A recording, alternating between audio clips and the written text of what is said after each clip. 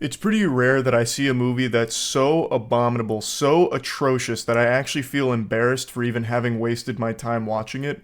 And that phenomenon just happened with the new horror film Tarot. I was squirming in my seat. I was getting so mad at what I was watching. I was steaming. My body performed an involuntary gesture of shaking my fist. Actually got him with a why I oughta. I was fuming. I started fucking Fortnite emoting in anger. That's how bad this movie was. So it's got a 5% on Rotten Tomatoes, which sounds about right. And I knew going into it was going to be irredeemable garbage because it is written and directed by one of the 3 writers of Moonfall. I sing the praises of Moonfall at least once every couple months. It is one of my favorite films of all time because it is objectively one of the most dog shit films ever produced, but in the most entertaining way possible. I think it is a masterpiece disaster of a film. It is so trash that it becomes immaculate. So I love Moonfall, and Spencer Cohen, who helped write Moonfall, wrote and directed Tarot. So I knew this had no chance of being good. But I didn't expect it to be this bad, like mind-numbingly bad, in a way that sucked all of the joy out of the room. Watching this film was like a Dementor sucking my soul out for the entire hour and a half that it played. Now, of course, it was basically an empty auditorium because no one cares about this movie. No one's really, fucking jumping out of their seats to be first in line for tickets to Tarot. But it was a pretty much empty theater.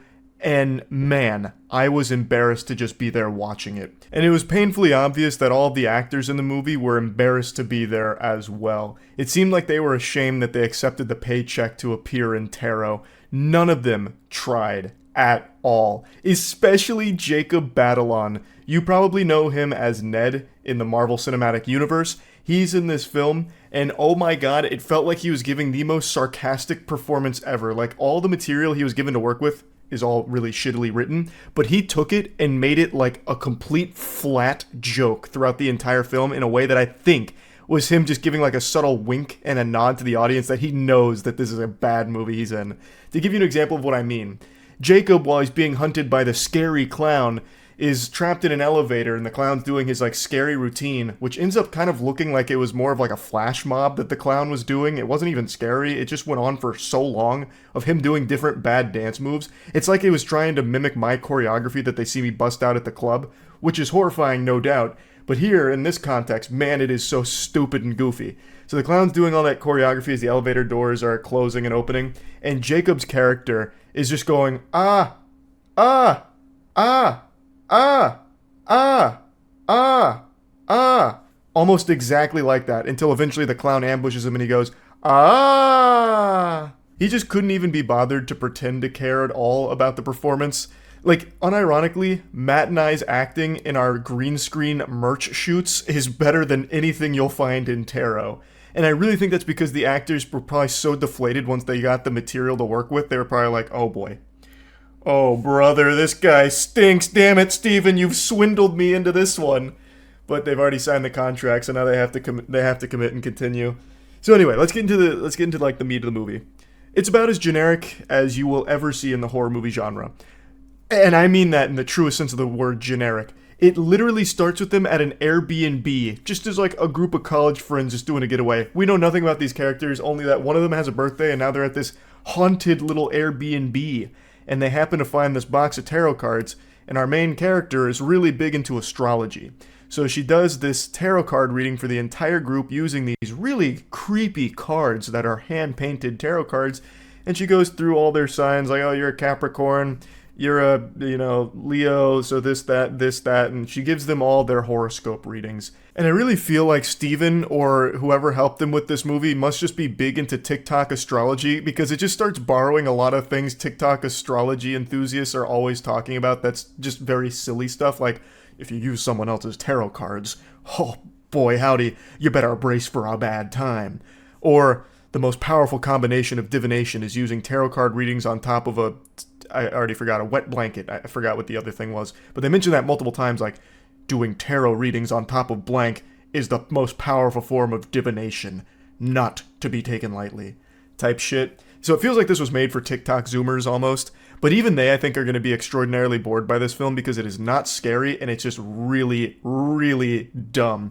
I think these are the stupidest characters I have ever seen in a horror film, and I do not say that lightly, especially with horror films like Wish Upon and Slender Man. I think the characters in this movie are even stupider, if you can believe that. Now anyway, she gives everyone their horoscope readings, and it turns out that the deck is cursed.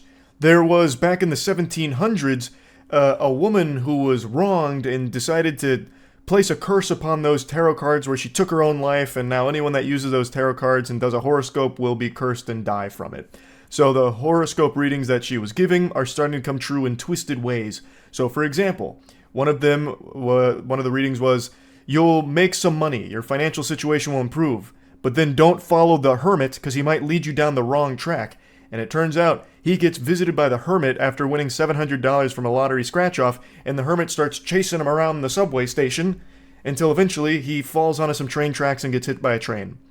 So it's like the worst diet Final Destination concept imaginable. So now they're all being hunted by their horoscope here, and they're getting killed by it, and it's so underwhelming. Oh my god, it is pitiful, the attempts that they try and make here to scare the audience. Like, there's a couple of jump scare attempts, but I feel like maybe that was like a little icky for Spencer, so he's like, no, that's too loud, that frightened me. Tone that down a bit. So not even the jump scares are enough to frighten or startle anyone, because they're not even like loud or anything, and they're not even like startling, as weird as that is to say. For example, one of their jump scare attempts, they have one of the evil creatures lurking, and he pokes his head out in front of where this girl was hiding, but it's like completely muted. It's like super muted. So it's like in slow motion. And I know it's supposed to be a jump scare because then it kicks on the music right after that happens. But like it completely missed the timing of the jump scare. And that can be said about a lot of things in this movie. So Jacob's character, his name is Paxton. He's supposed to be the comic relief character, and he draws the Fool card, so that's why he gets hunted down by the evil clown. And his jokes are the worst timed jokes ever. Like, the comedic timing in this film is non-existent. Like, anytime Paxton is going to make a joke where he's like, yo, you guys are fucking, I gotta go, well, I can't think of anything he said, actually. That's about par for the course for Taro. Just had myself a Jimmy Neutron brain blast. I remember one of his jokes was, as they're doing the tarot card readings, she's asking, who wants to come up next? And he goes, I'll go to the bathroom, and then walks by her. And like, that's like the timing of that scene right there. It's so bad. And then like the whole group laughs at him like, Paxton, you got her. Oh, fried. Nice. Like, that's the level of humor they try and insert in here. It sucks. It super sucks. Oh my god. Like, everything in this movie fails. Like, all of it falls so flat on its fucking face. It's almost impressive how they couldn't even accidentally get something as simple as a jump scare right. So anyway, let's talk about why I actually started getting heated, because usually these kind of things I'd find to be like fun bad and maybe even a little bit charming, but this one was actually just making me upset. So they figure out early on that those tarot card readings that were done is most likely what's killing them. So like, the birthday girl dies, she falls off a ladder after her prediction was she climbs a ladder, but be careful because there might be a crushing blow from the high priestess to, do this and that, and she dies by falling off the ladder. And then the high priestess, which looks like some kind of Party City costume that was trying to emulate like the nurse from Dead by Daylight, comes out and starts hitting her with a ladder, and she dies. And then after that was the guy who got hit by the train from the hermit, and they're like, oh, that's interesting, they're all dying kind of the same way the horoscopes said. Weird. That's probably the cause. And all of them except for one guy immediately buy into it, but they still go and visit like this old lady who they found through a Google search. The most stereotypical horror movie cliche ever. Just like a random old lady who is just the exposition vomiter. She just is present because the writer wasn't able to figure out a way to convey this story in a way that made sense. That they just have this random character that knows everything, so she explains to them and the audience exactly what's going on. And all the characters confirm, like, okay, that's 100% what's going on, now we know. So in the readings, she kind of says, like, what you need to do to avoid being killed. Like, maybe don't follow the hermit's light because it might lead you down the wrong track. So basically it would be, all right, don't let that light scare you and lead you in different directions, and he wouldn't have fallen onto the train track, that kind of thing. So they all know this now. It's the horoscopes.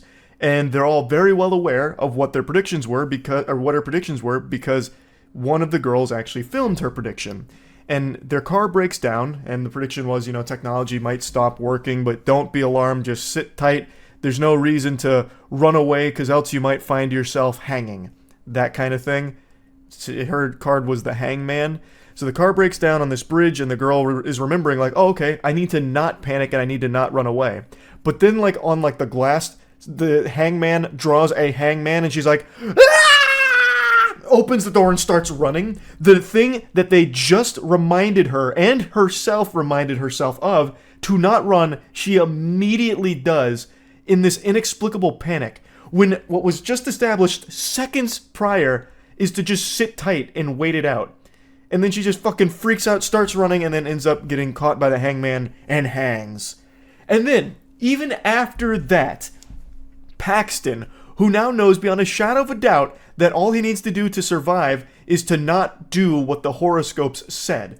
And his horoscope was, don't be bullheaded and make rash decisions. And then after that hanging thing, the group gets together and he's like, I'm gonna go back to the apartment, fuck you guys, this is very, well, it's PG-13, he doesn't say fuck you guys, he's like, poopy to you guys, this is a bunch of baloney, I'm not gonna be caught, out and about, because it puts me at risk, so I'm gonna go back to the apartment. They're like, no, listen, Paxton, you're being bullheaded, that means you're gonna die if you go through with this, you are being bullheaded, remember with the horoscope reading? And he's like, patooey, I'm going this way. I'm gonna be bullheaded. You don't know what you're talking about. Even though, minutes ago, he just witnessed what happened when it's crazy. It's actually crazy. It's like every character here is like Drew Barrymore in 50 First Dates. They just keep forgetting things that have just happened. So, he goes being bullheaded, and what do you know? He gets attacked by the evil clown, the Fool. I actually was so mad. I had no reason to be as mad as I was, but it really felt like Spencer himself was just giving the middle finger to the whole auditorium, like, you guys are stupid for paying money for this, ha ha ha. Like, he was the ultimate evil tarot card slapped on the table here. Like, we just saw these characters describe in detail exactly what not to do, and then two characters do exactly what both of them said they will not do immediately. One of them, I guess you could write off because they got really afraid and frightened, so they stopped thinking rationally. I think that's a lame excuse for it. But Paxton, he was cool, calm, and collected, and then still just said, alright, I'm gonna go die anyway. Like, what? Huh? Like, there's so many things I could really pick apart here, but who gives a fuck? No one's seeing this movie anyway. I know none of you watching this had any interest in it, but man, this one is actually worse than Imaginary and Night Swim. I didn't think we'd find any horror movies for the rest of the year that would compete with those, but man, this one does it. This one actually does it. It is worse than both of those films. Leave it to one of the Moonfall writers to strike a new low in the horror genre of all things. I didn't even know it was possible. But I will talk about one more thing in the movie, because it was another thing that just got me heated. So that old woman that I mentioned earlier, well, eventually the crew goes back to that house to get the tarot cards, because they eventually deduce that, hey, if we destroy the tarot cards, we probably break the curse. So they go there, get the cards, try and burn the cards don't burn. They're like, oh! They do like a fucking Mr. Beast thumbnail shock. And they're like, okay, let's call the old woman. Which, I guess that's a fine idea.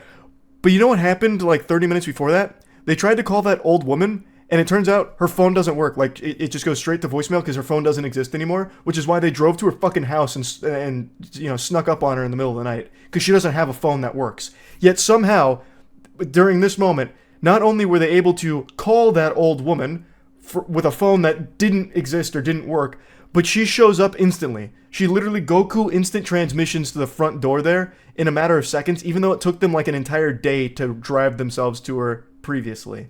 Like, this is just such a poorly made movie from top to bottom. Nobody gave a shit at all. Like, I don't know what you were thinking with this one, Spencer. I really don't. Moonfall is a beautiful disaster. This one is a tragic disaster. It's so shit. So the old woman shows up, and I'm like, okay, she's going to be like really helpful here. She's going to be instrumental. So she sets up like this ritual where she was going to reverse the tarot card readings to try and flip it on the evil entity the old woman who was wronged and cursed the deck. And as she's doing it, the old woman immediately just gets possessed, like she gets force choked by the evil entity and then stabbed with 6 swords. Because the evil entity did a tarot card reading on her where she drew the 6 swords card, whatever the fuck that is. And she's like, uh-oh, whoops-a-daisy. So then literally force grabbed and then drops her corpse with 6 swords in it in the middle of like the hallway. And that was the entire role of the old woman. That's it. She showed up just to get stabbed 6 times and contribute nothing. So eventually our main character's like, what if I get a horoscope reading for the evil entity? And like, yeah, that kind of makes sense if you turn your brain off. Why would that work? It's her tarot cards. She is the curse. If she doesn't want to curse herself, she won't. It doesn't matter if you do a horoscope reading. She is the tarot cards. But anyway, she does this reading on the evil entity, and she draws death as the final card. And the entity looks down, I shit you not, as she's strangling the main character. She looks down and goes... and then immediately just gets fucking deatomized. So somehow her reading also killed her, even though she is the reading. It's so stupid. It's so dumb. It's so dumb. And it's even more criminally trash with the way that it wraps itself up, because it turns out Paxton didn't die. So Paxton cruises up in his car in the middle of the night after they defeat the evil entity by giving her a horoscope reading. And he's like, hey guys, I'm like actually totally fine. I was trying to reach you guys. You guys weren't answering. What's up with that? And they're like, how did you survive? And he's like, oh yeah, my roommate opened the elevator door and like scared the jester away. He thought it was like super weird. He was like really wondering what was going on with me.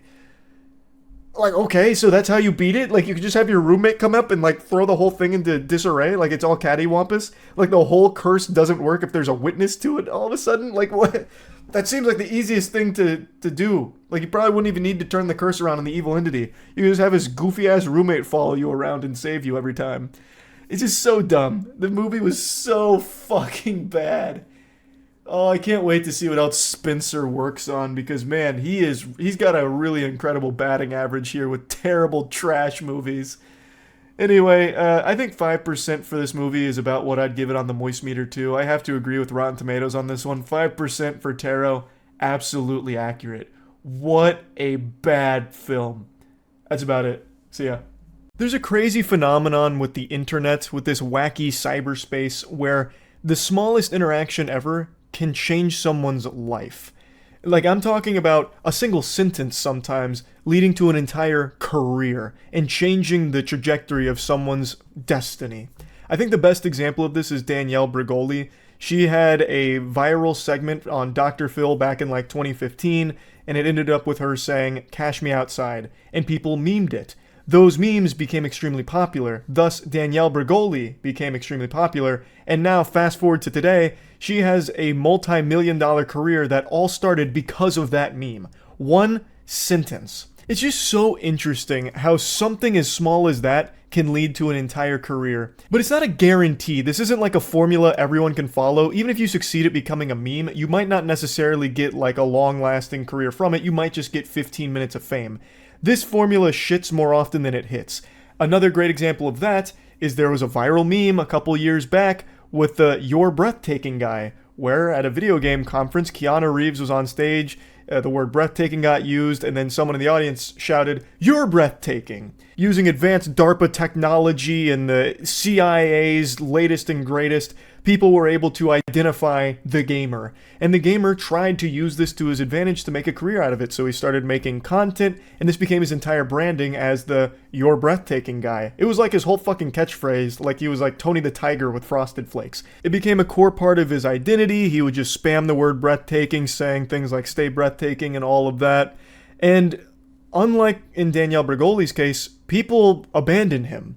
It didn't stick with him. People didn't continue to support it. He tried to ride that wave, but unfortunately the surfboard slipped out from under him and he just ate shit in the rip current. He did not blow up like Danielle Bregoli did, despite doing pretty similar things in terms of trying to ride the meme. So it doesn't always work, but when it does, I find it to be extremely interesting. Right now, we're witnessing someone else attempt a similar thing, where they've become a meme, and now they have gone fucking elbow deep into that butthole here, putting all their eggs in that basket to try and ride that meme to a long-lasting multi-million-dollar career from it.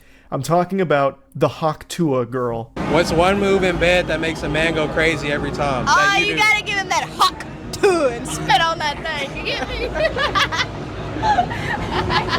I don't get you. I think you gotta demonstrate. Hawk-Tua and spit on it. Spit on it. I'm sure most of you watching this have seen this clip. Right now, the Hawk-Tua girl is more popular than Jesus Christ. More people know her name than their own parents' name at this point. She has blown up because of that clip right there. And really, it's an entertaining clip. I see why it became popular. I get it. You know, who doesn't want to giggle at someone saying, Hawk-Tua, spit on penis, you know, laughing at, like, you know, sloppy wiener spit, whatever. I get it. Like, it's not like I'm an old man shaking my fist on the lawn trying to figure out why shit's popular. I get it here. But this became so popular that it actually boggles my noodle a little bit. It blew up in such a way that I haven't really seen before, where almost immediately she was invited to like a Zach Bryan concert where she was on stage. She then started getting invites to every podcast that's ever been made. I imagine it was probably like that scene out of Harry Potter when the owls just kept shooting new letters through the fucking front of the door with podcast invites for the Hawk-Tua girl. So now she's been going on like the world tour of podcasts. She even mentioned on one of the podcasts that she's already quit her job. I've been dropped out of school for like a year or two. Okay, so this was like But I don't quit my job. I said peace. So now is like you're gonna go to LA, you're gonna go to New York. Oh yeah. Do you think you see yourself like starting your own type of like show or podcast, or are you just gonna be like an internet personality? I think we're gonna do like a show, and then we're just gonna be like on a bunch of podcasts and everything else in between. Cool. So kind of just figuring out as you go. Oh yeah, there's more to come. Don't worry. There's more to come. Like, she has the whole team. It's so Right. crazy. It happened. The internet is insane. Your Oh, life yeah. changed overnight. It really did. Yeah, For sure. She quit that job so fast. It feels like the second her meme hit 1 million views, she just turned in her 2 weeks notice and said, fuck it, I'm out. I'm a meme now. I'm better than this. You're beneath me. And she just walked right out the doors.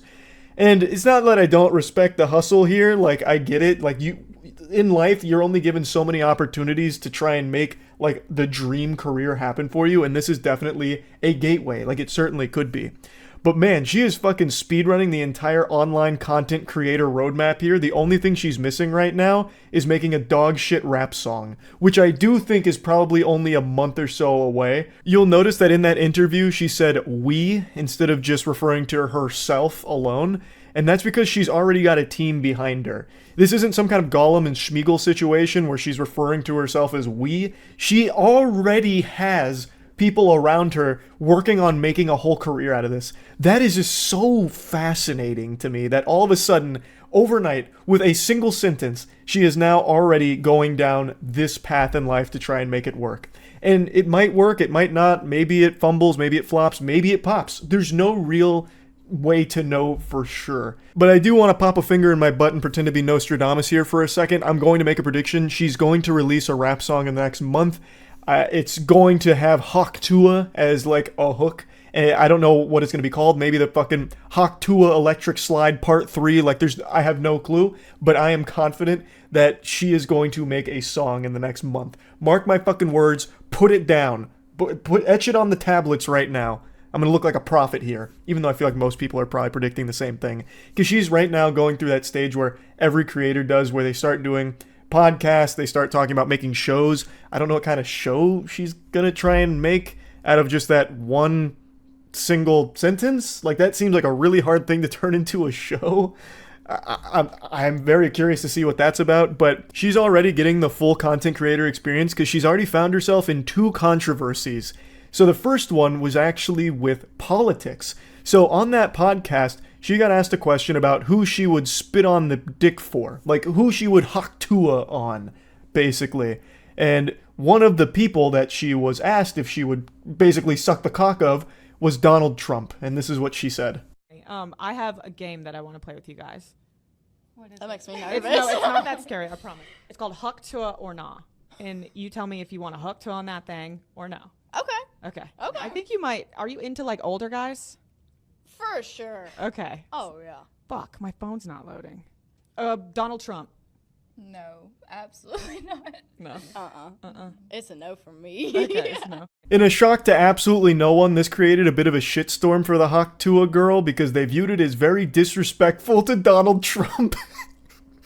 So because she said that she wouldn't gargle his fucking meat, they thought that this was like an unforgivable sin. There were tweets going on about how disappointed they were that the Haktua girl turned out to be a Wookiee and shit like that. There are other tweets that splice this up a little more nefariously, where they cut off the part about it being about blowjobs and basically saying Donald Trump, and then it cut to her saying no. So it cut out all of the context, which then deceived people even further, where they're like, "Oh, okay, what the fuck is that? Wait, okay, this is disgusting." They thought they had us. They really thought we were gonna fall for the Haktua girl, but we knew this whole time this was all a play from the Skibbity Biden camp to fucking brainwash us and fool us all. We knew we couldn't trust the Haktua girl, which then led to her second controversy, where a lot of people are claiming she's an industry plant because she got so big so quick, and that clip, that little section there, got taken in so many different ways that they think that this is some kind of political push, and that's what her whole motive is behind being as big as she is now. It's all artificial to promote Donald Trump's opponent, Mr. Biden. Mr. Biden. But you know what I mean. To promote Joseph over there. And so basically, they're now accusing her of being an industry plant. Now, industry plants are a real thing. That's not a conspiracy. There are actual industry plants in a lot of different places. That is a legitimate thing.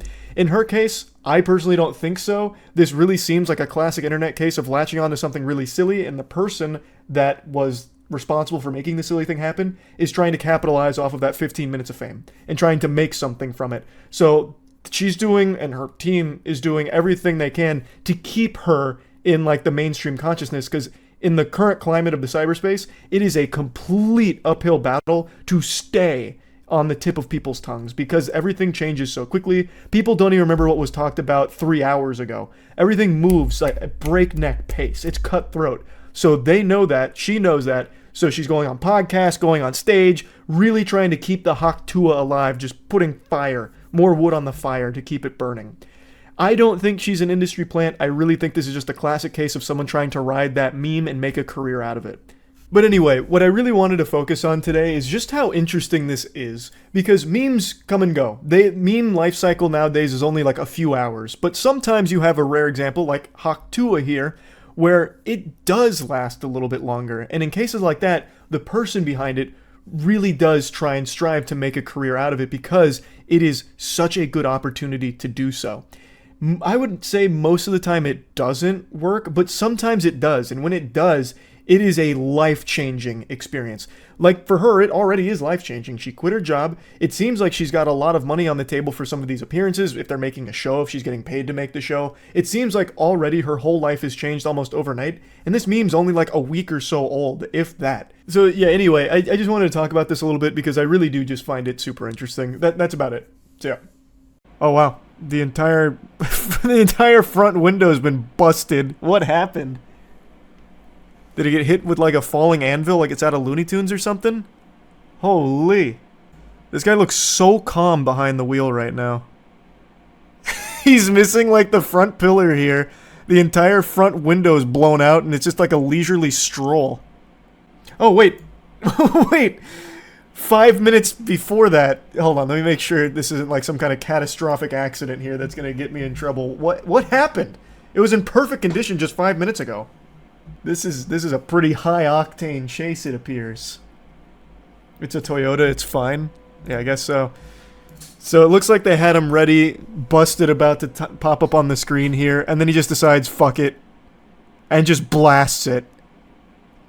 He says, safety be damned, I'm just going for it. Yeah, it'll buff out. It'll buff out. Is there anyone covering this with audio? Or do they eventually get audio? No, there's still no audio even on the live right now. Hold on. Let me find a different coverage. ABC usually does it too. What's going on? Did this guy deploy like an EMP device or something? Why do we got no audio on this? There is. You have to go to their website to watch it. You have to go to their website to watch it with their commentary? Who do they have on it? Chris Collinsworth or something? Like, what the fuck? What do you mean? Why? Alright, I'm on their site. Now what? This video to show you a very dramatic moment earlier when we thought this suspect. Oh yeah, they're even doing the highlights right now. Then look, bang, right through that gate. Catching right us there, up on the even lore. Shattering the windshield of the car. This Toyota. Pretty well for us because we had some big jetliner coming into Burbank. You can Airport skip, on nothing their final happens. approach. Well, I don't want Them, to go to but now live the just in suspect case is, someone gets kind of hurt. paralleling that jet So we'll just go westbound through the filler along arc here real Sherman quick. Way. Here on, you know, it changes The police at are fucked. He has the push of amazing a miles per gallon in that where car. they bust through a fence That's like that, true. driving 80 He just miles needs an to hour outlast as we them. make the southbound It's a war of turn now attrition. onto Sherman Way.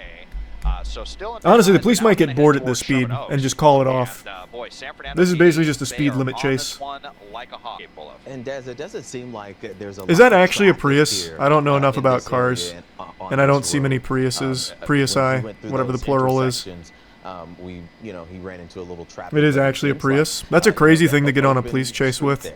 Believe it or not, we will actually On see 4th of probably July. about a half True, hour you'd to think that a 45 police minutes chase of on delay 4th of July would be traffic high, across like Southern significantly California. higher in Once everyone intensity. leaves those Like the guy fireworks shooting fucking displays, fireworks that's out of the not side, gonna be leaning out the until back of it like 10, 10:30 GTA, tonight. shooting Roman We'll candles. start to see that. So these are gonna In a be getaway some car that overall happens to be like a conditions. fucking For Camaro the or a suspect, there's not Charger gonna or be something. road work out here either. Caltrans Or some takes kind of the old holidays school off, muscle so car. I wouldn't expect to see any closures like that. It's just a matter of where does this suspect think they're going. As Police they, chases are can Los add some Angeles red light tradition. tickets now Yeah. to their traffic That's the number one pastime. problems as the To try to get out of the car. This is and why I flee, moved out of but LA. How many we chases have you haven't, watched that weren't in Los Angeles? you know, I don't think I've seen a movements single like that chase going that down wasn't side in streets, LA. to make Now I know they that happen but- in other and I'll places, tell you this, but it's San Fernando genuinely PD treated like a right sport there in on LA. this track, from the very beginning. Like I bet you could set your watch yeah, they are to still avoid right police there, chases. Like and, I got off we work a did little see early, after but they it's busted through the 4:30, which gate, means there's probably 2 or 3 briefly speeds up chases to on the 80 miles interstate. an So I'm hour just gonna and go kinda ahead and backed off. I mean, maybe we're get a up snack just or something, kill some slightly time so I right avoid the about police speed limit chases. here. Like it seems And, like it's again, clockwork. you know, getting on the freeway with just got to be difficult on this They just suspect. keep showing this moment, 65 miles an hour, 70 miles an keeping hour. the viewer hooked. Like, yeah, we know it's kind of like kind of boring right now, but look what happened So 10 where minutes they headed, ago I mean, it's when he almost just ran like- through like this they're fucking joyriding right now, steel not making beam. any real serious Bang! effort to get away from the Boom! police. Are they just running out the clock? That's a Are they 5 going to booms the out of chase up 5 at some booms. point?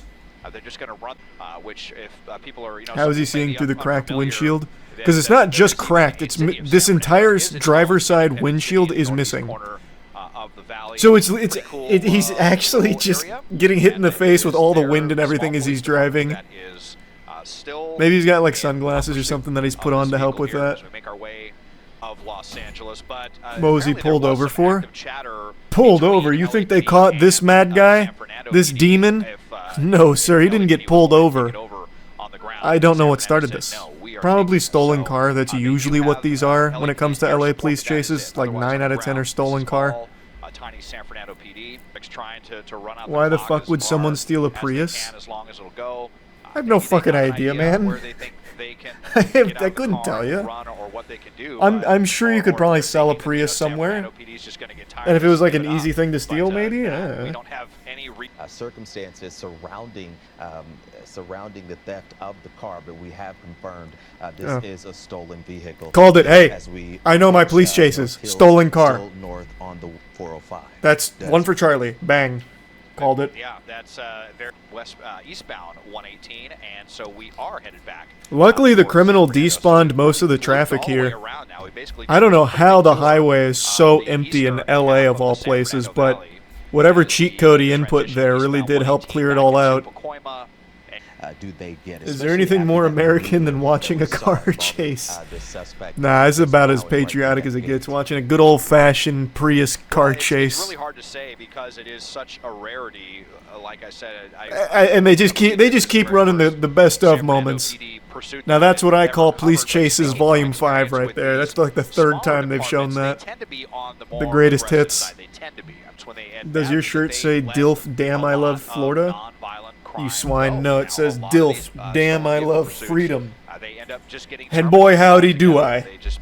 The freedom to watch a good old car chase as fireworks blow up around me. Typically not the case. Still, It's gonna lose power still soon. on the freeway. I don't know how long the chase has been going, but I'm sure it's probably fine for another like couple hours. Strap in for the long haul. Hour now, yeah. the fireworks and the celebrations and the 4th of July celebrations really starting to get underway. Hey now, wait, he's gonna stop for some gas? Going through the Yeah, that was He de-aggroed the cops and he's like, alright, I gotta fill up this tank real quick. off the freeway and romping right through that. He keeps using his blinkers. Well, why not? Just because you're in the middle of a car chase doesn't mean you forget your manners and the road rules. Always signal. Good for him. What did he do? Stole a Prius. Which I think is punishment enough. I don't even know if they need to arrest him. Fast. Hitting the brakes, he's going to dive into a side street there. Uh-oh. And this is Wait a minute. Oh. I believe it's LAPD. That cop just happened to be there. Oh, wait! It's at that end! Wait, he's out! Oh, no! The driver, though, running up the sidewalk there. Let's see if he goes into the... Oh, shit! He's into a little side street there. There's some people there. Nowhere to go. He wasn't checking his mini-map. He didn't realize there was a gate there. LAPD night sunlight lighting up. It might have gone into... We got a officer running... Nah, his goose is definitely cooked now. The only chance he has is if he can find a way to get inside someone's like garage or something, but it's not looking likely. An LAPD unit. Oh, this guy might just let him in. Hey, bud. Do you want to come in? The cops will despawn. He's really trying to give him the loop-de-loop and pull. Another building, we'll see if he tries to get into one of these apartments. That would be bad news. Across the grass. Man, the camera's getting so pixelated right now, I actually can't find him sometimes here. There might be a fence there where you can't get over. There we go. Now, he's right there. I just saw him. He, like, crawled in over here. This guy's on his ass right now, too. He's like, I see you! We last saw him in those bushes there. This guy's got the exclamation point over him like Metal Gear Solid. Pool. He might have actually got away. They were so slow. He also took the worst possible pathing, but it looks like it worked out. Oh, wait, yeah. You see it popped open there. If he did, that'd be a big mistake now because he had a pretty good spot. People that live there. How did the door open? Did they hack it or something? Like, is the homeowner there? Closely, there's Oh yeah, homeowner's there. That is Oh, they look angry. I didn't see anything. Did I go too far back? Maybe. Oh, there he is. Yep. Yep. Oh, they got him. Uh-oh. He moved at the worst possible time. Well, I mean, they knew he was here, I guess. there might be another that the What would you do in this scenario? If it was me? suspect has gone into that I don't know. That's tough. Because he's kind of boxed in. Helicopters just OP. When it comes to police chases, you're not going to beat the helicopters. It's too strong in the meta.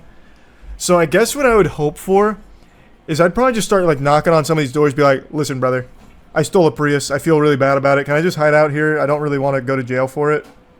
Do you mind? And then just do that to every single house here, because once I go into a house, then I feel like I'm probably good. Because then the officers are going to need like a warrant or something. Like, as you can tell, they're not just like busting down doors. So just be like, buddy, let me just chill here for a bit. I'll even get you in for like half of what I sell this Prius for. They're just dropping the address to this guy, hoping someone's going to go out there and find him. There's just going to be one guy watching this news segment being like, wait, I know where that is. He straps in the seatbelt and steps on the gas. I'll get him. Why are they putting this up? Why are they showing that? What would you do if you were the homeowner he ran into? We're kind of far from San Fernando. Would be very I don't know. It all depended on his attitude. Like, if he tipped his fedora, he's like, good day, good morrow, my gentle sir. Yeah, I'm in a bit of a pickle. So then I'd consider it. Theory, then okay, so kind of hard to say. I'm assuming they lost him. No, I think he's still inside that building. Like, I don't think he got out yet. So even though they haven't got him per se, he's kind of boxed in. There's not a whole lot he can really do, I don't think. They have a perimeter. No, I don't think he got away. It's just they can't kick down the door and grab the guy or anything. Unless I guess the lady tells them they can. He's a squatter now? Ooh, that's Galaxy Brain. If he can camp long enough, he could get squatters' rights. Doesn't Cali have like the most lenient squatters' rights as well? I could be getting them confused with something else, but squatters' rights are crazy. He just might. If he can just wait it out. Yeah, I think this is probably where this is going to end.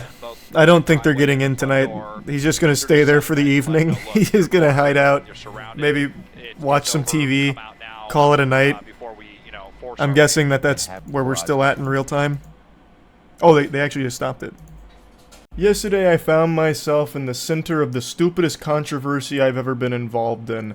And that's saying something. That's an achievement.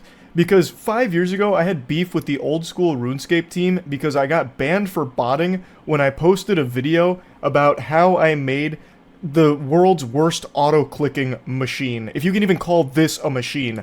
I Frankensteined together this absolute abomination with a children's screwdriver, a toy screwdriver, and a bunch of tape. Like, I Jimmy Neutroned the worst thing the world's ever seen to help me click when I went to take a shit while on my thieving grind. The thing is about... I'm getting kind of sidetracked on this. This dude doesn't even work as an auto-clicker because when it came to thieving, I'd still have to come back and manually go up to click the coin pouch.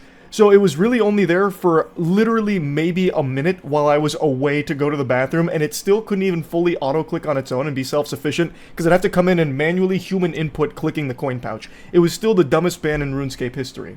So, I've been in some dumb controversy. But what happened yesterday blew my mind, because I actually just could have never even imagined it would be an issue in the first place. I posted a compilation video of my entire Elden Ring DLC playthrough of my fist-only build, where I would only be using fist-based weapons, giving them the power of the good old knuckle sandwich, the 1-2, the Law and Order. No summons, just good old-fashioned meat. And I finished the DLC, I really enjoyed it, and posted a long highlight of how the whole run went. And I was really happy with how the run went, and I thought the video was a fucking banger. But I made the mistake of titling the video, Elden Ring Shadow of the Erdtree is Easy. I thought the title was pretty obviously sarcastic, and it's actually a title I've used frequently throughout my entire time on YouTube. Here's just a quick screenshot of just a batch of videos I called Blank is an Easy Game, or Blank is Easy. And to those of you that have been eating your carrots with that sharp eyesight, you might notice I actually titled the Elden Ring video down there the same thing. Elden Ring is an easy game. And it wasn't controversial back then, but because the DLC's become a hot button issue over the difficulty of it, people took it as me insulting them by calling it easy. So it became a pretty big talking point on a few Twitter threads as well as a bit on Reddit about how much of an asshole I was for calling the video Elden Ring DLC is easy. Don't worry, I've been successfully bullied into renaming it Elden Ring Shadow of the Erdtree is hard. The re-education here has been successful. I've been programmed to now know that sarcasm will never work in a video title, even in something as insignificant as a video game subject here, about the difficulty of it. Like, if you watch the video, there's multiple times I talk about it being difficult, but still fun. And it took me 66 tries to kill the final boss. It took me 3 hours. It's not exactly like I was trying to hide that fact or anything. It took a while. It wasn't easy. I thought it was pretty obvious, if anyone even bothered to sit down and watch any moments of the video itself. But perhaps that's an unrealistic expectation. People don't need to actually watch the thing they're getting mad about, I guess. I truly never thought this would be controversial, because I've used that title for so many videos in the past without issue. But the big 2024 is presenting new problems out of thin air, I guess, here.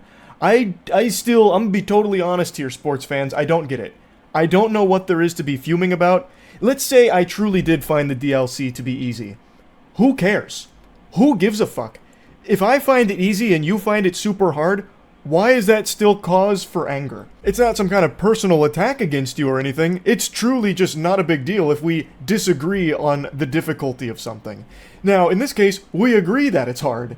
So, like, it's actually just over nothing just because you couldn't be bothered to watch the video and got mad about the silly title. A title, again, that I have used actually probably 30, 40 times without it ever being an issue.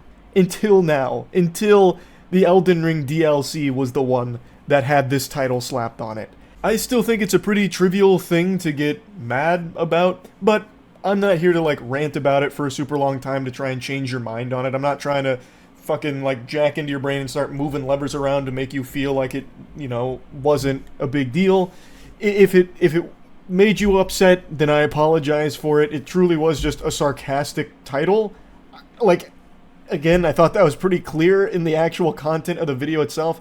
And again, it's a title I've used so many times without issue. I could have never possibly predicted fucking Nostradamus. Baba Vanga couldn't have predicted that it would be an issue this time. At least in my eyes, I don't think it would be, because I've used it so many times. For many other hard games, mind you. So yeah, I don't think the Elden Ring DLC is easy. I find it difficult. Let's set the record straight. I really enjoyed the challenge. I had a great time with it. To date, that final boss in the DLC is the hardest in any game I've ever played. It took me 66 tries and a little over 3 hours, but beating that final boss is one of the best feelings I've had in gaming in quite some time, especially because I did it with Old Faithful right here. Gave him the Why I Oughta special.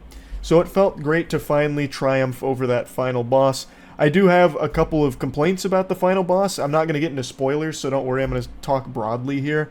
In Phase 2 of the final boss, there is a legitimate issue that needs to be fixed with the visual clutter. The final boss uses attacks that are actually fucking blinding, like Piccolo casting a solar flare.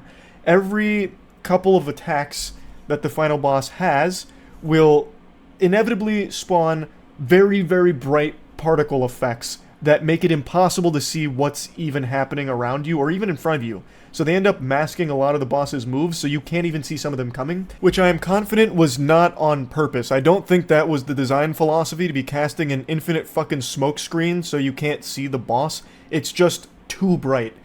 I really think that's something they'd need to like tone down the brightness without necessarily nerfing the moveset, because I actually think the moveset's just fine. The hitboxes are really tight, actually, on the final boss, and I had tons of attempts to experience the hitboxes. I don't have any problems with the hitboxes themselves. It's just so bright and so much clutter that it makes it almost impossible sometimes to see what move is being thrown at you.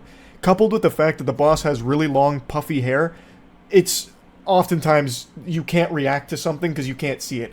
Between the visual clutter of the particle effects from some of the attacks and the boss's hair itself, sometimes you actually will just get hit by a bullshit blaster that you never saw because the hair was in your fucking face, as well as all these lights that are flashing like you just walked into an EDM rave.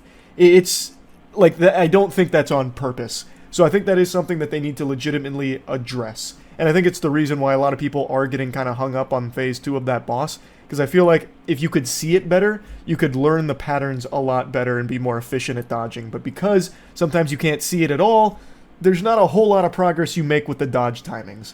So I do want to put that out there. Even though I really enjoyed beating the final boss, it was very frustrating and quite a big headache when I would die, like have my cheek spread by something I actually couldn't see under any circumstances because of too much clutter and too much hair. Goofball must have just got their hair done right before the fight, and goodness gracious, the buff that gave to the boss cannot be understated.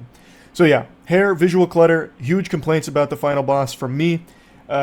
Other than that, though, I really did enjoy the DLC. There, like I mentioned in the last video, talking about the DLC, there are a few bosses, and more, since I finished the game, that I recognized, have janky hitboxes. By far, the worst is Commander Gaius. Commander Gaius has an unforgivably terrible hitbox on the hog that he rides. Hog Rider is by far the worst boss in this game. Like, I'm not just talking about DLC. I think Commander Gaius is the worst boss in all of Elden Ring. That boss just super sucks.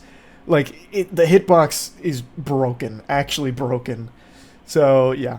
There definitely is some complaints that I have with the DLC, but overall, I really enjoyed it. And yeah, I'm sorry for the title of the Shadow of the Erdtree video. I wasn't trying to make anyone feel bad. To me, I thought it was just harmless silliness, and I'd used it so many times in the past, it didn't register that it could be an issue. So I guess going forward, I just won't call things easy in the title anymore. But anyway, just want to talk about it a little bit. That's it. See ya. Wow. What a crazy day this has been. So I'm sure pretty much all of you that clicked on this video already know about what's happened with the Dr. Disrespect situation.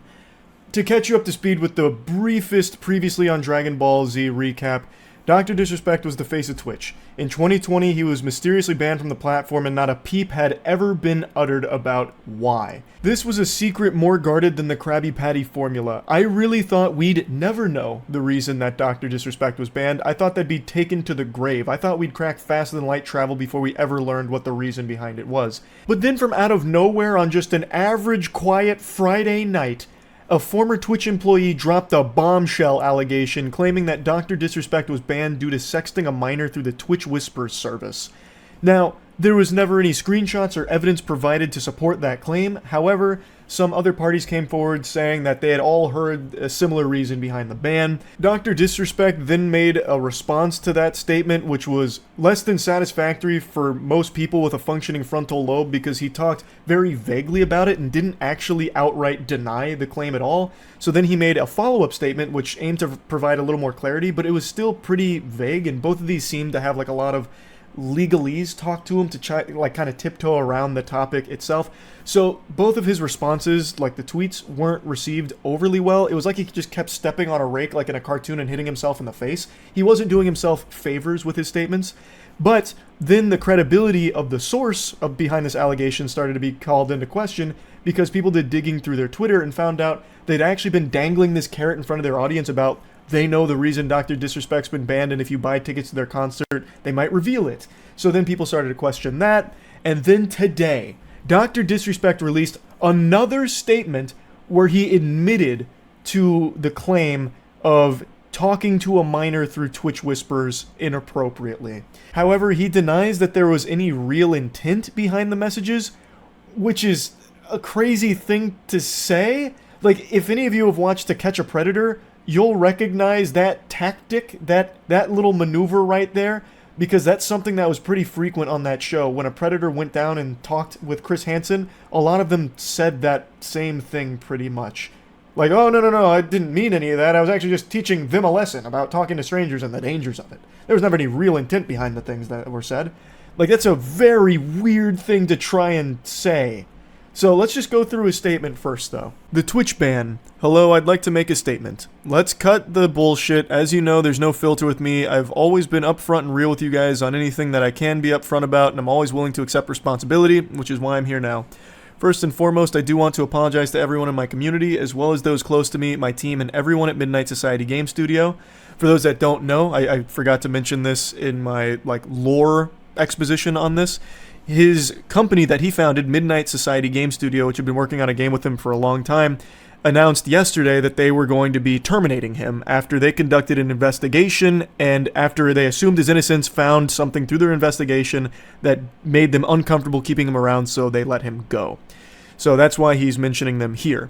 A lot of people have been left in the dark about what happened yesterday with Midnight Society and we made the painful decision collectively to have me step down. Our team is full of incredibly talented and good people that have high career ambitions and families. I'd never want to jeopardize the culture we have carefully crafted.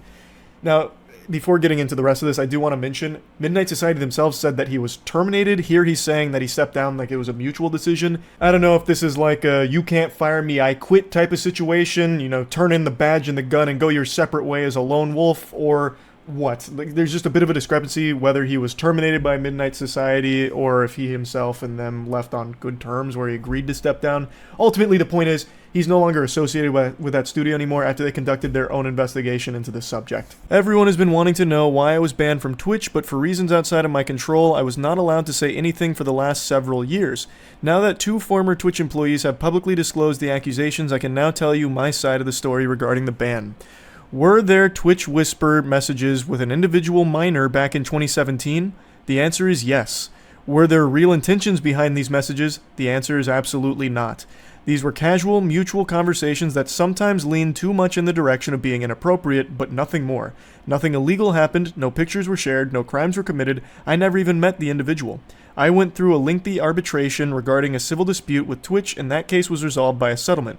Let me be clear, it was not a criminal case against me, and no criminal charges have ever been brought against me. Now, the doc actually edited this statement twice. So initially, he posted it with the word minor in it, saying, were there messages with an individual minor? The answer is yes.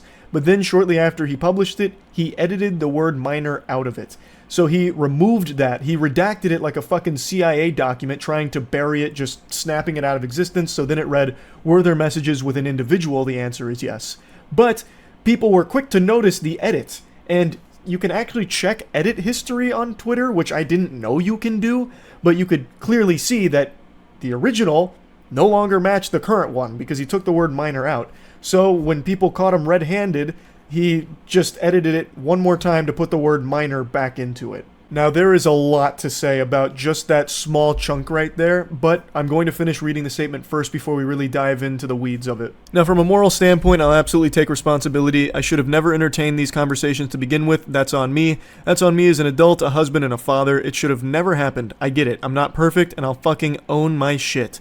This was stupid. Now, with all this said, don't get it mistaken. I've seen all the remarks and labels being thrown around so loosely. Social media is a destruction zone. I'm no predator or pedophile. Are you kidding me? Anyone that truly knows me knows where I stand on these things with those type of people. Fuck that. That's a different level of disgust that I hate even hearing about. Don't be labeling me as the worst of the worst with your exaggerations. Get the fuck out of here with that. But I think I've said what I needed to say regarding the ban itself. That's it. That's why Twitch made the decision in 2020. To my team, community, industry friends that have supported me, I apologize. I wish I could have said all this sooner. You guys have always shown me and my family love and support throughout all these years. We love you guys like you can't imagine. I have the best community and circle. If any of this has made you uncomfortable, I get it. You don't have to support me anymore, but just know you have always been greatly appreciated. Trust me when I say this. To all my haters that live and breathe social media with zero real-life experience, I don't give a fuck about you. Finally, if you're uncomfortable with this entire statement and think I'm a piece of shit, that's fine. I'm not going anywhere. Actual Wolf of Wall Street energy. I'm not fucking leaving. And I'm not the same guy that made this statement all those years ago. I'm taking an extended vacation with my family as mentioned on stream, and I'm coming back with a heavy weight off my shoulders. They want me to disappear. Yeah, fucking right. He tries to close this statement with a really hard, cheesy 80s action movie one-liner. They want me to disappear. Yeah, fucking right. Granny shifting, not double clutching like you should. You're lucky you didn't blow the welds off the intake. I'm not leaving. It's really kind of ridiculous to put that there with accusations like this. These are super serious. Like, this isn't something people take lightly at all. In his own statement, he has openly admitted to messaging a minor and had conversations that were inappropriate, or as he said, leaned into being inappropriate. Now, what's not clear, and what a lot of people are coping with, is that maybe Dr. Disrespect didn't know the age of the person he was communicating with, but I truly feel if that was the case, Dr. Disrespect would have mentioned that, saying that he had those communications with this person that he believed was of age but turned out to be a minor. I think if that was the reality of that situation, if he truly communicated with someone that he thought was of age but turned out to be a minor, I think he would have mentioned that in this statement, but he didn't. He didn't say that he was under the impression he was communicating with an adult. He just says that he had conversations with an individual minor. He doesn't say anything like, oh, they were actually one day away from being 18, or I really thought they were, in their 20s, or anything like that. And I think if that was what happened, it would have been mentioned here. I really do. But there's no mention of that. So it's hard to give that benefit of the doubt that he didn't know, because I think he would have mentioned if that was the case. I also think it's pretty telling that some of the closest people to Dr. Disrespect are coming forward saying how unacceptable it was and distancing themselves from him, because if he didn't know that he was communicating with a minor, he probably would have told them at the very least, but they're not saying that either. So here's Robert Bowling, one of his business partners here, saying, if you inappropriately message a minor, I cannot work with you, period. I promised to only act on facts, and I did. So I just really don't think there's a whole lot of wiggle room about Doc not knowing that he was communicating with a minor. Like, I feel like there's been plenty of opportunities now for that information to have come out from somewhere, but nobody is saying that other than people theorizing and hoping that maybe that's the case. But Doc himself has never said that that was a possibility. He'd never even hinted that he didn't know the person's age, and the people closest to him aren't saying that either. So I really think that it's likely that he did know that, and he still had these conversations that leaned to being inappropriate with someone he knew to be a minor, which is fucking disgusting. Now, there are people still defending this, saying, well, he didn't go to jail for it, so what's the big deal? Can't wait for the next stream, Doc. Firm handshakes. Like, there's people that are just dismissing this as not a big deal, which is insanity. I think that is pure lunacy. I can't fucking believe some of what I'm reading here from people that are just writing this off as not a big deal because it's a streamer they like. An adult communicating inappropriately with a minor is bad. Full stop. It's inexcusable. No matter how you spin it, that is a horrible thing. Now, he may not have met up with the minor in question. However, was that his decision? Was he the one that decided not to meet up with him? Because with the information that's been come out, now, again, keep in mind, we don't have access to the chat log, like the conversations that took place, but from all the sources that have come out from, like, Bloomberg and all of that, it sounds like the conversation they had did talk about meeting up at TwitchCon. So, that right there shows pretty real intent to meet up with this person. And who knows, maybe it was the minor that ultimately got uncomfortable with this whole thing and called it off, not the doc. We don't know for sure. The only thing we do know for sure with what the doc just confirmed is that he was talking inappropriately with a minor, which is a terrible, terrible thing. And even his closest friends are saying they can't defend it, it's inexcusable. And they're right. It is inexcusable. But there are still people trying to defend it, as pathetic as that is. And Dr. Disrespect claims that he's going to come back at some point. And I have no doubt when he does, he's still going to have a massive audience. I can already tell, based on the amount of people jumping through hoops trying to find ways of justifying this and spinning it in ways where he doesn't look evil.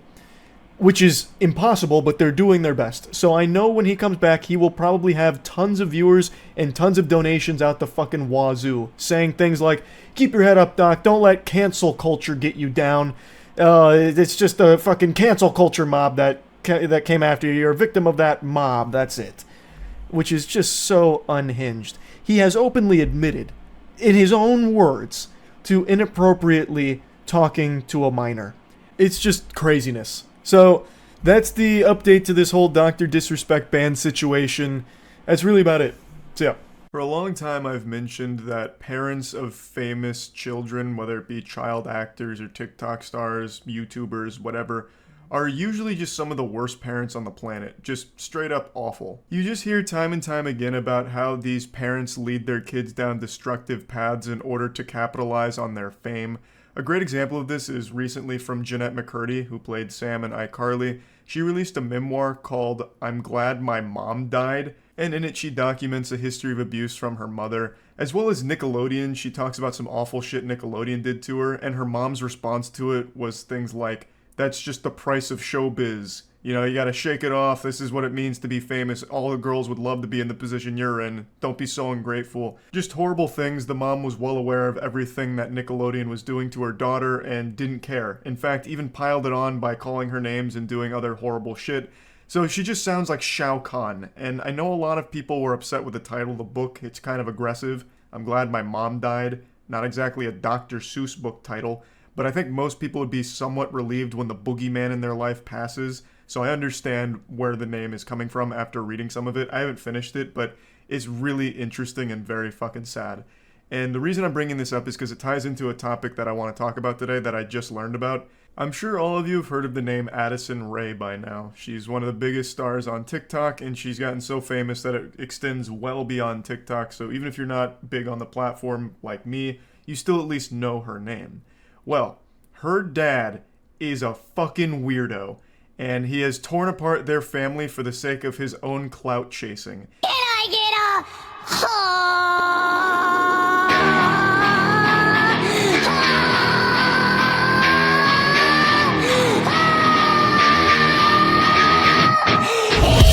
That's someone's father. That's a 46-year-old man posting some fine, distilled, twice folded over, double caked up cringe on Maine. This is Addison Rae's dad.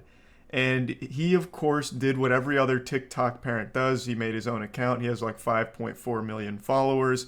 And he threw away his entire family in order to try and make money off of his daughter's name and become famous himself. But not only that, he used his pseudo-celebrity status of being the parent of a famous person to allegedly flirt with 19 and 20-year-olds. He even was having a 5-month affair here with a girl that's less than half his age. He allegedly cheated on his wife multiple times, and they eventually got a divorce. He also has 2 other sons, which I can't imagine how awful this situation must be for the whole family, but them in particular, since they're still super young and obviously in tune with social media, they're seeing all of the unhinged, wild shit their father's doing, and it has to be soul-crushing. I feel so terrible for the entire family, and it's gotten so bad they've sounded the DEFCON alert system. Almost every TikTok influencer in the space has told at least one story about Monty Lopez being creepy to them.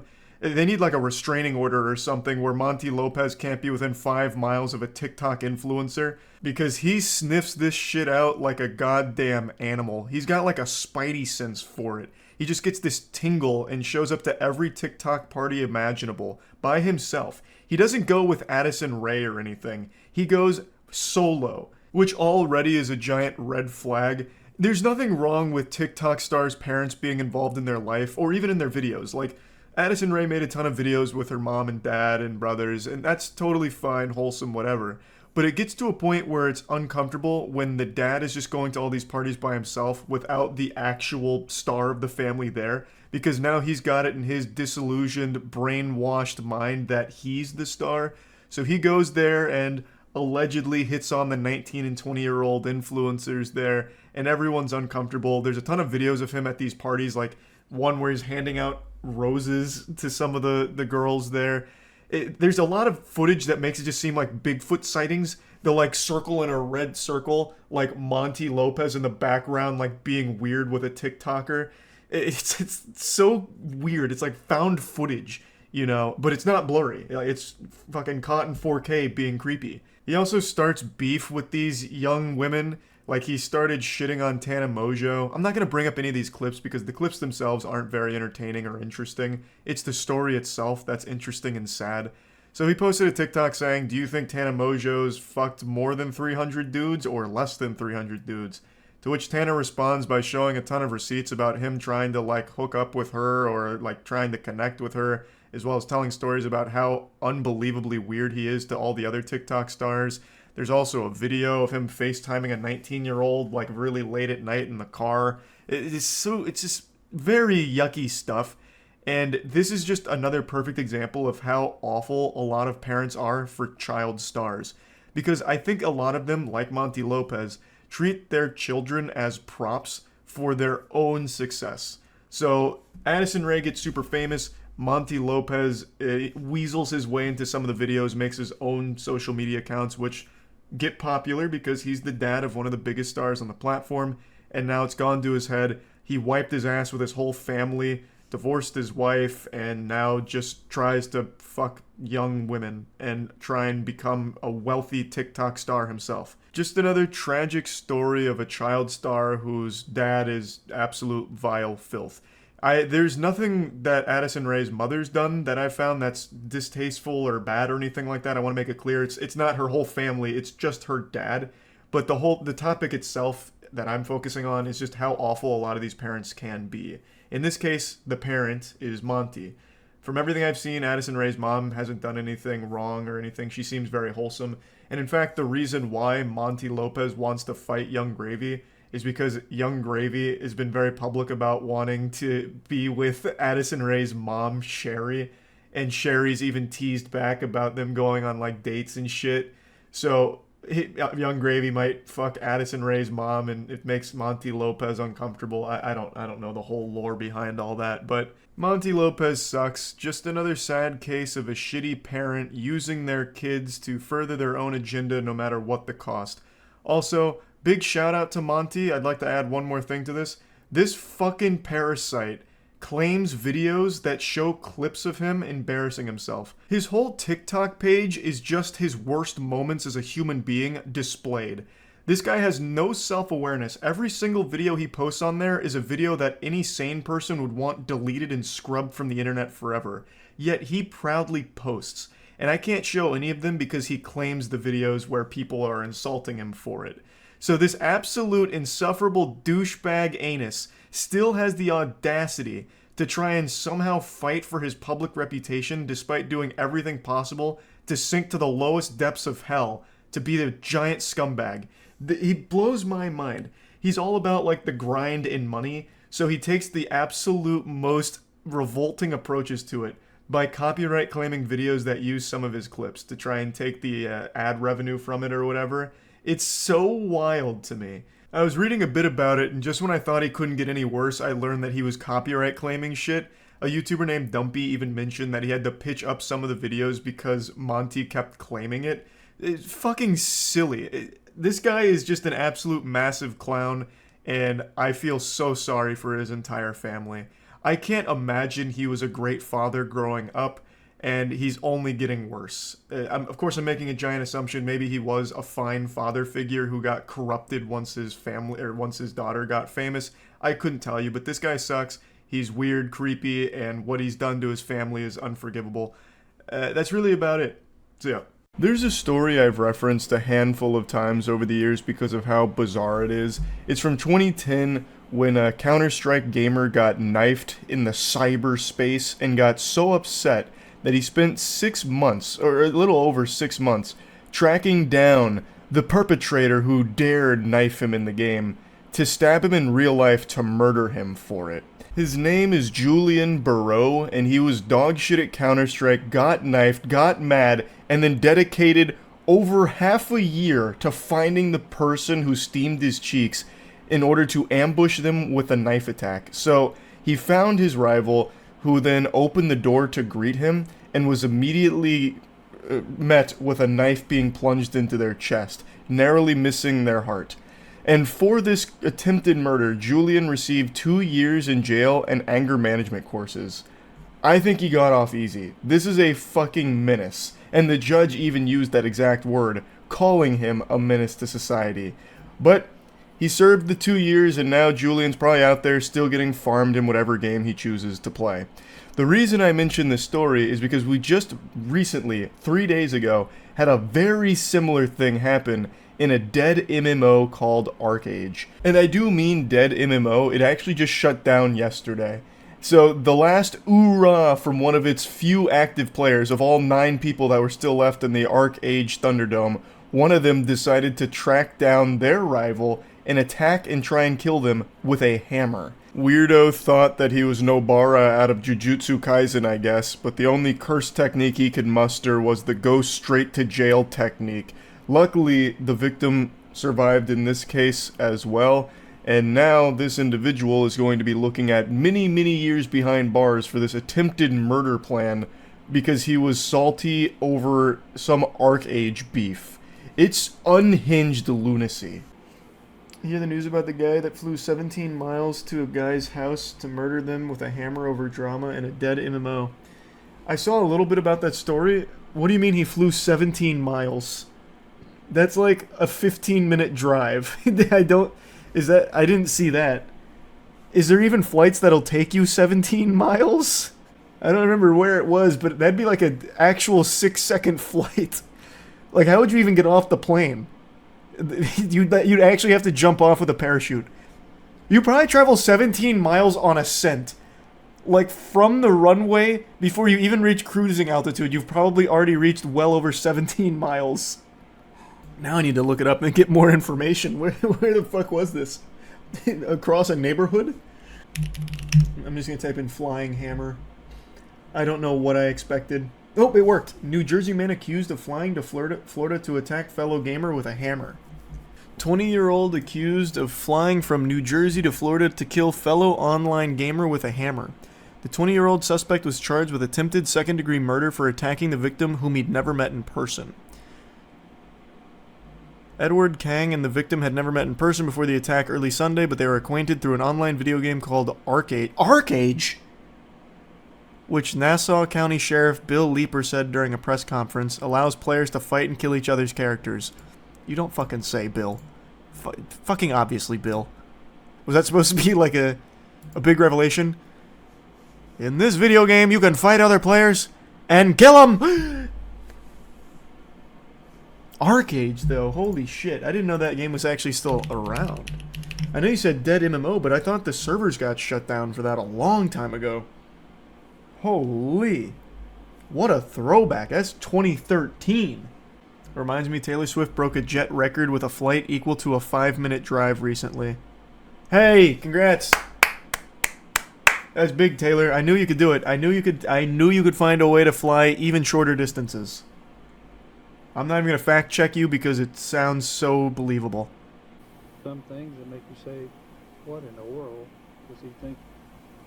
Kind of quiet, Bill. Things that make you say, you're not going to believe this. Left ear only? Oh, okay. I won't torture you with that then. Damn it, Bill! Get your audio department in line.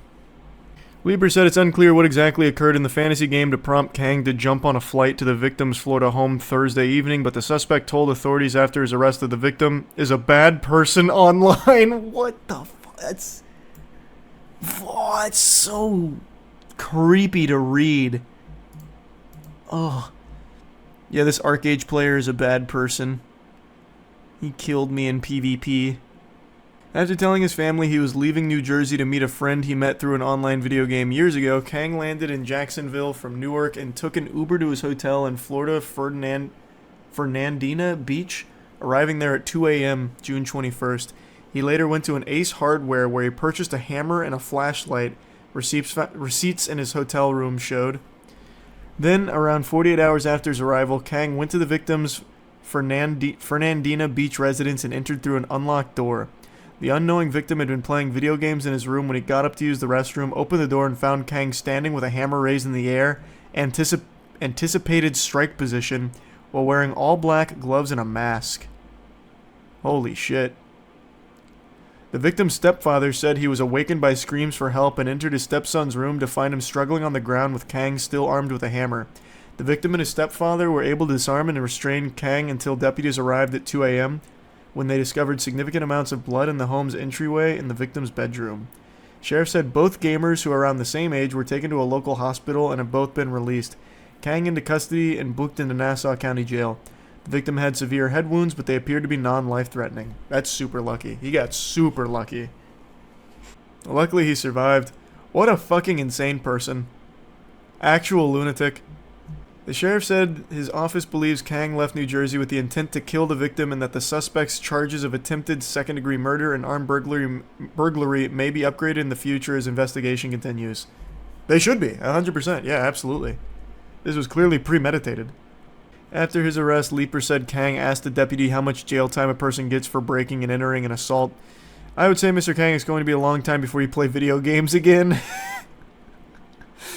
That goes kind of hard. Oh shit, and that's particularly true for Arcade. According to an April announcement, the Korean massive multiplayer online role-playing game will shut down in Europe and North America on June 27th due to a decline in active players. And at least one of the active players is an actual maniac. Oof. He won't even get to say goodbye! Dude caught an attempted murder charge for a game shutting down in a few days. Yeah, it shuts down tomorrow. This guy said, fuck it, I'm gonna take him out. The incident serves as a stark reminder of the potential real-world consequences of online interaction. We urge the public to exercise caution, report any suspicious online behavior to the authorities, and always ensure their homes are securely locked. The shortest flight in the world is Logan Air Westray to Papa Westray route. It's about 90 seconds long and covers 1.2 miles. You should just be arrested if you take that flight. You should just go straight to jail to think about what you've done.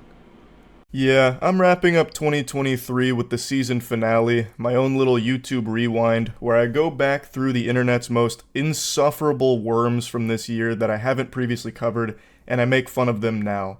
Yesterday, it was Illuminati on the chopping block. Today, we're shooting spitballs at Jack Doherty. Jack Doherty's infamy online reached its crescendo about a month ago, hitting its peak, mainly because he became known as just this punching bag. His face was a knuckle sandwich magnet, so most of his viral clips were him getting slapped or being involved in some kind of fight that broke out, because he truly is just an insufferable asshole to be around. Now make no mistake, don't misconstrue my words, Jack Doherty isn't the one fighting. He's the one getting beat like a drum and I don't think I've ever seen him throw anything beyond one wet noodle punch that didn't connect. He usually has his bodyguards fight his battles for him, with conflicts that he starts and instigates, but he's around fights all the time. It's just, when you get near Jack Doherty, it's like a Dementor. It sucks the fun out of everything, and everyone gets uncomfortable and mad at him. He just has this indescribable X-Men mutation about him that makes him impossible to be around while also being in a good mood. So I'm going to go ahead and show you his most viral clip that ever came out from him, the legacy for which he will always be remembered. This is his magnum opus. Go.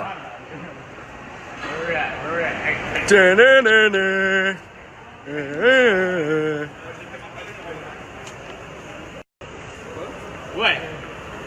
Little Prop, what you gonna do? What you gonna do, Little Prop? Yeah. Yeah.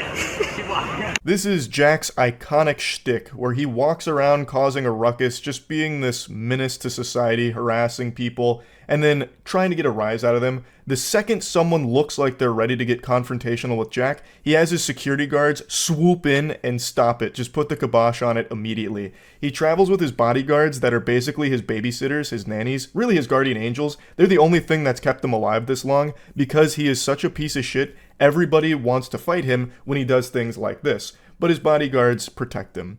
And he still has the gall, the fucking chutzpah, to stand behind his bodyguards, peek his head over, and continue to insult the person. He actually looks like a cartoon villain out of Popeye. Like, look at the way he conducts himself. It's so bad. This would be the most embarrassing moment to somebody else, but for Jack, it's his proudest moment. Now, when it comes to insulting Jack Dorky here, I actually have skin in this game. Just like an 80s action movie tagline, this time it's personal. When I say he is insufferable to be around, I'm not just basing that off of the videos I see of him. I actually know Jack Doherty in real life. In fact, he was in one of my videos 4 years ago, but you probably didn't know that because I did my absolute best to edit him out of it. It's from a video 4 years ago when the local Tampa Police Department challenged me to complete their police academy.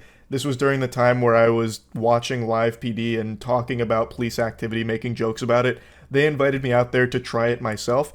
Well, Jack Doherty actually happened to be there on that same day. Despite my best efforts to rewrite history, you can't fully erase the stain. You can see the cringe cryptid right there in the yellow shirt. This is a young Jack Doherty spotting. At the time of filming that video, Jack would have been 16 years old. And I know it's not exactly cool to bully a child, but this wasn't a child, this was a demon. It's not just me that had an extremely negative impression of Jack on that day. Matt, Andrew, Tiana, and the officers all had nothing good to say about their experience being around Jack Doherty for like the 6 hours we were there. He was one of the most disrespectful people I had ever seen in person. For some reason, he was extremely loud most of the day, so anytime he tried to talk, he'd kind of yell it at the officers or anyone he was talking to, I suppose. It was like he was trying to get into a screaming match on an Xbox Live lobby for no reason. Like, I think that was just him trying to be hype for his video or something, but man, it was extremely annoying. But beyond that, anytime we were about to do one of the tests, or if the officers were trying to tell us something about one of the tests, he'd be like interrupting them frequently, and the yelling was giving me a goddamn headache. Like, none of us had anything positive to say about Jack.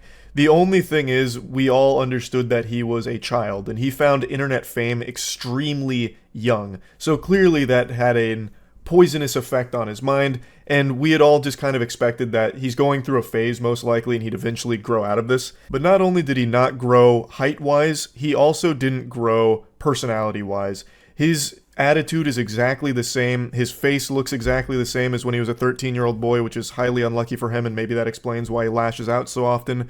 But overall, over the last 4 years, he's just gotten worse. He's gotten more degenerate, more aggressive, more hostile, and he's just a giant piece of shit now. Since he's had internet fame for so long, he truly believes that he is some kind of deity, this kind of internet god, and everyone is beneath him. He thinks he's superior to just the plebeians around him, so he uses all the strangers he comes in contact with on stream as props for his content, and his big thing is still basically having his bodyguard protect him all of the time, which is so fucking pathetic. But anyway, let's dive into a bit more of the Sack Doherty lore. So he makes most of his money through OnlyFans. He manages a lot of OnlyFans girls, as well as having an OnlyFans of his own, which I think if you sign up for that, you need to be put on some kind of FBI watch list, because this looks like a child. That is a very fucking awful OnlyFans page to be subscribing to. You probably need to be investigated. But he makes all of his money there, basically, and he will never let you forget he is making a lot of money through managing these OnlyFans models. He frequently posts these flexes, talk shit all you want, you wish you could spend this much on your credit card in just 2 weeks, and it's just an absurd amount of money that he's dumping on garbage. He posts these at least once a week, and it's clearly engagement farming. He's just baiting people into getting mad at him and just shitting on him, because he's realized that that is his formula to success. He'll just cosplay as the communal urinal for the internet to collectively come take a piss in, because it gets him a little money off of like the Twitter posts, but maybe it gets him a couple extra OnlyFans subscribers or a few curious kids that'll watch his stream to see what kind of degeneracy unfolds. He's basically playing the villain. He's leaning into the role. I always find this to be an extremely sad path to take, because he is actually just becoming the clown on purpose, and eventually he's going to grow up. It's going to happen at some point, and it's going to be nothing but shame for him, I imagine, because who in the world would possibly want the legacy of just being the hated douchebag? That's not something to be proud of. Even if you do have a lot of money in your bank account from it, I can't imagine it feels good to explain to your friends and family how you got that money, because everyone dislikes you and makes fun of you. Like, there's no way that that's a rewarding experience. I don't think there's any reason to show you any more of his clips. They're all just infuriating garbage. It's just eye-rolling trash. Like, even just yesterday, or maybe it was the day before, he got into a confrontation with a bouncer over, like, a fake ID or something, according to the headlines. And it's once again just Sack Doherty being the little goblin that he is. Just this little douchebag. And just an entitled asshole. So yeah, I just wanted to talk about him a little bit since I haven't talked about him all year, and I do actually know him. I'm using know really loosely. I met him one time, but that was enough to get an extremely accurate gauge on the kind of person he was then, and all I could do was pray that he wouldn't be that person in the future. But he became so much worse down the line, which is almost impressive, actually. So yeah, just wanted to talk about him a little bit. That's it. So yeah. The creepiest chiropractor on YouTube. Okay. I do love goofy chiropractics. Which one? The one from Ken or Hollywood's? Hey, wait! I know this guy. We watched this guy. Kai and I made a video on this guy like 5 years ago. His name is Advanced Chiropractics, right? Isn't it this guy? He gets him with like the little toy hammer. Let me see. I'm pretty sure it's the same guy. Yep, this is the guy. 60-year-old man make a 40-year-old woman cry? Do you want to see people's heads get ripped from their bodies? God, this guy's goofy, yeah. Be a pussy and answer, fuck yes. Yeah, we did watch quite a few. Yoga pants and first time ring dinger. It doesn't get any better than this. By the way, yeah, baby. Uploaded a video to his YouTube channel, and he titled this. This is the name he gave it. Well, his ring dingers are legendary, to be honest. Nothing weird about this. Just a 65-year-old man with his hand on a 30-year-old woman's ass. Well, he's feeling the nerves. It's part of chiropractics. Man, it's been so many years since I went down this rabbit hole. I used to watch the fuck out of these weird chiropractors. This man just played with her hair 3 times in a row to talk about her hands. So if you look right where the sole and the heels meet, you can see the left one's a ½ inch shorter here. This is what I hate about this guy. Is that, well, I told you I'd talk about Yeah, Greg! Side joint first.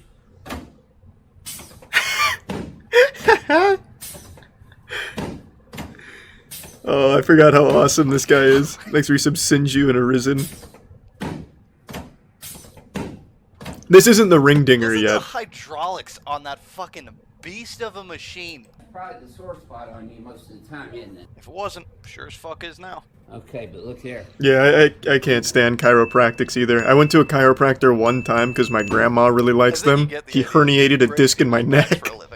I hate chiropractics. Ladies and gentlemen, Shit's a scam. Ring dinger.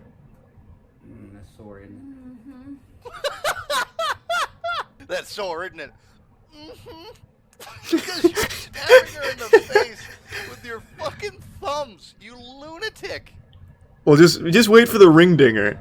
That's when he really starts to blossom into a beautiful butterfly. I really doubt it. Okay, but for real. Makes you tier 1 better gamer. Human back.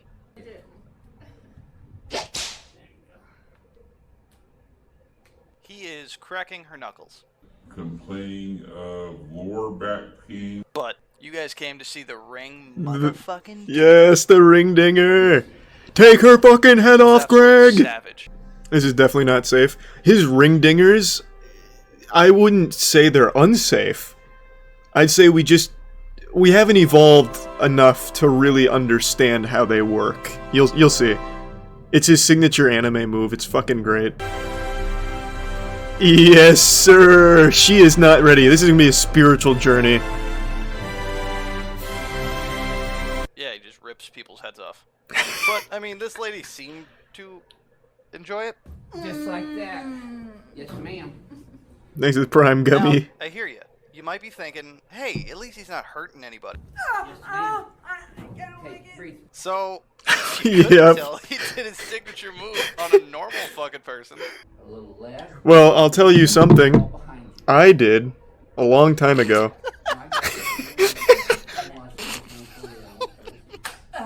There's one last thing I gotta show you guys.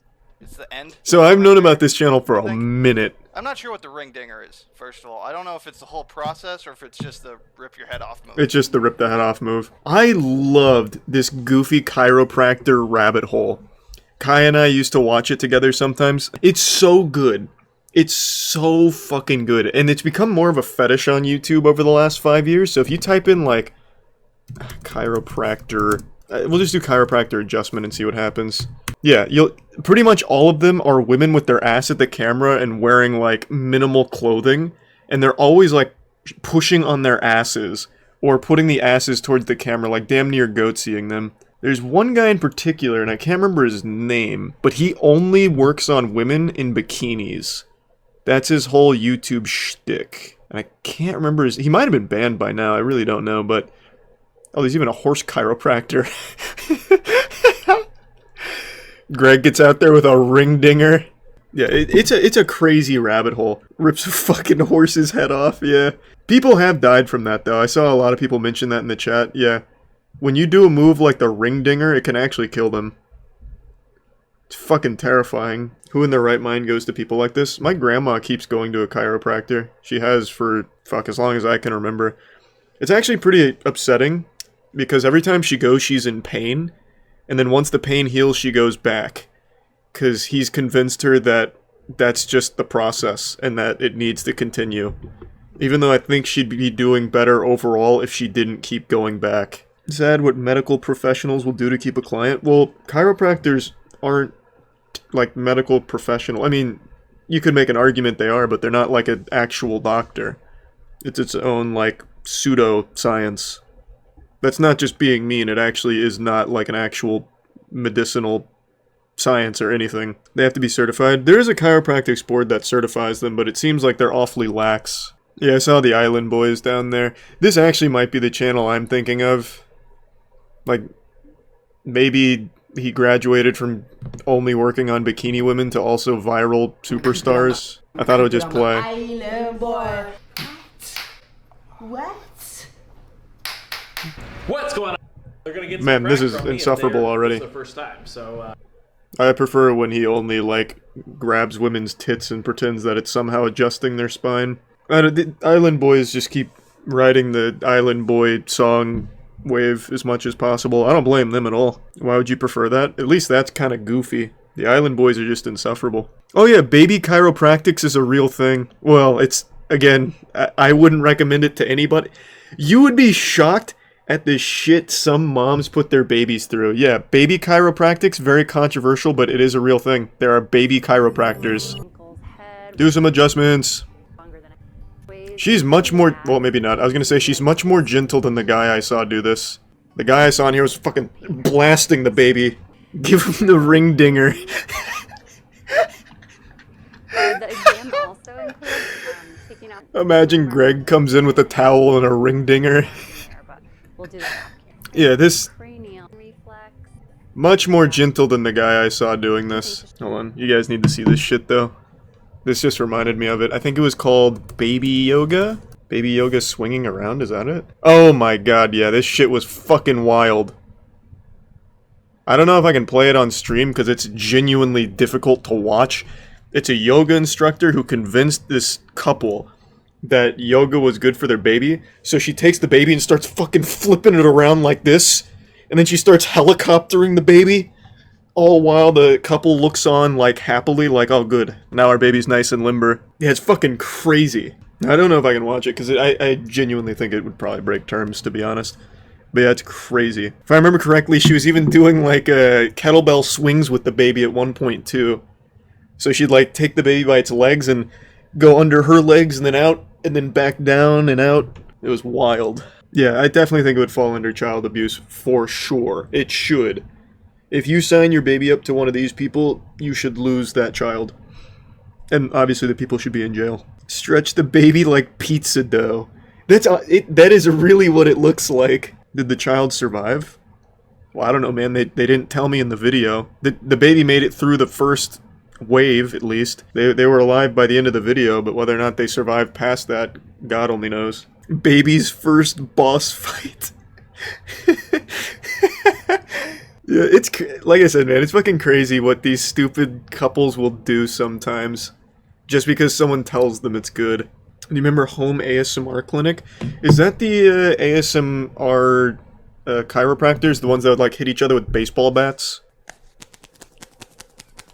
They upgraded their studio since the last time we tuned in. That big YouTube ad revenue coming in hot.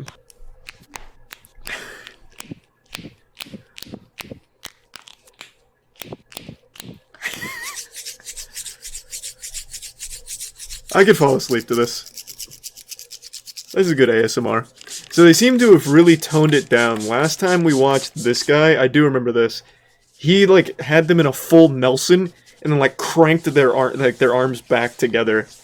Like he did his best to dislocate every client's shoulders. So it looks like he's really taken it down a bit.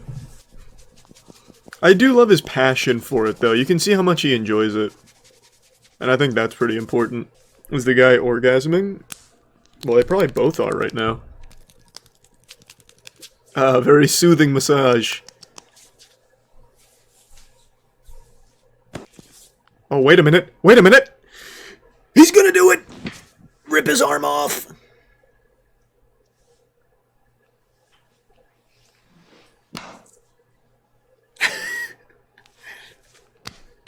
God, he's so happy. Yeah, oh yeah. Oh yeah. Oh no, it looks like he does still do like the full Nelson move.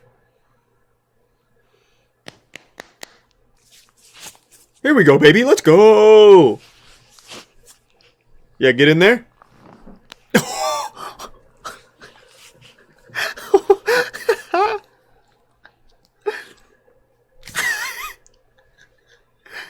I mean, no one really needs vertebrae anyway, to be honest. Yeah, snap him in half. He died. Yeah, it's like Weekend at Bernie's, probably. He's just making adjustments on a corpse. Yeah, I don't know what the chopsticks really do here. They seem like a pretty small part of the overall experience. Why is his shirt off? Yeah, I don't know. Maybe that helps with the chopstick massage. Absolutely immaculate technique. Well, yeah. Goddamn right it is. That's the home clinic ASMR, baby. Oh, baby, he's still ringing and dinging. Alright, what do we want? A double ring dinger? Can the human body even stand such a thing? That's like getting shot by a shotgun twice. I imagine one of his legs is shorter than the other, huh, Greg? Okay. See, his left leg is short in this position by half an inch in the prone position. Now, when I bring his legs up, they get even, and that tightens up a little bit. That's crazy. He actually says that in every video. Every single video. He has a left deer field, positive deer field on the left, and a positive knockless test with lumbosacroiliac tightness. He's still operating on Windows XP. Needs a firmware upgrade. His left SI joint. Some of these might be Just a bunch of mumbo jumbo. because they've been out for a while. Really pump his ass, Greg. Lengthen that leg. Look at there. Oh my god, he cured it. So if I go to Greg and he starts pushing on my asshole, will he make me taller? And after the adjustment, just to make sure what they're doing is actually working for you. We know objectively whether we're helping people or not. So I did this with That's an interesting technique. arms out like that. This actually does kind of look like torture. Yep. I've got to start twisting on his nipples a little bit in order to unlock the tight iliosacrum. Perhaps even help with the L5. Oh! He's gonna come in with a people's elbow. Boof.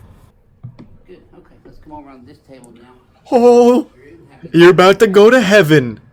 Literally, it's the ring dinger table. Let's go! Oh my god. I'm so excited. Do it, Greg. Oh, right in front of his girlfriend too. She's gonna watch him die. Oh,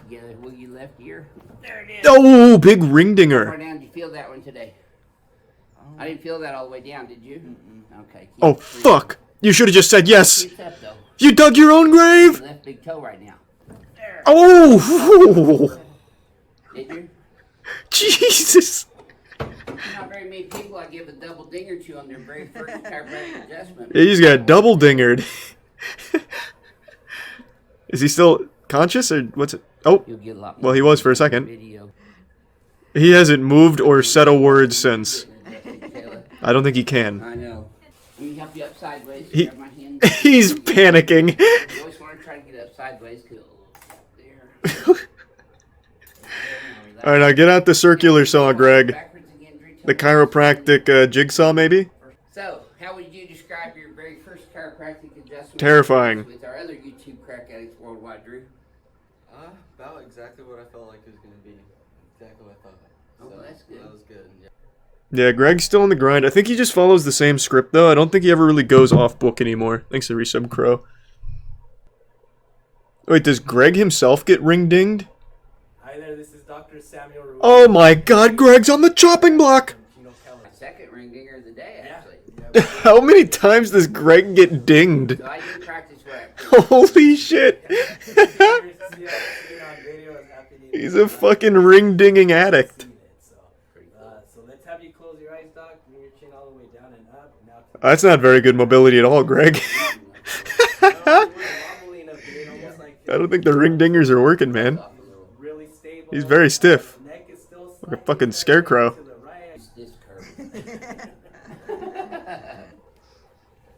Oh, just skipping right to the ring dinger.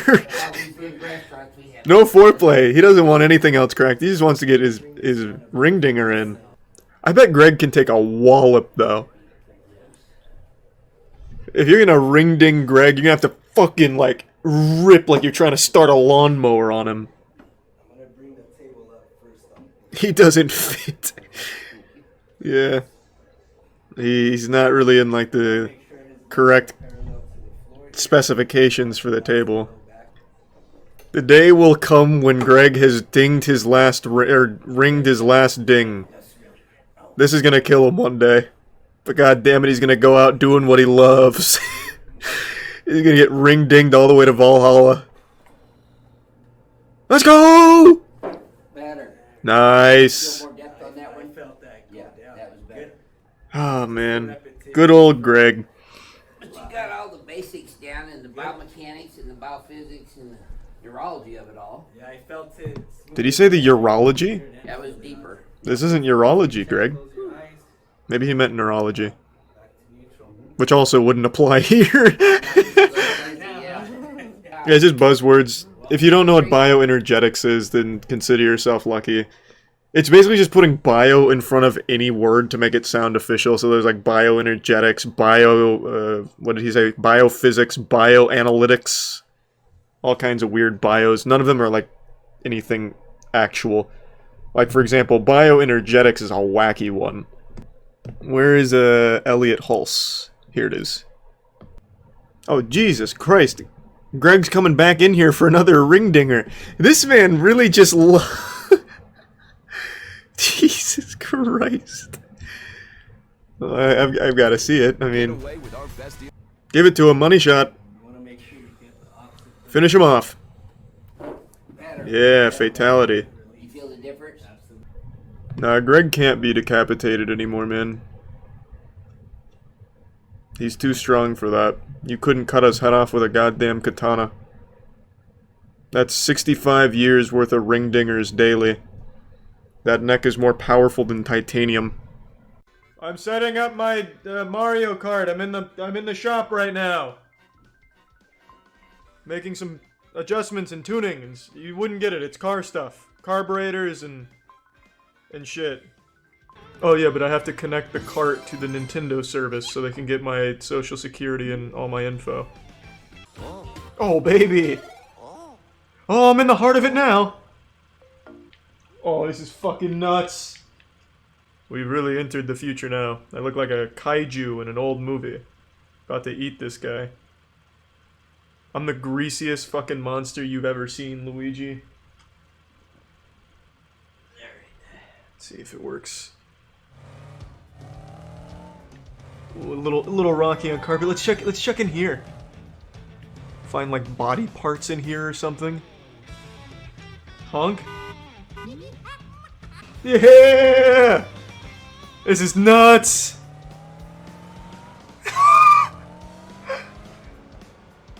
What's up, Kata? Yeah, here, Kata, here, get in the picture. No, don't be afraid. It's just for the license. Kata. That's fine. Yeah, it looks good. Looks like a picture of Sasquatch. Let's race, Kata! Let's race, Kata! I'm coming! Stop it! God damn it, Lakitu. I don't need gates right now. I'm going off-roading. Free flow. Let's go, Kata! Yeah! Don't be afraid! It's simply a race. This is about the coolest goddamn toy I've ever owned.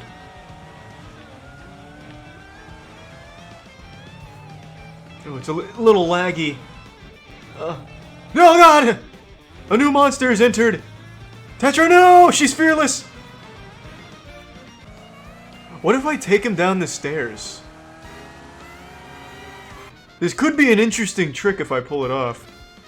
But I also don't want to break the car, because it's like $100 fucking bucks right now. Maybe I'll save the Evil Knievel stunts for another day. You want to race? Is that what it is? Eager to race? Ah! Ah!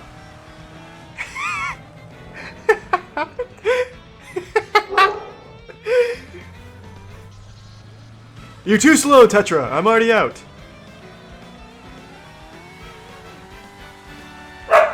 You'll never catch me!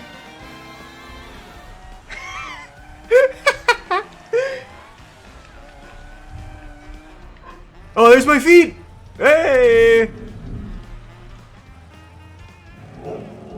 I wish I could hit like a ramp right now.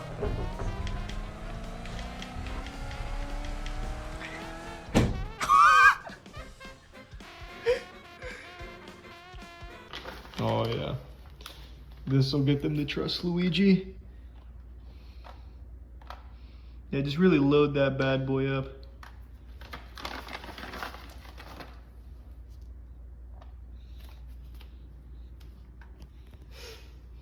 Kata, look at all these treats. Come here, get a treat. Kata, get a treat. It's like an Amazon Prime delivery of dog treats. God, why is the connection eating dick? Whoop! The monolith.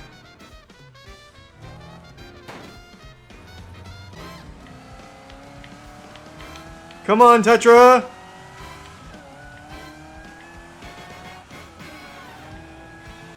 It's like this giant Moby huge penis is amplifying the signal down here.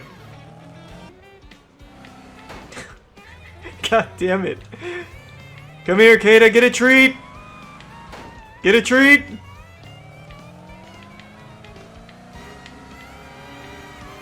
I gotcha!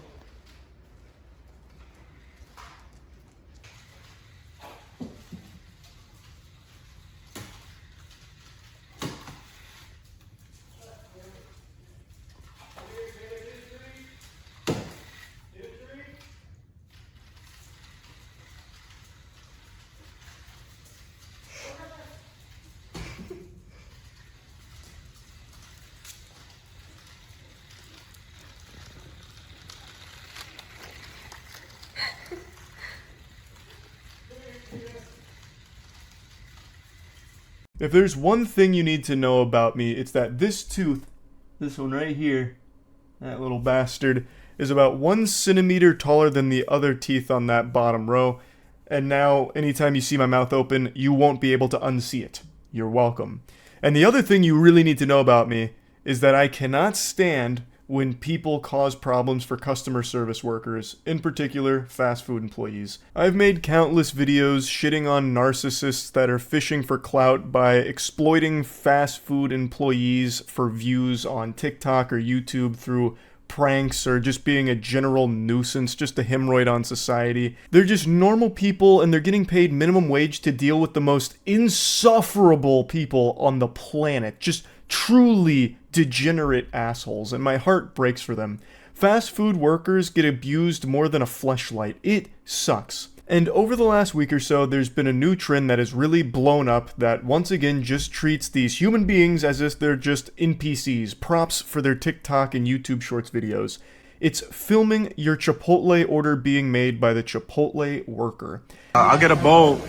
Yeah, to go. I'll get white rice with that. The idea is they're going to give you more food because they're on camera. And it spawned because people were starting to talk about Chipotle portion sizes being smaller than they used to be, which for the record I do believe. That is a conspiracy theory I'll put on the full tinfoil condom for, because I do think that's accurate, no matter how much the CEO likes to dance around in delusion and pretend that that's not the facts of it. I do think it is true. I used to get a Chipotle burrito after every lift in college, and I had innumerable Chipotle burritos, and over the last 3 or 4 years I've been very vocal about the quality of the food going down, in my opinion, and definitely, like when I get burritos now, it's significantly less than I remember it being back then. But I also think that's just kind of the industry norm, because I think the same thing about many other fast food places as well. But anyway, someone on TikTok came up with a cure to this small portion disease, and it was to just film these workers doing their job and kind of give them a bit of a hard time and nudge them on camera to give them more food. And this started to really pop off because a lot of people noticed that, oh, when they're being filmed, they give you more food. So that's the cheat code. That's the life hack. Rice black or pinto beans? We'll do pinto beans with that. Pinto beans, any protein for you? We'll do chicken, please. Chicken, any queso for you? We need some more chicken in that. More chicken? Finna fire on your ass. Put that chicken in there.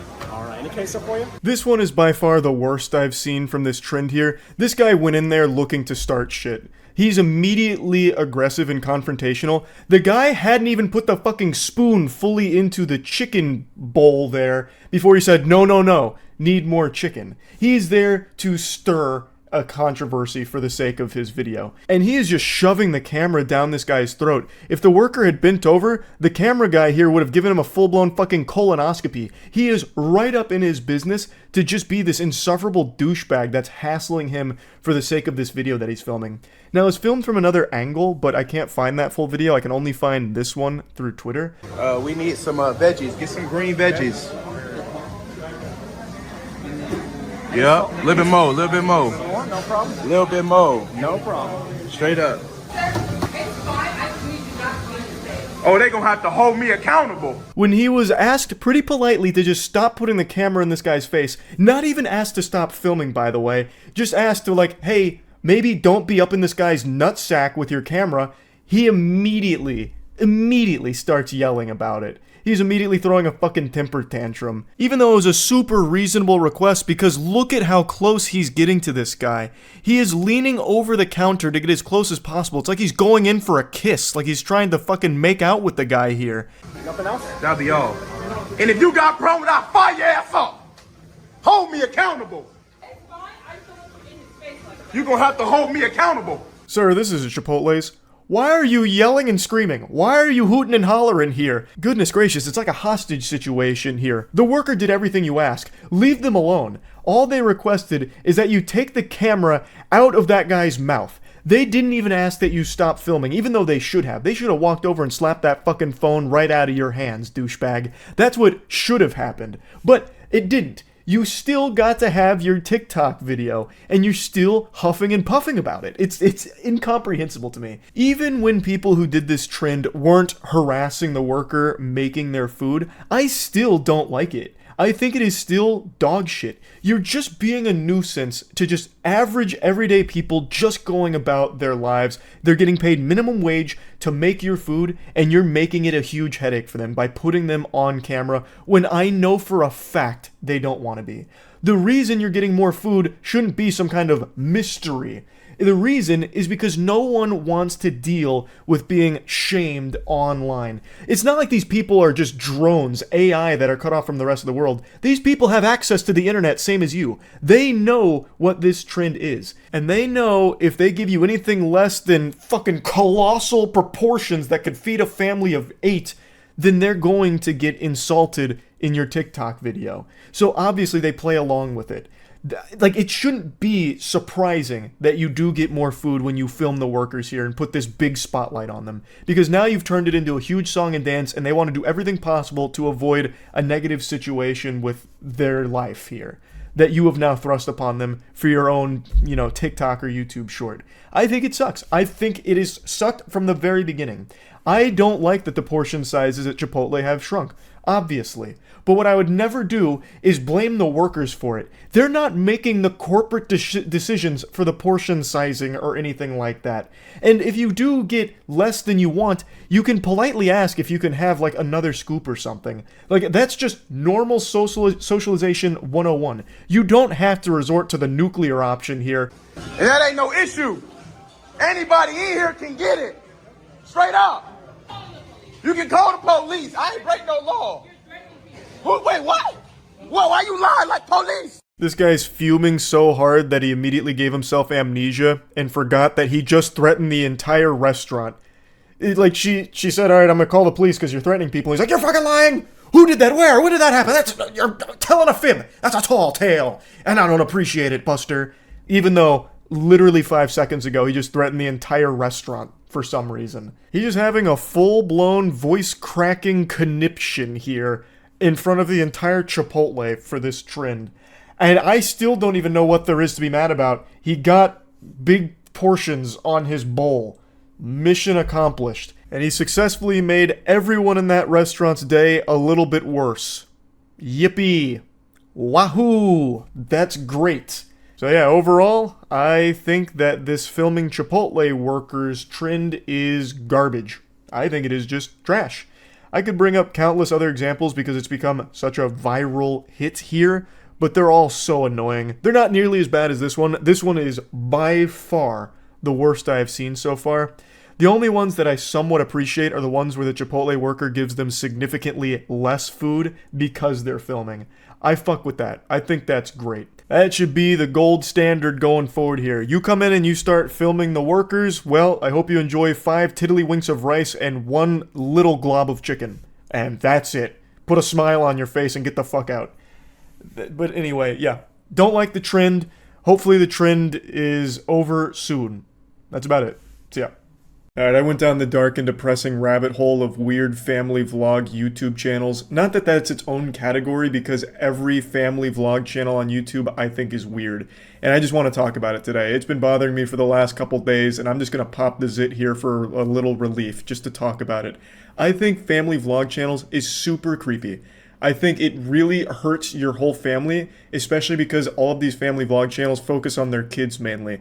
So I genuinely can't wrap my head around growing up with a camera in my face every single day throughout my entire developing years. It has to be horrible. It just feels so fake, so forced, and it feels like there's nothing private in these kids' lives anymore. It's just completely open for strangers to watch them grow up. And it's even like these strangers are helping to raise your kids. It's like this awful parasocial relationship with creepy people on YouTube in the comments watching and judging your parenting and your kids. It's fucking terrifying. Like, I remember one time when I was 8 years old, I got naked and put my wiener on a pile of dirty laundry and then pissed all over it. If I did that today, well, not today as like a 27-year-old man, I'd just go to jail. But if I did that today, like if I was 8 years old and I did that, that'd probably be like a fucking million view family vlog video right there. That'd just be like the thumbnail, like, my son did what to our laundry?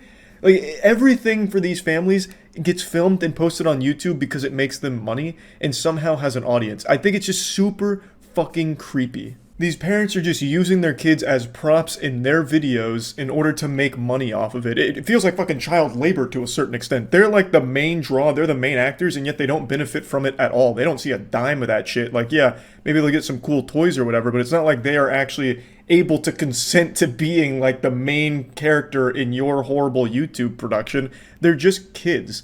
Like, take for example Ryan Toy Reviews.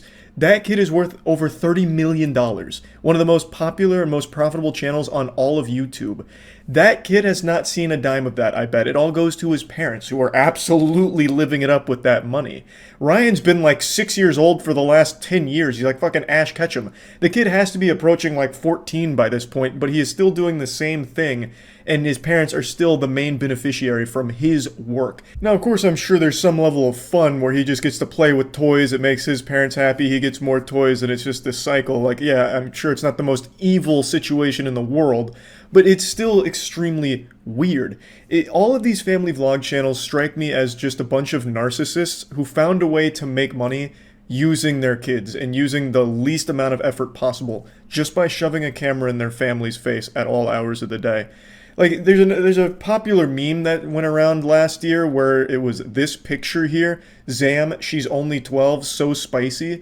This comes from a family vlog channel with over 8.7 million subs. Now, the girl in their thumbnail wasn't actually 12, but I still censored it just in case. You can see that some of these families with these channels are fucking weird. Clickbaiting child porn for your audience is not okay. Like, who the fuck does the Prince family think is watching them? Jared Fogle? Like, are they trying to appeal to, like, pedophiles or something? Like, what the fuck was the point in taking a woman in her bra and panties, calling her 12, and then saying she's spicy on your thumbnail? It's fucking weird. Now, I want to make it clear, I don't think every family with a vlog channel is a dysfunctional group of goofballs that, you know, hurt their kids or make their kids' lives miserable. I'm not saying that. I'm sure there are some genuinely wholesome families out there where the whole family just enjoys getting together, like, once a week, once every 2 weeks, maybe once a month, and doing like a family video together. I'm sure that exists. I have no doubt about it. I'm focusing more on the family vlog channels that are like daily or every couple of day posters that are literally all hours shoving cameras in their kid's face. It's not healthy, and these families are not doing a great job of raising their kids. I'm not like some kind of fucking child psychology expert or anything, but I think I can say with confidence, no one growing up wants to be constantly monitored by complete strangers. Sounds like a nightmare, and God forbid you actually have like a serious problem, because then the whole world's gonna know about it. A lot of these family channels, their most popular videos are when their family's going through something rough. Like one of the kids breaks their arm, or one of the kids gets in trouble at school or something, and the video's them being disciplined, or them at the hospital, or crying. Those get the most views, which is why you see so many thumbnails with the kids in pain, or crying, or something like traumatic going on. Like, you remember Daddy-O5? That was an extremely big controversy. That was a genuine abusive family that was actually hurting their kids for views on YouTube. I'm not going to go too deep into that, but I'm sure most of you remember. That's not exactly uncommon on the platform, I imagine. These videos where the kids are in distress, like just really upset about something or even injured, are really popular on these channels. I honestly wouldn't be surprised, and this is just a full-blown, like, Alex Jones level conspiracy here, full-blown tinfoil condom, but I really wouldn't be surprised to learn that a lot of these family channels actually set up these awful situations for their kids for the sake of views. Like, oh my god, my son, Nicholas, just got hit by a rogue baseball bat that flew out of a pickup truck that went by. It must have been a drive-by attempt where they threw a baseball bat at my son and it hit his ankles. Now they're clearly broken. Oh my god. Nicholas, are you okay? Oh, look at how hard he's crying. His ankles are truly shattered. Can we hit 100,000 likes on this video for my son's broken ankles? I'm gonna have to get him to a hospital. He's very upset. Oh my god. And the only thing that's gonna make him feel better is 100,000 likes on this video. And then you'll see, like, a week later, all of a sudden, oh my god, Nicholas fell off the top turnbuckle of our WWE wrestling ring and landed on a pit of broken glass that was just left there by some irresponsible builders. Oh my god, Nicholas, how are you feeling? Oh, can we hit 100,000 likes on this video? Nicholas is very upset and in pain. It's so sick. Really, just search any family vlog channel on YouTube and some of the most recent videos are probably going to be exactly what I'm talking about. Like here, this is the Prince family. 6 days ago, Grandpa gives kids a whooping. And then right before that, back to back, DJ almost drowns in the swimming pool. And then if you go to the most popular family vlog channel, the Ace family, literally their most recent upload, Steele got hurt bad on camera. Then in stars So Unexpected. Which just sounds like sarcasm. It just sounds like the Ace family is laughing about this like, haha, yeah, Steele had no idea that one was coming. How unexpected, I get pranked. You know, like it sounds like they're actually celebrating that Steele got hurt here because it meant more views for them. And then if you go back a little bit more, the dog bit our baby, scary moment. Like, a lot of these videos, and it really doesn't take long to find them because there's so many on all of these family vlog channels. It's like they really like start pumping their fists like, yeah, my kids got hurt. There's gonna be big views. You can find so much of this. So it's not even like wholesome families doing wholesome shit. It's these really sick families celebrating and capitalizing off of traumatic experiences of their children. Like, just imagine, you can't even cry or get hurt without your parents filming you. That's an actual nightmare. And then it gets posted online for everyone to see. Your classmates might see it. Like, you just grow up in the eyes of complete strangers. That's terrifying. And there's no way kids can, like, fully grasp that concept till they're much older. And yeah, maybe some of them are okay with it as they get older because, you know, maybe then they actually start to see some of the money that they've made for their narcissistic parents. But even still, it's not a good environment to raise a family. At least I can't imagine that it is. It's so weird. And the audience is even creepier to me because the audience is two groups. It's little kids and old parents. Parents that their kids have already grown up and moved out of the house, so now they live vicariously through these YouTube families, and little kids who just see these other kids getting toys and attention that they might not be getting in their situation. So both of these groups, I think, are in very sad places for different reasons. Kids that come from broken households that get glued to this content because they're watching these kids live the life they wish they could. And then you have parents that are well past their prime whose kids most likely don't live with them anymore, don't talk to them anymore, whatever. They watch these family vlog channels and get attached to them and try and like raise their kids through the YouTube comments. Scrolling down into the comments section on a family vlog video is more sad than watching an ASPCA commercial. It is depressing. You'll see a lot of the commenters, at least on the channels that don't have comments disabled, you'll see a lot of the commenters are older women who their motherly instinct kicks in. So like on the Steele got hurt video, you'll see a lot of them be like, oh my god, my reflexes kicked in and I grabbed my hydrogen peroxide and poured it on my keyboard hoping to help Steele. Oh my god, oh my god, thank you for helping him. I got so concerned there for a moment. You'll see how attached they get. They, as a viewer, feel like they become part of that family because now that they're older, they don't have like a real kid to take care of or anything. So they're settling for the next best thing, which is living this fantasy where they're somehow helping the Ace family raise their kids or helping in their lives somehow. And then from that, you'll see a lot of these older women feel entitled to know everything that's going on with the family, which is why you have a lot of these family vlog channels make videos that get way, way, way too personal and share way too much about themselves as parents and their kids. Like, I've seen a bunch of these family vlog channels where they're like the couples going through like a lot of issues and they share all of them with their audience because the audience demands it.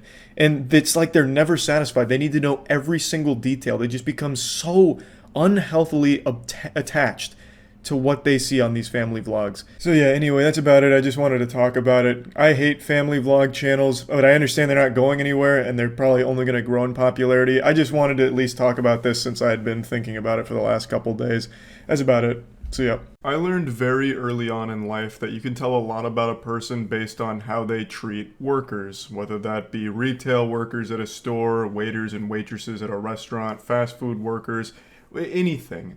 It's like a little cheat code into the human psyche. You can tell if someone's an insufferable douchebag based on how they interact with employees out in the world. If someone's being mean and disrespectful to someone that's just trying to do their job, then chances are they're a worthless asshole. And I don't need to be a licensed psychologist in order to diagnose them with terminal douchebag personality syndrome. But by far the most infuriating are the stupid douchebags, the troglodyte imbeciles that will get mad at the employees for decisions the company made, as if the employees had any say-so in whatever the fuck you're complaining about. You saw it all the time during the early pandemic when companies asked that the customers wear a mask, so the employees were forced to enforce the rule, and would face so much backlash from the customers as if they were the ones that made it. Like, they're just trying not to get fired. So you'd have all these inbred weirdos losing their mind like, how dare you muzzle me, you goddamn communist, telling me how to live my life. I will beat your ass in the parking lot, bend over so I can suck a fart out of your butt. As if the employee that you're yelling at and threatening to beat up had anything to do with the actual thing you're complaining about. They had no say-so. They were just a fucking employee of the company doing their job.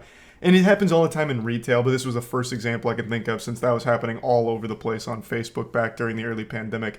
Just being rude, mean, and nasty to workers who are just doing their job is by far the easiest way to identify a piece of shit. And I'd love to show you a perfect example of this. This is a customer who's melting down at a fast food worker who quite literally did nothing wrong at all.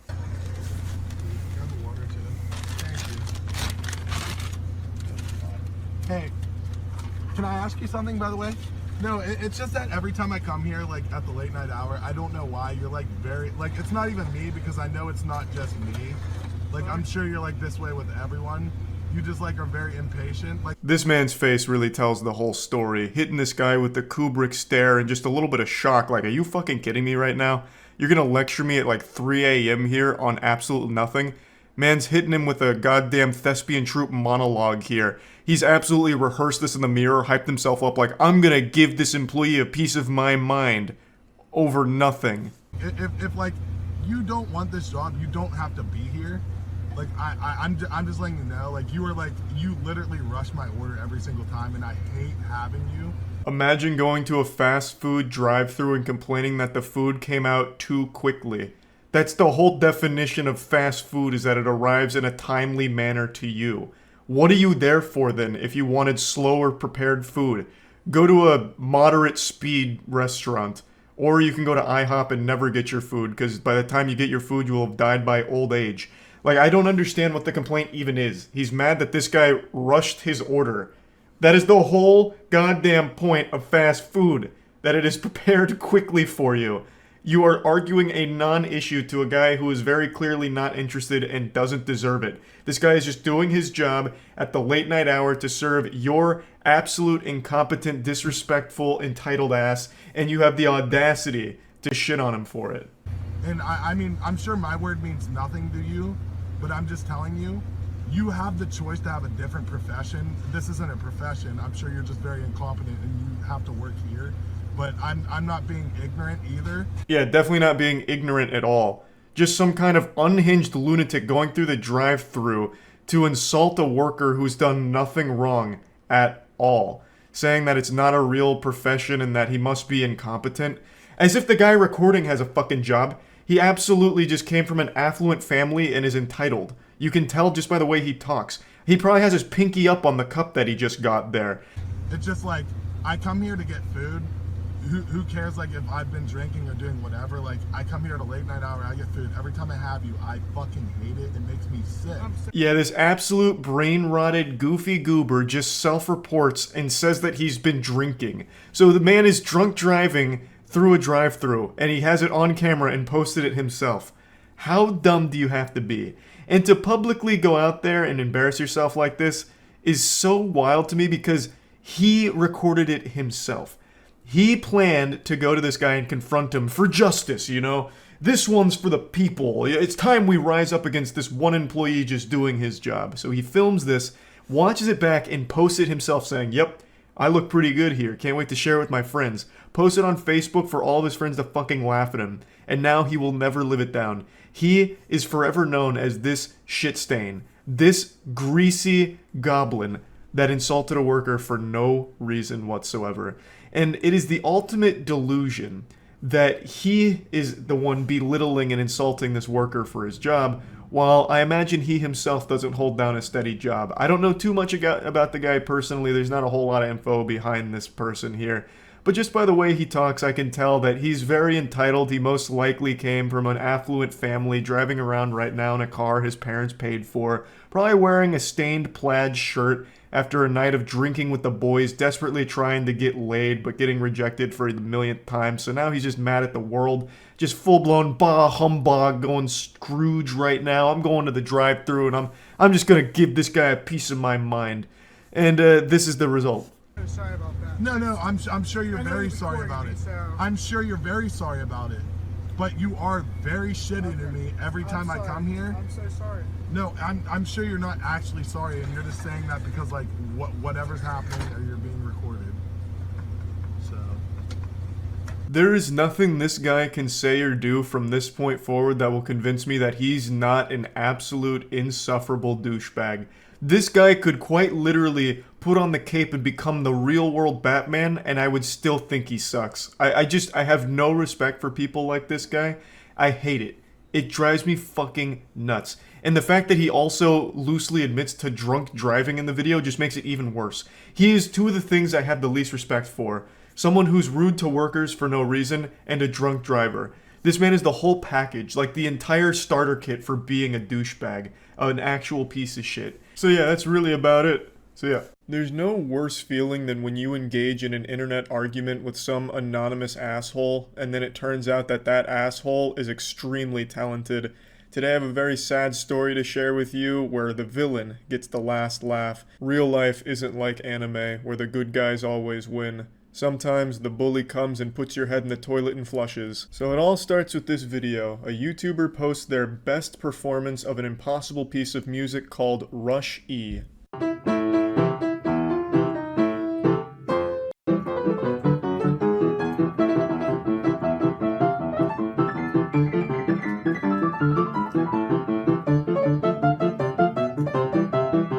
Now, obviously, I'm a fucking Neanderthal when it comes to piano. I don't know anything about any major pieces except from, like, your big ones like Mozart and Bach. So I had never heard of Rush E before, so I did a little research. Rush E was actually a song created as a meme that is quite literally impossible for any human being to play. And I don't mean that as like it's extremely difficult, I mean it is genuinely impossible. You would need 15 fucking arms, and even then you would struggle. Let me go ahead and show you where it started, the genesis of Rush E. Being actually perform this song as written here, it would probably end the world on the spot, or bring about the heat death of the entire universe. It would signal Armageddon. It is quite literally an impossible piece of music that was made to be a joke. However, some piano players on YouTube tried their best to kind of change it around a little bit, mess with the arrangement in order to make it almost possible to play on the piano, which is the video I just showed you there, which is giving a very spirited attempt at making it happen. And I thought it was very good. Of course, I'm not a piano expert by any means, but most people that watched it also agreed that it was extremely impressive what he was able to do. And this spawned an argument in the YouTube comments. YouTube comments are the cesspool of the internet. It is absolutely fucking deplorable down there very often. But in this comment section, it was overwhelmingly positive. But just like everywhere on the internet, there has to be that douchebag that comes in and shits on everyone's fun. Just ruins the entire positive atmosphere of everything. They drop their pants and goatsy themselves and just makes everyone feel worse. Their presence making everything more negative. Keep in mind, this piece is literally impossible to play. You saw it. It looked like a Toho bullet hell game. But that didn't stop some enlightened Redditor from demanding perfection. It actually comes from this comment, which is a very nice comment from a guy named Just a Guy Who Likes Hentai. He says, "How can you dislike this? I don't see anyone else actually playing this." You know, that's just a very wholesome thing. Like, you know, this is so good, I can't imagine someone not liking it. It's just being nice, you know? Obviously, there's going to be people that don't like it, but it's just a very encouraging comment. But it summoned a demon a piano-playing demon named Fanshin. Fanshin replies to that comment saying, probably because it was mediocre, no offense. Yeah, no offense, buddy, but you just fucking suck and you should be embarrassed that you posted this video. It actually made me physically ill. I puked and was so offended by your awful mediocre playing that I broke up with my own girlfriend in protest. This isn't constructive criticism. I saw a lot of people defending this saying he was just offering criticism or answering the question. No, he's just being an asshole. There's nothing constructive about this. You just saying that it's not good without saying like where they could improve isn't really constructive criticism. It's just you being a douchebag. And obviously he wasn't genuinely answering the question in the comment of how can anyone dislike this, because it wasn't a real question. It was just an encouraging statement. It's like when you get told a story like, can you believe my parents got divorced? And then your friend responds with, yeah, I can, because your parents are fucking selfish sluts. It's like, well, I wasn't actually asking you if you can believe it, you know? It's not like a real question. It was just a supportive comment. So there's really no justifying being a douchebag here other than just being a dick. So then the guy responds saying, was it? I'd like to see you try. So come on, give us an awe-inspiring performance. Spoiler alert, he would soon regret issuing this challenge. Fanshin responds, oh boy, you will embarrass yourself. I'll show you what a good performance of this piece sounds like. To which the hentai fan says, then do it, stop talking, and do it. Now, 10 times out of 10 on the internet, when some anonymous asshole makes statements like this, you don't expect them to follow through on it. And even less often, you will expect them to be good at anything. But this is the exception. This is the anomaly. This is probably the first time in history someone has actually followed through on a statement like this and actually been good at it. Fanshin responds saying, maybe you can pay me, then I'll be motivated, LMFAO. He's pretty arrogant and pompous, to which Hentai responds, so being known as a jealous, contrarian liar until you post your own rendition isn't a good enough motivation for you? Sorry, but that's all you're gonna get. And then Fanshin again, he's twirling that cartoonishly evil mustache and says, haha, sure, why not? Fun summer project. Maybe I'll get more views. And then other people kind of come in here and tell him to shut up. They don't really like his negative attitude. The comment section starts to gain a little bit of infamy, so more people come in with the popcorn to watch from the sidelines. You can see the war has erupted. Now we're watching the commenters fight. Another challenge was issued saying upload something by Scott, that guy, other than MLR or Entertainer. Again, I'm not familiar with piano pieces, so I don't even know what that challenge is. I'm assuming it's difficult. And then eventually Fanshin comes back and says, wouldn't have the confidence to upload a performance that I'm not pleased with, but yes, props to the guy for attempting it. It's just this could have been played with much more accuracy had he spent more time polishing, which is something I will show. It's pretty much learned a tempo, but I'm striving for consistency and clarity. So he finally gives like almost a constructive criticism there. And then he gives his rendition of this piece. And unfortunately, it fucking slaps.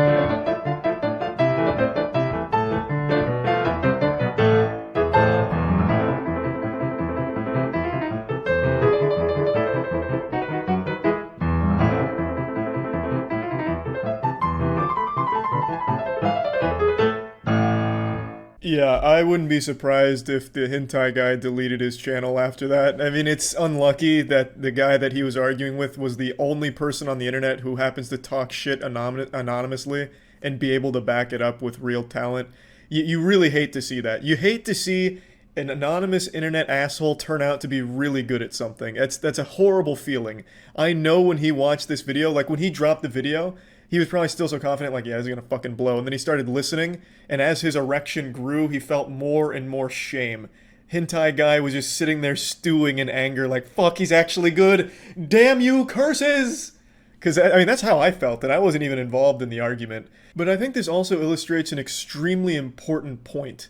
No matter how talented you are, it can be overshadowed by a shitty attitude. A lot of the comments here and even in the Reddit thread were just kind of saying the same meme of pretty mediocre, no offense. Like, not even respecting his very clear talent because they don't like him. If you're insufferable and unlikable, people aren't going to respect your skill. And I think that's...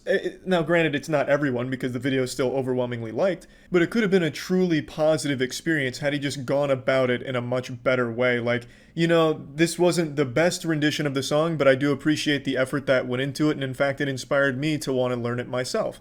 And then he drops this video, and then, you know, that's a lot better, I think, and you'd have more people on your side as opposed to just people brushing off your extreme level of talent here because you were an asshole in the comments to someone that was just proud of their own rendition of the piece. Like, his arrangement of this is like a custom arrangement, obviously, because you can't play it as written. His arrangement is extremely solid, and his performance is unreal. Like, absolutely unreal.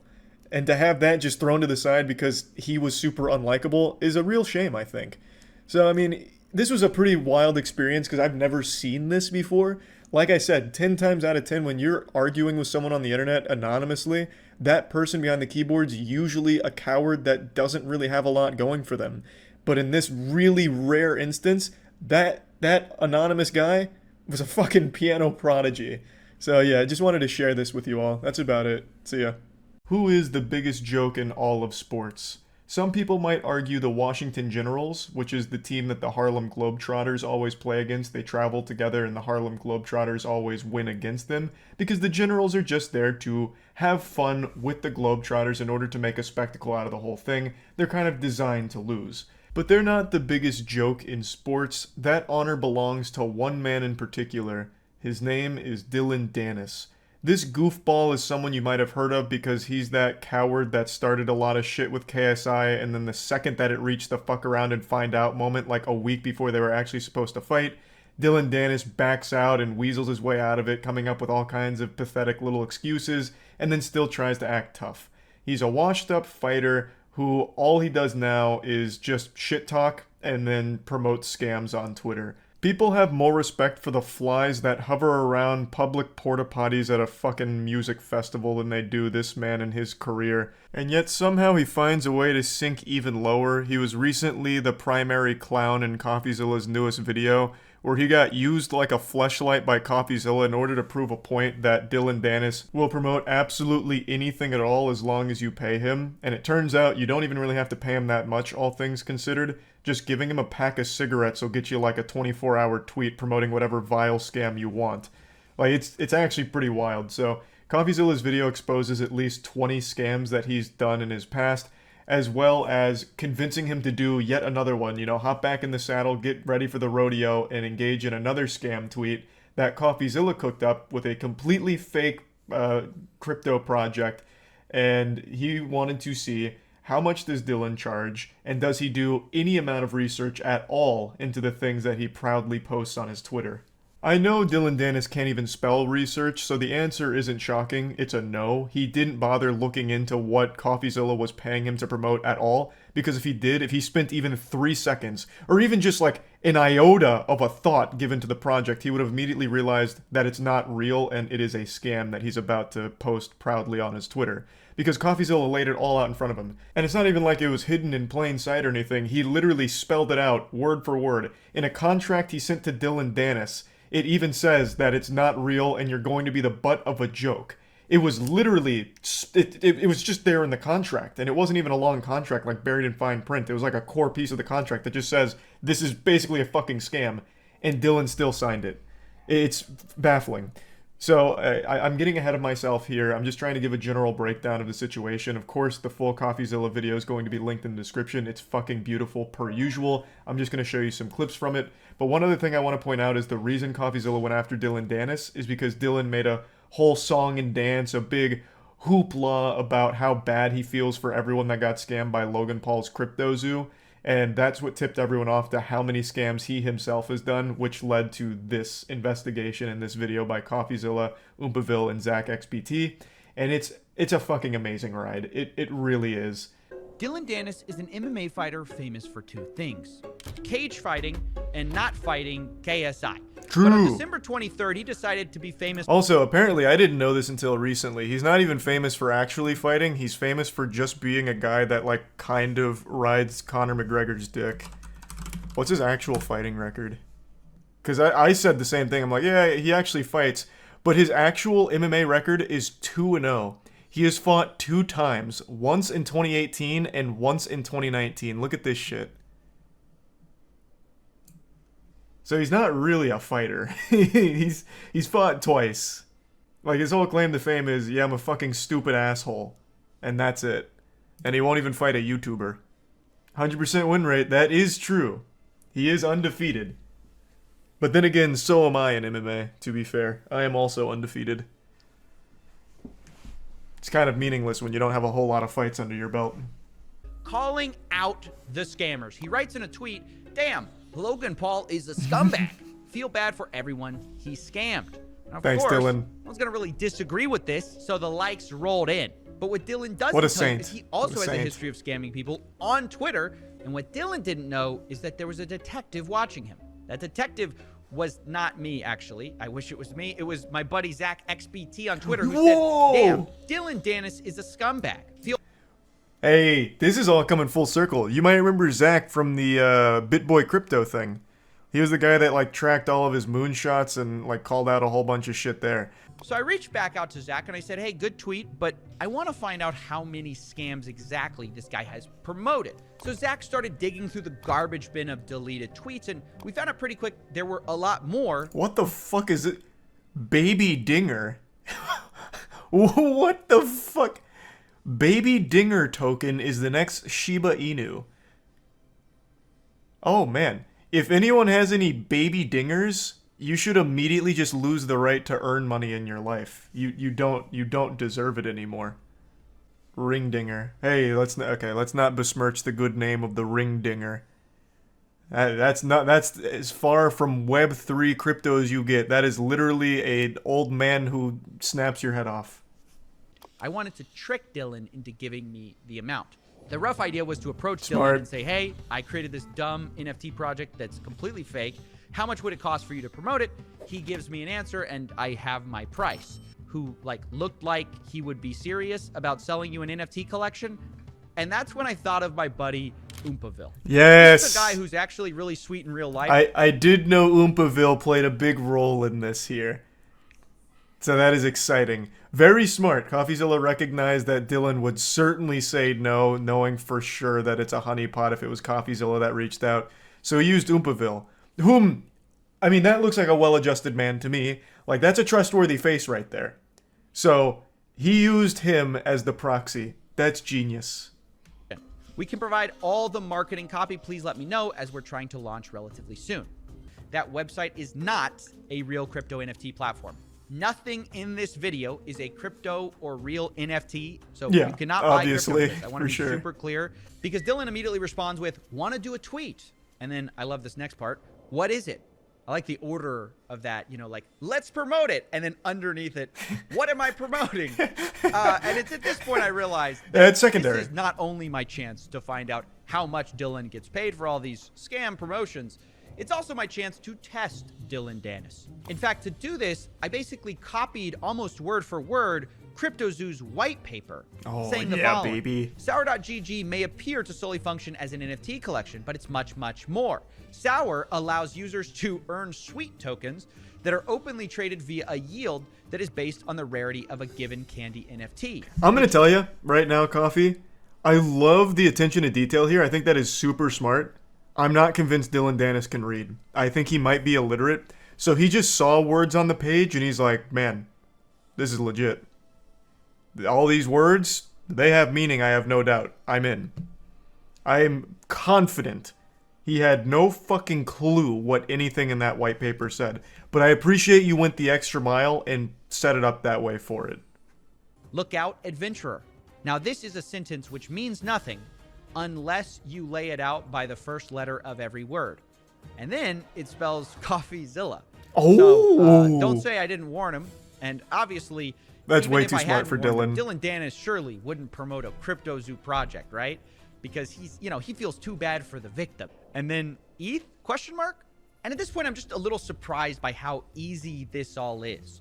Zero due I'm not. diligence is I'm not being surprised done at all. here. We have created the weakest facade possible for an NFT scam, and he's just immediately on board. After we settled on that, he sent me payment information. I am shocked he can even get 5K for a tweet. His Twitter isn't exactly what you'd call booming. The only time he gets engagement is when people are laughing at him. Like here, let me go to his Twitter real quick. Let's see, what's his most recent tweet? Because he deleted this one, I remember that.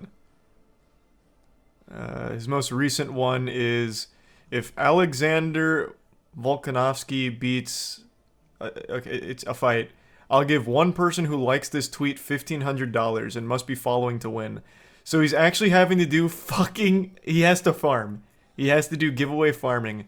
But before that, it's literally nothing. And he got 8K likes on the farm. So even by those standards, that's pretty low. So I'm shocked that he's actually asking 5K. Though I doubt many people are actually giving it to him. Dylan gave us a brand new crypto wallet just for this transaction. Whoa! Which seems to imply that he probably makes new wallets for every new deal he does, which is definitely pretty not true. his own idea. And at this I point, I realized promise. I had a choice to Someone make. told him to do that. Take what I learned, present it to you guys, and stop this little charade I had with Dylan and make my video. And Dylan would just keep doing this because his fans wouldn't know. Wait, Or what was that I last could- one? Was that Face Writers? What the fuck? Did I read that correctly? Right before Baby Dinger. And Dylan would just keep doing this. Oh, I'm writing with Faceless. Gotcha. I thought that said Face Writers. I was like, damn, another fucking wild one. Because his fans wouldn't know. Which is actually pay Dylan to post a link to our fake NFT project. But the twist would be, as soon as he posts that link, it will become a website dedicated to every scam tweet Dylan Dennis has ever done.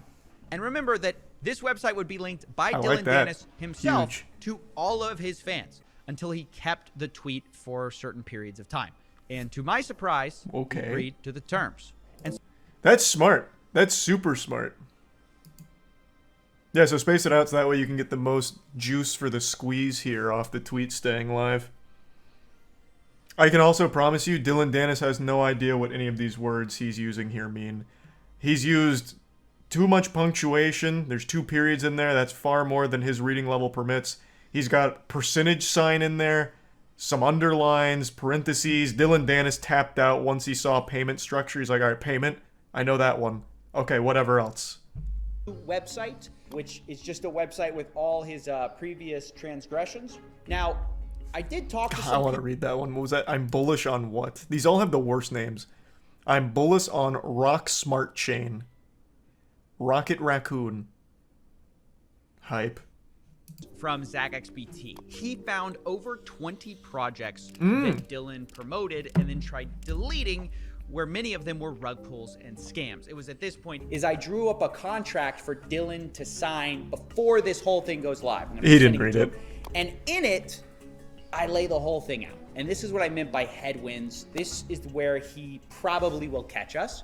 Because in black and white, I lay out our whole scheme right in front of him. So it literally says, like, you're going to be the butt of the joke. It says people aren't doing due diligence. Oh, it says God. that we're going to be switching the website to show his prior promotions. So we lay out the whole thing there. Oh, and no. what we're really banking on is he's not going to read any of this. He's just going to see money and just sign it, which is the whole 100%. point of this entire He can't website. read I it. think it fits.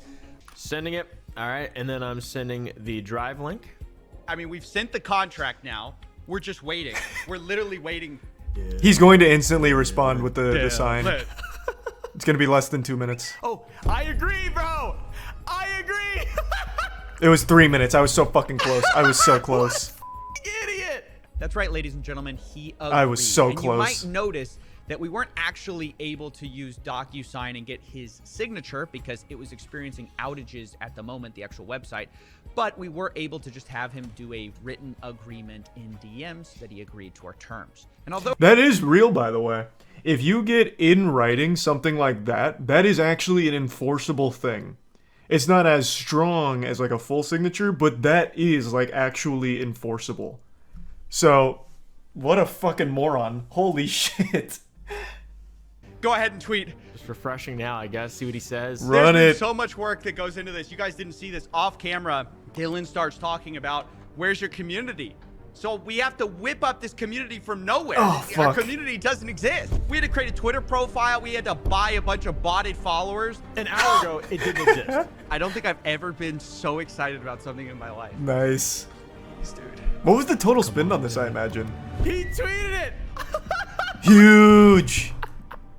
I can't believe he did it. He actually did it. He just tweeted it. What an idiot. What? I can't believe it. What can I say?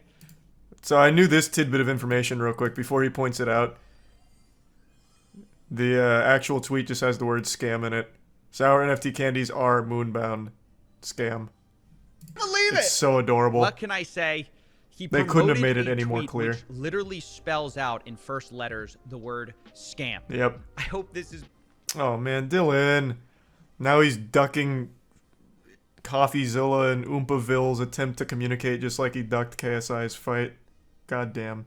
It's all he knows. Yeah, he'll never mention this, unfortunately. That's his modus operandi. He just is a fucking perpetual loser, I guess. Oh, I did see that. There was a lot of brain rot takes about how what CoffeeZilla did is actual entrapment. And I'm pretty sure those people are just as CTE riddled as Dylan Dennis to think that what CoffeeZilla did is anything even remotely associated with entrapment. It's not even close. CoffeeZilla did everything possible to let Dylan know what was going on. He even put in the fucking contract he agreed to that it is literally him just being a joke. It's not real. He laid out everything, and he still agreed to it. That couldn't be further from entrapment. The guy got 1K. He did get 1K. He did get $1,000 out of it, so that's a Dylan W, baby. Fucking big one from Dylan! But also lost rep. He had none to begin with. I legitimately don't think Dylan Dennis has a single fan. Like, actually not a single one. People just laugh at him.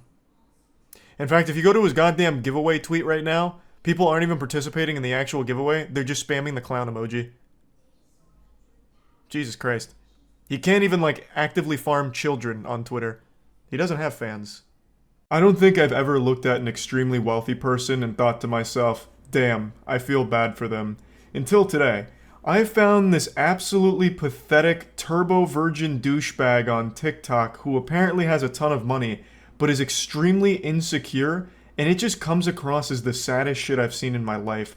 And I thought I'd share at least a little bit of this guy with you. Alright, so since y'all keep talking shit, I'm going to rub more of my opulent lifestyle in your faces. This is an actual person, by the way. He looks like Gary Vee going through a phase. This guy looks like a GTA Online character that's being controlled by a 13-year-old, and his house looks exactly the same as that. Like it's an actual middle schooler's fantasy for shit they'd think is cool. He's trying so hard to make it look like he's not trying at all. He's doing that generic rich asshole thing where he just puts a gun out on a counter during his tour. Oh, whoops-a-daisy. How embarrassing. It looks like my AK-47's just sitting out in the open.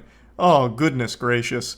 But that doesn't even look like a real AK-47. It looks like a prop. It looks like something he got out of Party City. Shit looks like it's made out of chocolate. It could be real, I suppose, but I think what's more likely there is he asked his mom if he could go buy a gun for his video, and he just went to the nearest Walmart and got whatever toy he could find.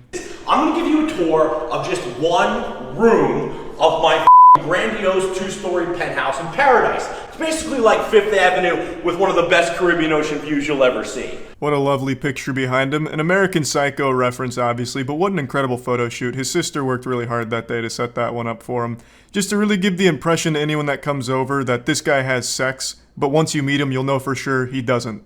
Alright, and for those of you who say I rent my yeah, I'm sure the guy that I rented my place from put these two $50,000 mirrors perfectly aligned on the wall so that I could put a 7-foot self-portrait of myself perfectly in between them. Yes, this guy's got thousands of fucking self-portraits of himself all over the place. That's his big thing. Just art of himself everywhere. I'm sure his toilet even has pictures of his face on it, so that way he's always eating your ass out.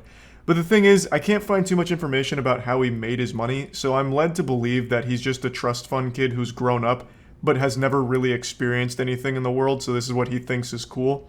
I don't know for sure because I really thought going into this it was satire, but the more I've watched from this guy, the more I believe that this is just him. This is genuinely what he is and what he's become. Now, admittedly, I didn't look that hard into his background. I just watched his TikToks to laugh at them. So maybe he actually did make money somehow, like scamming through NFTs or crypto or something. It's possible, but I think what's most likely is his money just comes from his parents. Dumb f***. Look at this. This is 3,000 square feet. One room, 3,000 square feet of pure chic opulence. That's bigger than most of y'all's houses, I'm sure. Or 3 times the size of mom's basement you live in. Ooh, hear that, basement dwellers? You just got fucking chatted on a little bit. I also love that he starts this, since you all are talking shit and hurting my feelings, I'm gonna cry on camera by pretending like my life has meaning with this money that I didn't earn. Like, he literally starts the video like, since you're making me feel bad, I'm gonna try and flex, and it still doesn't make me feel any less bad, but maybe it'll make you not feel cool too, asshole. Look at this. Look at this Calcutta marble. It's 100 G of marble between that wall insulation and my dining table. And that chandelier, that'll run you about the cost of 2 entry-level Mercedes-Benzes. So, if you want to keep talking go ahead. F you. I give 0 fucks. Yeah, this looks and sounds like a guy who gives 0 fucks. Literally comes on here whining and crying about talking shit so he tries to flex. Yeah, you really don't care, big guy. Alright, little advice for all you TikTok trolling minion clowns who in your language don't pull. Bitches love hot tubs. Especially decadent ass motherfucking hot tubs like this. Look at this. Yeah, this guy speaks like he just learned what cussing is. And those girls look extremely happy to be there, the way they're just rubbing up all on him. They're enamored right now. They're hypnotized by this man's wealth and suave badassness. That's like his bio. He says how much of a badass he is.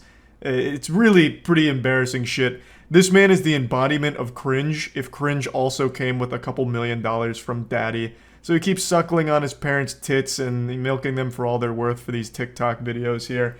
And he's obviously paid these women to be here. You can tell by the way they're acting. This isn't like normal. This is a shoot. This is a fucking shoot, and they're paid for like 45 minutes of their time. I always find that to be the most embarrassing shit about these kind of people that try and flex wealth. The women they put in their videos is always very clearly people they have paid to be there. How is that not extremely embarrassing? That you had to pay women to be around you for your videos. Questioning my legitimacy and overall badassness. So I felt the need, of course, to retort in kind. Right now, I'm sitting on a $12,000 chair. That's another thing that's always bothered me about these rich people videos, is that they can just make up prices for shit whenever they want, and you have no way of really proving it wrong. But I bet that's not a $12,000 chair that his swamp ass is sitting on. That's probably one of those like really cheap chairs that you can find at Halloween stores once a year that they use for decorations outside. I'm sitting in front of my mugshot, painted on bullets. It's pretty cool. You may ask yourself, why the does this guy have this? Why does he have it? Well, the answer is number 1, because I can, and number 2, because I'm badass as I am the game. My man here is the opposite of the game. This guy had to pay women to be around him. Now, it does look like he has money, so the first one is true. He has it because he can. The second one, though, I don't think there's a single person alive that would consider this guy badass. He is literally crying on TikTok in almost every video about people being mean to him. So his response to that is flexing wealth on him that he may or may not have made himself. Again, I don't know for sure. But that doesn't strike me as something a badass would do. And something that a badass would absolutely never do is call themselves badass as fuck. That's like Borderlands writing. Jesus Christ. Also, you've probably seen the necklace that he's wearing. It says S my C. It's suck my cock. The guy made a custom sterling silver suck my cock necklace. So this is a guy who is beyond insecure. He probably reads every comment, and any one of them that's not sucking his cock is considered a negative comment and probably takes a large toll on his mental health. He is probably not in the right frame of mind to be on TikTok, since most people on there are just making fun of him. It's a really sad thing, honestly. And it just goes to show, maybe money can't buy happiness. That's about it. See ya. Hi, I bet you can't even tell that I have a mental illness. And that mental illness is called an addiction to bad movies.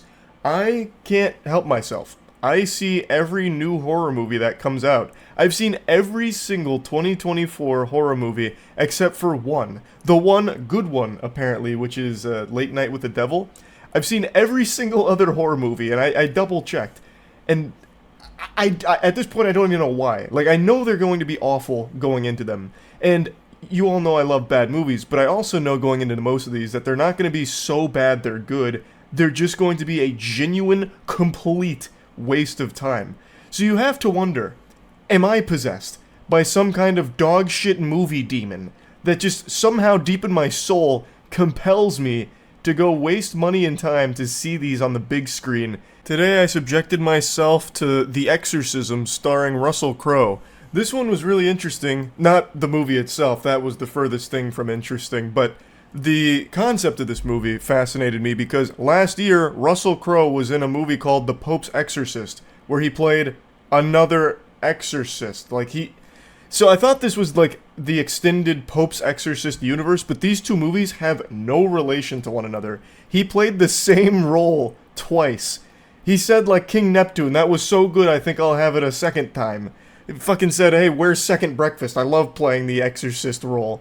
And at the end of The Pope's Exorcist, they set up like a Men in Black style universe where there's this group that goes and fights the demons that are possessing innocent humans.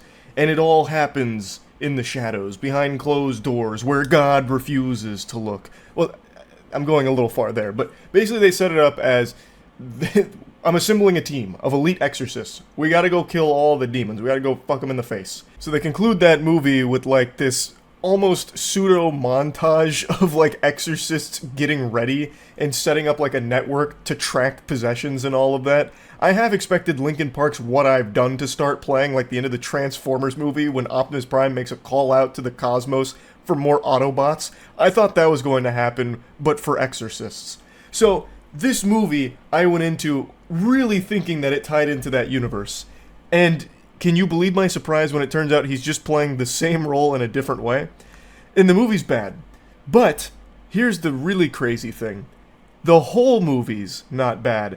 I actually thought almost the entire first half of the film was pretty decent. Like, it's not amazing by any means, but with all the slop that you get fed, like the fucking pigs we are in the movie theater seeing these horrible horror movies, it was at least a step above most of that.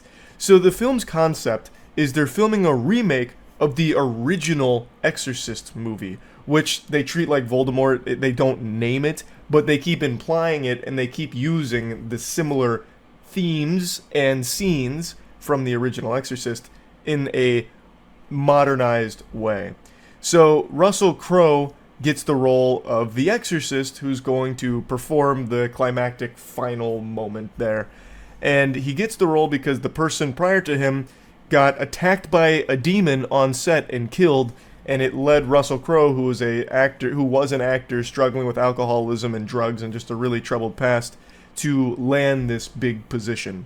And throughout the filming of the movie, more and more creepy, evil things keep happening as a demon has infiltrated Russell Crowe himself. And I actually really like the set here, where they have like this dollhouse, this open dollhouse that they're in filming the scenes, and Russell Crowe's struggling with the material, and the director's saying some really mean things to him, actually just talking shit like it's a League of Legends lobby, getting real toxic to try and bring out the best performance of him. His daughter also hates him because he's an alcoholic drug addict who abandoned her and her mother when the mother had cancer, and he was out apparently just getting high, getting drunk, and chasing pussy, as the director called it. So they set him up as like some irredeemable piece of shit who's doing everything he can to just get this last great performance, and like he really wants to nail this role, but just can't seem to do it. So as he's trying, he just keeps getting worse and worse. The demon infiltrates him deeper and deeper, and the performance from Russell Crowe is pretty good. Like, it actually seemed like he tried very hard in this role.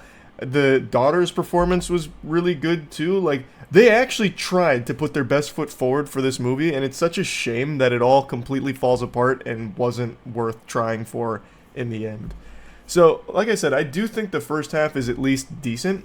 Like, I find it to be a compelling story that I haven't really seen before like this. It started off pretty self-aware, and then it completely lost that and fell into almost a parody of itself. But I will say, even in the first half, which is definitely the best part of the film, which I guess really ultimately isn't saying much. That's like saying the best part of a poop is when it comes out of your butt. It's like, okay, I guess.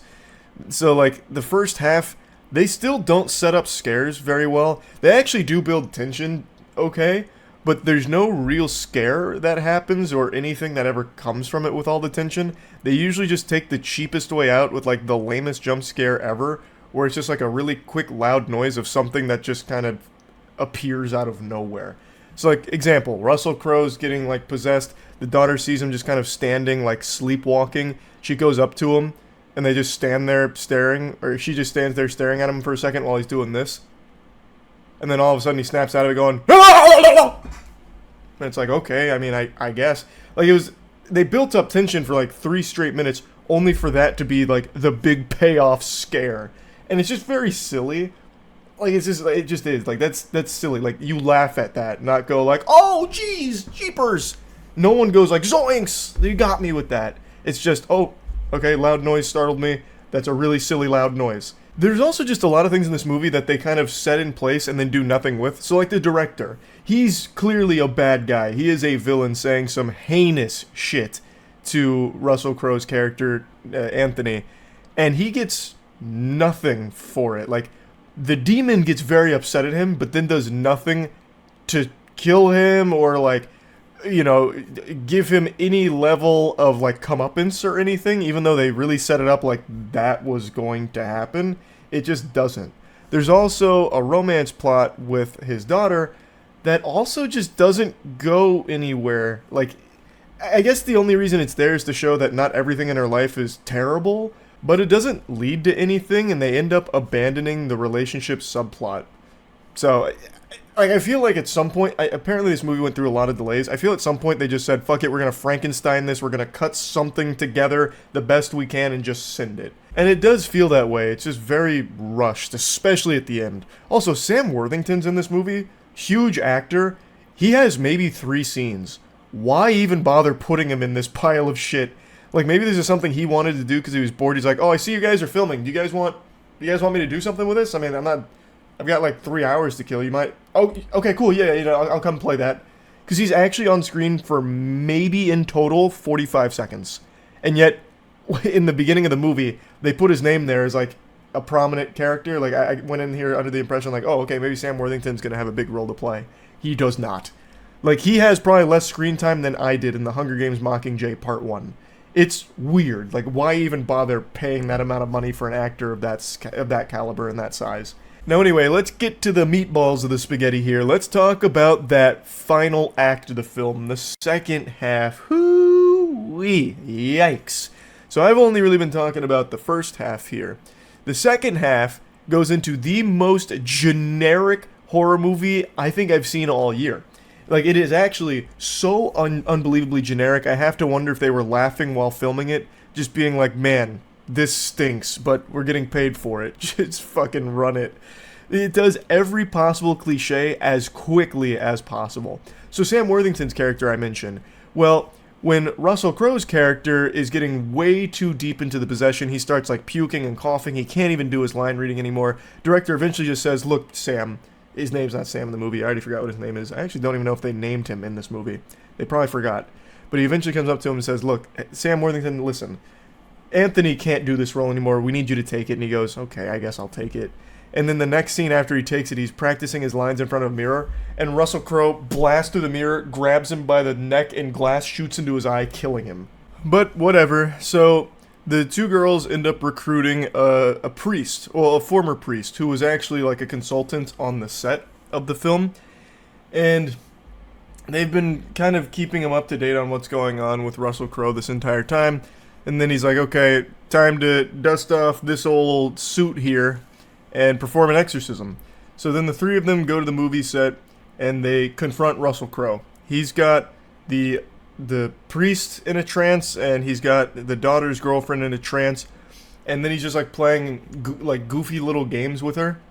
So like there's a Bible on the ground, and the daughter's walking up to the Bible, she goes to pick it up, and then it just magically fucking whips to the other side. So then she goes over and then picks it up. It's like that scene out of SpongeBob with the dollar bill, where they throw a dollar bill out and then like yank it back. That's what he's doing with the Bible. So he's quite the prankster, I suppose. His name was like Moloch or something, I forgot. And then she starts reading from the Bible, and then Russell Crowe sits there and he's like, "You don't believe those words, do you? I know you don't believe those words." And he just sits there like lecturing her, goes on like a monologue about why Russell Crowe's not worth saving. Why?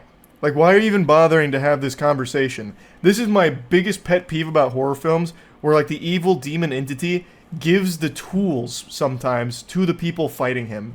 To, like, why? Why? Like, there's no self-preservation from the demons? What, they'd go through all this effort, this elaborate plan of possessing someone, and all of these steps, just to allow the good guys to get all of the necessary tools while they watch. Like, this demon could have killed all of them. Why put them in a trance? Why let her get the Bible? Why let them do that, and you just sit there watching and sometimes laughing and giving a stupid speech? It's ridiculously dumb. It just shows that the writers have no idea on how to have, like, the humans combat the demon here. So they just rush through it with this cliche formulaic dog shit. So, anyway, she starts reading from the Bible. He eventually goes over to her because it's not working, and he grabs her up, choking her. And then she puts a cross on his forehead, and he's like, "Ouch, oh, it burns," which snaps the other two out of their trance. And then eventually the priest is like, "Listen, take me instead. Give them Russell Crowe back." And the demon complies, so he then possesses the priest, and Russell Crowe snaps out of it. Russell Crowe then starts reading from the Bible, which bursts into flames, another classic horror movie trope. And he's like, "The Lord forsakes you, clearly. You're irredeemable trash is what you are." But then the tables start to turn as he starts reciting the prayers from memory, and then the two girls behind him are saying, "Amen!" And then the demon's like, "No!" screaming. And Russell Crowe keeps his foot on the gas, saying all the holy words, and the two girls behind him going, "Amen! Amen! Amen!" And the demon's going, "Nah!" just squirming around. And then it eventually culminates with Russell Crowe taking that crucifix, taking the cross, and stabbing the old guy in the head, fucking instantly killing him. But then he goes in for round two and then stabs him up through the neck, literally impaling this fucking guy, which then sets him on fire and burns his body to ashes. You didn't even beat the demon, you just killed this guy. Keep in mind, he was like, the priest was still there. Like, the demon was using his body as a vessel. They didn't just exorcise the demon, they murdered the man. In that case, you could have just called the police to come shoot him. It would have done the same thing. So they just fucking murder this guy, and that's their triumphant moment. It's so stupid. Like, the whole final act is so bad. It's so bad. But anyway, yeah, I just wanted to kind of talk about this movie since I saw another trash horror film. It's not the worst horror movie of the year, but it's definitely a bad one. It's another absolutely horrible one to put into this very impressive 2024 for bad movies. That's really about it. So yeah. Boogie2988 is not only the most manipulative YouTuber this platform's ever seen, but he's also among the stupidest as well. And this is actually one of his go-to bread and butter defense strategies anytime he finds himself in hot water. He'll always play the card of, "Oh, I'm not an evil person, I'm just a bumbling moron. I got zapped by an idiot beam. Timmy Turner made a wish that I'd be an imbecile and, well, that's out of my control now. I'm not a bad person. I'm just stupid, and you can't be mad at me for that." He uses this signature anime finishing move more often than Goku uses a Kamehameha to finish off an opponent.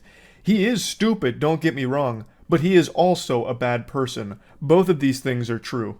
And he's using this defense right now with his latest cryptocurrency scam. I wasn't even going to bother making a video talking about this because talking about any of Boogie2988's L's is like talking about taking the trash out. Who gives a fuck? It's garbage, so who cares? Everyone knows it's trash, so why even bother talking about it? Well, in this case, it's especially heinous because he actually did an interview with CoffeeZilla on CoffeeZilla's second channel, Voidzilla, where he was covering Boogie's new crypto scam. And he basically admits to it being a pump and dump, but his defense is that he was too stupid to recognize that. Like, he's too dumb to have known that this was going to be a scam that would hurt his almost non-existent audience. He has a very small pocket of people that still support him left, and he is using them like a fleshlight for a couple of fucking doubloons to pop out the other end as he puts his cock in it. It's disgusting. The Boogie298 fan club has less members than the goddamn Balan Wonderworld Enthusiast Society. Like, there's not many of them left, and now Boogie's running a cryptocurrency scam directly at them, yet denying that he's trying to scam his fans, saying that it's obviously just a joke for his fans to point and laugh at. This is mainly meant to target millionaire crypto bros who can kind of just get fucked. It's also worth mentioning that he was paid $10,000 to promote this fatty token meme coin by a very shady group. But I'm sure that's not important. I'm sure that 10,000 doubloons is all just part of the joke. It's all in good humor at the end of the day. I'm sure that had nothing to do with Boogie's involvement here. Now, I do believe that a lot of people that did put money into this were just hoping that they could dump the bag on even bigger idiots that bought into it trusting Boogie, because there are still people that do have faith in Boogie as a creator and as just a genuine person. I don't know how that still lingers after the documentary that's been dropped about him, where he did his absolute best to make himself look like an insufferable asshole, as well as the numerous other controversies he's found himself in, but there is definitely still a community that rallies behind him. And I have no doubt a lot of people that put money into this were hoping that that community would also put money in so they could dump it onto them. And maybe they were able to, maybe they weren't, but right now it looks like everybody, except for those on the inside, have lost money. You posted a video on your own channel called Fatty, because the name of his token, his scam shitcoin, is called Fatty. He posted the video on his channel. That's for your audience, Boogie. You posted it directly to them. Of course, some of them are going to buy into it because they still have some level of trust in you for whatever delusional reason that might be, but that's definitely broken by now, I imagine. He also just can't dedicate himself to just one excuse here, so he's trying to cover all of his bases so he doesn't look like an evil, manipulative piece of shit here. So he's constantly flip-flopping. So first he was kind of just on the nose about it, like posting tweets saying like he's fucked anyway, so might as well get some money out of it on the way out. You know, hashtag fatty, stuff like that. And then he's like, well, no, this was actually just for the crypto bros, and I'm not going to lose sleep over them losing money. I was upfront about you putting money into this, and you're probably going to lose it. That's the joke. So I don't care if you bought in. And his most outrageous one is where he tries to spin this as an actual useful, not scam service, where it's like, oh, this is actually just a really cheap way for the community to buy into my presence. It's going to be a community hub for all of us to kind of just like hang out. So you're kind of paying just to be a part of the community. Like, he's trying every possible excuse to avoid wrongdoing, even though he's fundamentally admitted that it's a pump and dump scheme that he's behind here, which is a crime. It's illegal. You can't do that. Maybe putting it into Magic the Gathering terms will help you understand it to wrap your fucking noodle around it. You're ignoring cards' mana costs, and in response, everyone hates you.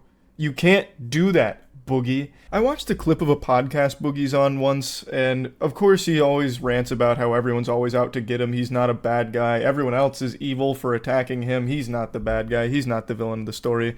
And my name got brought up. And he then went on to say that I want to see him dead. I'd rather see him buried 6 feet under than see him succeed, or something to that effect. Which is, of course, a load of horseradish, but it's a really interesting take, how Boogie perceives things. And I don't know if he truly believes this, or if it's just a classic Boogie drumming up sympathy kind of thing through lying. But I don't want to see you dead, Boogie, at all. I want to see you stop being a piece of shit scammer who manipulates his audience and constantly lies.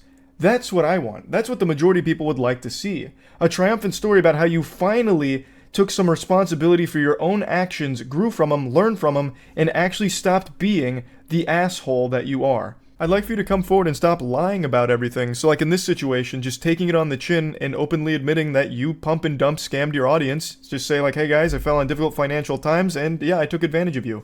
You kind of tiptoed around that in the CoffeeZilla video, but you're not saying it with your whole chest anymore and making up excuses for it, even though it's an inexcusable thing that you've done. You should then refund everyone that lost money in this shitcoin scam that you've pumped. And then you should be working towards actually making things right and stop being the lying, manipulative asshole that you are.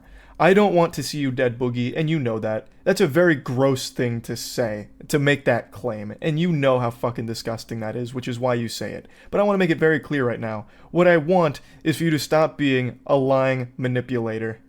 I'm going to play a little bit of his announcement video for this, because he really stands by that it's all just supposed to be a joke for his community, supposed to bring them together to laugh at the parody of Andrew Tate, where he's playing Andrew Cake, and it's all part of the joke.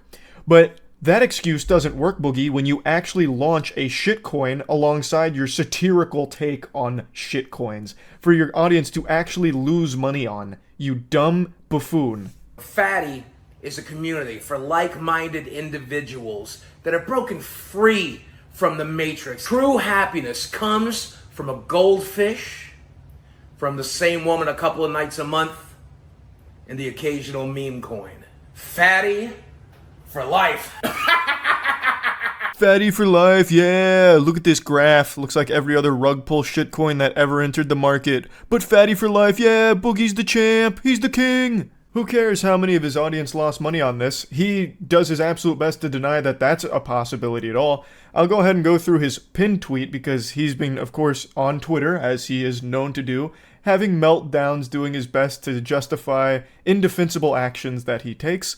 So here's his big manifesto on the Fatty debacle. An iconic Boogie intro here to the tweet. This is just so on brand for him. Classic. In the last few days, I have learned a lot about the internet, myself, and crypto. For those that don't know the Boogie lore, he also lost almost all of his money in crypto well before this, so even knowing just how dangerous it is to buy into this kind of shit, he still promotes it to his audience, even though he himself is the victim of losing tons and tons of money in crypto dog shit. But yeah, it doesn't matter to him. Since it's not him losing money this time, why would he care? My intent by launching a meme coin was to make people laugh and happy. I also wanted to give millionaires who like meme coins a new toy to play with. It doesn't have use, Boogie. The only thing they can play with is watching the graph go down. The only thing they're playing with is your balls as you teabag them with this scam. I also wanted to create a community among those people to interact with as I have through the LolCow Live community. To say I missed the mark is an understatement for sure.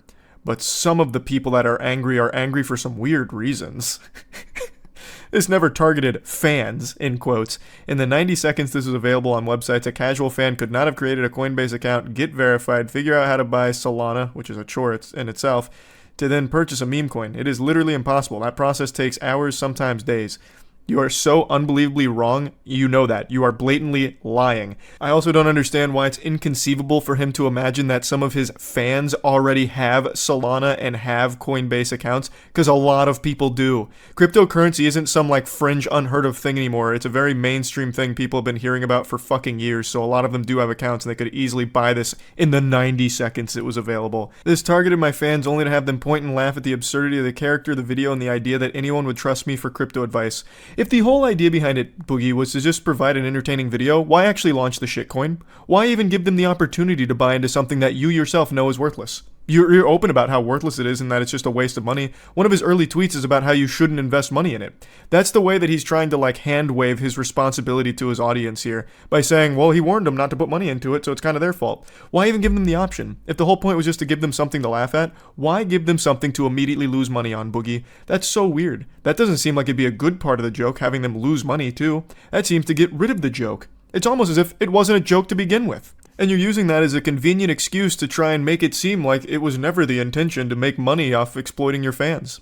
I did, however, want to target crypto bros who play with meme coins all day, every day.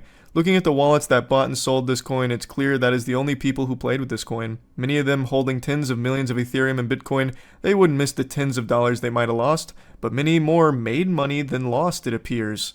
What a hero. You're such a hero of the people, Boogie. Regardless, I still believe those same crypto guys might find value in this coining community, and I hope they do. For those holding, I plan to keep chatting with you guys and chilling with you for as long as you think it's fun. To the rest of the internet, I am not sorry for getting involved in a dumb shit meme coin. I eject the idea that I was ever scamming fans, and that simply did not happen, period. Look at the wallets for proof of that. I still think a meme coin can be a funny and amusing distraction for people who have far more money than they know what to do with, and I hope we can continue to fuck around with this dumbass coin. That is just chef's kiss standard Boogie meal right there on his Twitter dog shit that he serves on the plate. Just absolute nonsense, lying out of his ass, trying his absolute best to come out of this looking like the good guy. Oh, I've learned a lot about myself, the internet, and crypto. Yeah, there were some shortcomings. I missed the mark, but you're actually all wrong because I'm not a bad guy. That was never the intention. Also, those crypto bros that I said can get fucked and I won't lose sleep over, well, actually, I'm hoping they find real value in this because I'm also like a hero to the crypto bros as well as my community because I never targeted my fans. Yeah, I uploaded it to my YouTube channel, but that was only because I wanted them to laugh at the character, not actually put money into it. I mean, that was never part of the plan, but because they put money into it, now there's a great community, which was always the intention the entire time. It's just absolute ramblings of a madman doing his absolute best to try and avoid looking like the bad guy. And in doing so, he always looks even more of a bad guy. In the interview he did with CoffeeZilla, he mentions his cancer diagnosis. Boogie has a form of cancer and he is on hard times financially, a lot of it because of his crypto investments, which now he's running one of his own. And he talks about how the money that he got, like the $10,000 to promote this, immediately went into like his medical his medical needs. And he uses this as a shield, where it's like, oh, you know, this is going on, thus it shouldn't be a problem that I scam people, because I need the money. There's plenty of other ways of making money though, Boogie, besides just scamming your audience. Like there was, for actual years, you had so many other opportunities to make money and actually not be a piece of shit. But you have time and time again made the worst possible decisions, not only for yourself, but for those around you, and you have constantly dug yourself deeper and deeper holes. And now you keep posting tweets, deleting tweets, where you're doing this Jekyll and Hyde thing about how, oh, I might be going to jail anyway, so I'm going to take money on the way out. Buy Fatty Coin. And then into this where it's like, actually, I'm such a good guy. Like, we were just making a community and you guys are getting mad for weird reasons. I'm misunderstood. It's crazy because you can actually trace Boogie's spiral to his Twitter activity. The frequency in which he used Twitter directly correlates with the frequency at which he lost subscribers. As he used Twitter more, his YouTube subscribers went down more and more because he kept letting the mask slip at the really awful person behind the facade that he puts on YouTube. He could not stop himself from saying the most revolting things and being the most unlikable asshole through Twitter. He was addicted to it, and he recognized so many times that if he just deleted Twitter, his life, his online career would have been in a much better spot, but he just can't help himself, and to this day, still can't help himself. Here's his most recent tweet, for example. I learned years ago that if I fart in public, Mudahar will make a video saying I gave people cancer. I'm pretty much free to do whatever I want because even when I try to do something nice, people say I ate a baby or something. In standard Boogie fashion, making himself the victim of everything imaginable. Somehow he's the victim in this pump and dump crypto scam that he's running here because Mudahar made a mean video about him. Oh man, it doesn't matter what I do because people are just going to say that I ate a baby or something. Mudahar is going to insult me no matter what. So what, I did a crypto pump and dump doesn't mean Mudahar needs to be nasty and rude about it. I can't even remember the last time Boogie2988 did something genuinely nice without it being something to benefit him personally. I can't think of it. And it's certainly not this crypto scam. There's no way you're going to sit there and actually try and say that this meme shitcoin that you've started is somehow a nice thing that you don't deserve to be getting insulted for. That's absolute lunacy. You yourself have said multiple times how worthless this is and you shouldn't be putting money into it and that you're basically stupid if you do.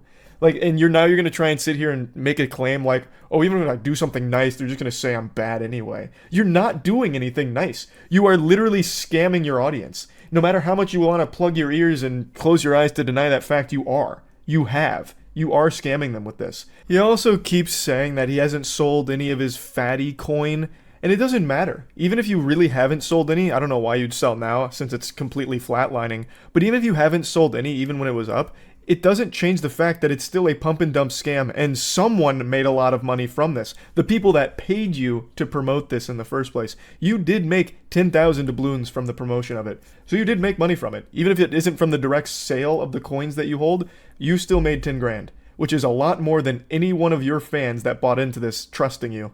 But anyway, I don't need to rant any further about this. If you want actual information about the scam, I highly recommend checking out Voidzilla's video or Mudahar's coverage of this. They both did a great job going over everything around it. I'm just here to talk about what a manipulative, stupid asshole Boogie2988 is and how baffling it is that he keeps finding new ways to devolve even further into degeneracy. It's shocking. That's really about it. So yeah. For years now, alpha male content creators have caught more spit than 23andMe. It's almost basic human instinct at this point to see a self-proclaimed alpha male, point, laugh, and spit on them, and for years I've made content making fun of these clowns. But I thought the only true way to understand them was to meet them face to face. I decided to take the ultimate risk that not even Bear Grylls would fathom. I dove into the Shark Tank with an open wound and surrounded myself with alpha males. Our original idea was to make a video for the other channel where we fly out some of the internet's biggest alpha males that preach the most awful, useless advice ever and scam their audience and just kind of confront them directly and then amongst themselves figure out who the true alpha is.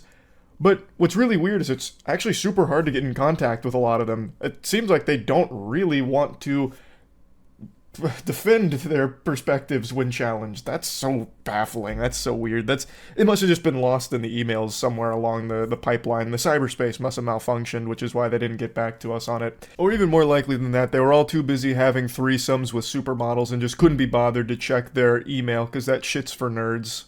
So instead, what we did is we put out a casting call looking for alphas locally. So we were going to source alphas from the local Tampa area, as well as like a general casting call through like Backstage or whatever for anyone who identifies as an alpha male, and bring them together and figure out who Tampa's biggest alpha male happens to be. So I want to show you some clips and go over some of the process here. The whole video is up right now on the other channel. I'll put a link to it in the description. It's a straight up banger. Alright, what's being an alpha male mean to you? Being an alpha male is a lifestyle. It's either in you or it's on you. For me, it's in me. So it wasn't something that I just stumbled across. This has kind of been my lifestyle my whole life. What does it mean to be an alpha male to you? I think being an alpha male is, a lot of people think about just the physical presence and maybe competing or being able to defend yourself, but I think being an alpha male is a lot about being a protector. What's that? We met before. Where at? Creator Clash. Like you got something you're passionate about, you got something you're dreaming about, go and chase it. Do it. Why not? Okay. You're living. You have the life.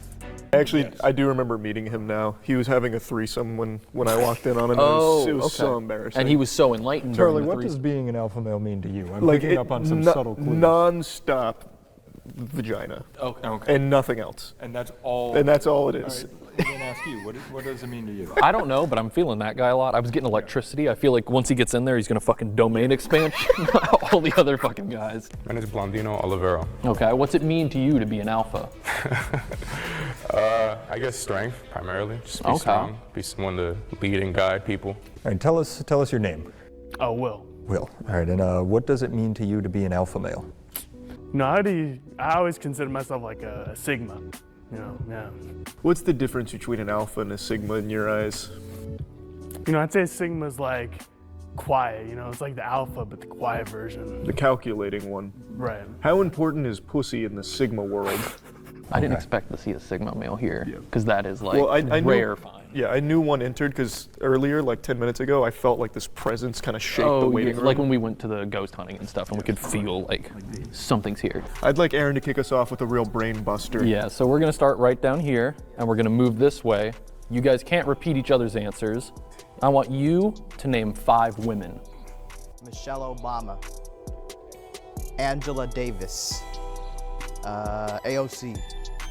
What's her name though? Not initials? Alexandria Ocasio-Cortez. Yep. 5th woman. You're on 4? Or 4. Bernie Sanders' wife. She's got a name. Wait, she does have a name. Mrs. Sanders. Mrs. Sanders. Picking your name. Okay, I can move on. Benigno Aquino Jr.'s wife. Cory Aquino. She was president of the Philippines. Jill Stein. 3-party. I was thinking Jill Stein a minute ago when you started saying Bernie Sanders' wife. That's Is that crazy. alpha or not alpha? That's a third-party candidate. I think they're. I do think it's kind of alpha because he kept thinking of men's wives. Yeah, he was thinking women of directly. men first, which I think is very. That's super alpha. This was about intelligence. Intelligence, where are we starting? Well, there's Monica Lewinsky. Yeah, okay. That'll work. That'll work. That is 5 How do you women. put your head down after Monica Lewinsky? What? And how is it so hard to name 5 women? All right. So now it's your turn. Yeah, Show how us those 5 women. Jessica Simpson, Beyonce, Kehlani. Do I have to have full names? That Or is I think Kehlani she's cool? recognizable. Okay, Shakira, her hips don't lie. Megan Good. That's 5. That was speed ran that. Okay. What we had happen next is after they all listed 5 women, some of them struggling greatly through the challenge, I suppose. I guess that was like an ultra nightmare mode ask on some of them. We then asked them to rank each other based on intelligence, and the only question we asked was that. So their intelligence was based off their ability or inability to name 5 women, which led to a little hootin' and hollerin', as you would expect, a lot of testosterone flaring up. But what they didn't realize is this in and of itself was an alpha test, because a real alpha would put every other man beneath them. They wouldn't amicably meet in the middle somewhere saying, oh, actually, you're more intelligent than me. Absolutely fucking not. What a load of barnacles. So that was something we were paying close attention to. Who was going to stand their ground as, I am the smartest and all of you are beneath me. I'm the leader, you're the followers. So after round 1, we continued to ask some simple questions to establish, alpha positioning here, so that way everyone in the whole class could see a little bit about their competition, and they could use that to find weaknesses to exploit or establish their dominance over them, all kinds of different alpha male tactics. Maybe even charging $18,000 and spray them with a hose in the face if it got to that point, but fundamentally it was just asking simple questions like titty or ass, right? And most men were ass guys. Most people prefer big bubbly butt cheeks, and that's just kind of the way society is right now. Most people are more tuchus and keister oriented. However, I do feel the true alpha males prefer honkers. I am on that side of history, and I think the pendulum is starting to swing a little bit here as more and more people wake up to exquisite bosoms and their beauty. Now, of course, a good ass is always fantastic, but if it's between one or the other, if I'm stranded on a desert island, I can only pick butt or boob, I'm picking boob. Anyway, though, after just like simple questions, little icebreakers and all that, we decided to demonstrate their strength by having them rip an apple in half, which is like the oldest shit imaginable, but also all we could do in the studio without like ruining it. So we got some apples and saw who could rip it in half. Oh, I think he's got this. Oh shit. You got it. Keep going. He's revving it. Oh! I didn't think he'd do it. We went with such a... Oh! They're all doing it. I need an apple now to see if Yeah, I can get it out of the heart. Oh! Jesus! That opened before he even touched it. That was insane. The apple was afraid of him. You gotta go down. You got it. Go down straight. And the apple. Oh! Great job. I'll get that. Oh shit. Oh, he's gonna punch it. Oh shit. Oh. Oh, whoa, he's working. Splash zone. That was so alpha, dog. That may have been the most alpha one yet. I would. Oh my goodness. Oh, and a crush. Yeah, the apple didn't make it 10 seconds. So. Oh, thank you. Thank you. Oh, and he cleaned up. That's an alpha move. Alpha. I can't believe it. Oh! Right in the middle. Nice. All right, these we got Can prop we get apples. some apples? yeah, it's sugar glass. Yeah, I was gonna say. Are we being pranked? All right, well that went a lot better than I thought it would Great go. job. So Now the alpha thing is who doesn't take hand sanitizer. I went for speed. Thank you. Who tanks the damage? There he is. He didn't take hand sanitizer. What's really embarrassing, and maybe it's because we're a panel of beta males, we actually thought there'd be someone that couldn't break the apple in half, and we had planned on just kicking them out immediately. I haven't done that since I was in, like, actually high school, and I remember it being kind of tough, but I guess I was also, like, 16 at the time. So, I guess I shouldn't be surprised that some grown-ass men could break an apple in half. Either way, though, this established that everyone's got some meaty paws there able to bust an apple. And Nathan, he had an interesting technique where he gave it the old what for with a knuckle sandwich as opposed to ripping it in half, which is very aggressive, very alpha. I'm going to skip to one of the final segments here where it was basically a Riz challenge to showcase how good they are at picking up women, just going through their like standard protocol, their tactics, their maneuvers to get laid. And Nathan had a very interesting routine that I don't think I've ever heard before. give us your best Riz. I'm very excited for this. Are you a toilet? Well, let him finish. Yeah, come on. Leave it there. Because I'm the poo-poo and I want to be inside you. Oh, man. I We think you started here. swap that to I'm the shit. I think. Yeah. You were so. I still think she won't love the implication. Shit is predictable. I'm not predictable. That was not predictable. I didn't expect it. I can imagine, let's say like a beta male goes in there, he's like, Keep her on her are you the toes. toilet? Because I'm the shit. You're not the shit. I'm the fucking poop. The big poop. That's all it is at the end of the day. This guy may know the poop store by heart. You know, you can measure an alpha by the size of his poop too. So that's probably Exactly. I had a dream that I had a long poop. I pooped when I woke up, and it was a long ass poop. Vision. very true. That's. What does that have to do with It's Riz, man. All You right, wouldn't all right. understand. It works on Yeah, women, he not knows us. he's gonna shit big, so he knows she's gonna like that. I Like he can gotcha. see the future a little bit. Okay. No, obviously, I think he's just playing around here. I don't think he was being serious. I think he was just here just to goof around a bit, which is totally fine because it had us giggling hard. But that line right there, are you the toilet?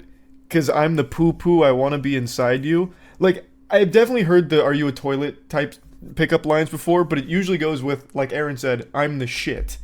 Why would you ever call yourself the poo-poo? Like, that doesn't work anymore, because that's, like, when you call yourself the shit, like, that exists outside of the realm of feces. Like, calling something the shit means, like, it's great, right? But when you call something the poo-poo, it's like you're most likely referring to feces or something, like, bad. So I don't know why he would choose to call himself the poo-poo instead of calling himself the shit. That just seems like a recipe for disaster. But, you know, I'm not a woman. Maybe it works really well on women. Who am I to say for sure? But anyway, the video was a lot of fun to make. It wasn't exactly how we pictured it in our heads, but it still turned out great. So I'll put a link to the full thing in the description if you want to check it out. I just wanted to talk about it a little bit. That's it. So yeah. I love making fun of bad media. Puts a big smile on my face, grinning from ear to ear. But very rarely will you catch me double dipping into the communal salsa bowl and insulting the same thing in multiple videos. Usually if I'm making fun of a horrible movie or show or video game, I'll make one video on the topic making jokes about why it's such an odorous pile of dog shit, and then move on from it. It's like a one-night stand. We share a night of fiery passion, and then we fist bump each other, I tip my fedora, say thanks for the good pussy madam, and we both go our separate ways, and that's the end of that. That concludes the evening. But in very rare circumstances, I'll make multiple videos just ranting about how trash a piece of media is. And that is reserved for the most exquisite of stinkers this world has to offer. And brace for impact, because here comes the cold water, Star Wars fans. Unfortunately, I'm putting my hand back in the cookie jar here. We're double fisting on this topic because The Acolyte has absolutely shocked me with just how bad it continues to be. It was only 5 days ago I conducted my investigation to find out whether or not The Acolyte is the worst Star Wars show that's ever been made, like a lot of people were claiming it is. And my findings as of 5 days ago are obsolete now. The data is archaic, it's antiquated. Because episode 4 just dropped, and at the time episode 3 was the newest. And while I agreed The Acolyte was bad, I still didn't think it was worse than Book of Boba Fett, which is perhaps one of the most boring things ever produced in the history of our species. It'd be more stimulating to just listen to your fucking English professor farting into a walkie-talkie for a 2-hour Zoom meeting.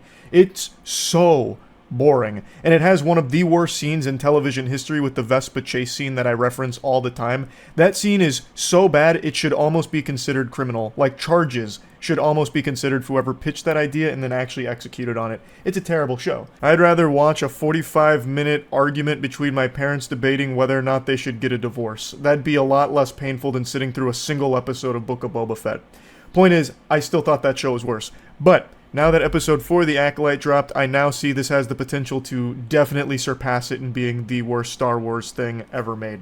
It's shocking that they keep finding new ways of not only boring me, but also making me feel insulted for how stupid they must think the audience is that's watching it. And by the way, I wasn't even planning on watching this. I was more than content just dropping it after episode 3 and not really going back to it. But then I saw a headline saying that Kathleen Kennedy was saying that the low Rotten Tomatoes score of The Acolyte isn't normal, and then apparently went on to imply that it's because the majority of Star Wars fans are males, and since The Acolyte has a female lead, they weren't receptive to it and then just not liking it because of that, which I always think is a very interesting strategy to immediately blame the audience when something is failing. Now, of course it is true that there are certain weirdos out there that are going to hate something because a woman is in it in a prominent role. That does exist.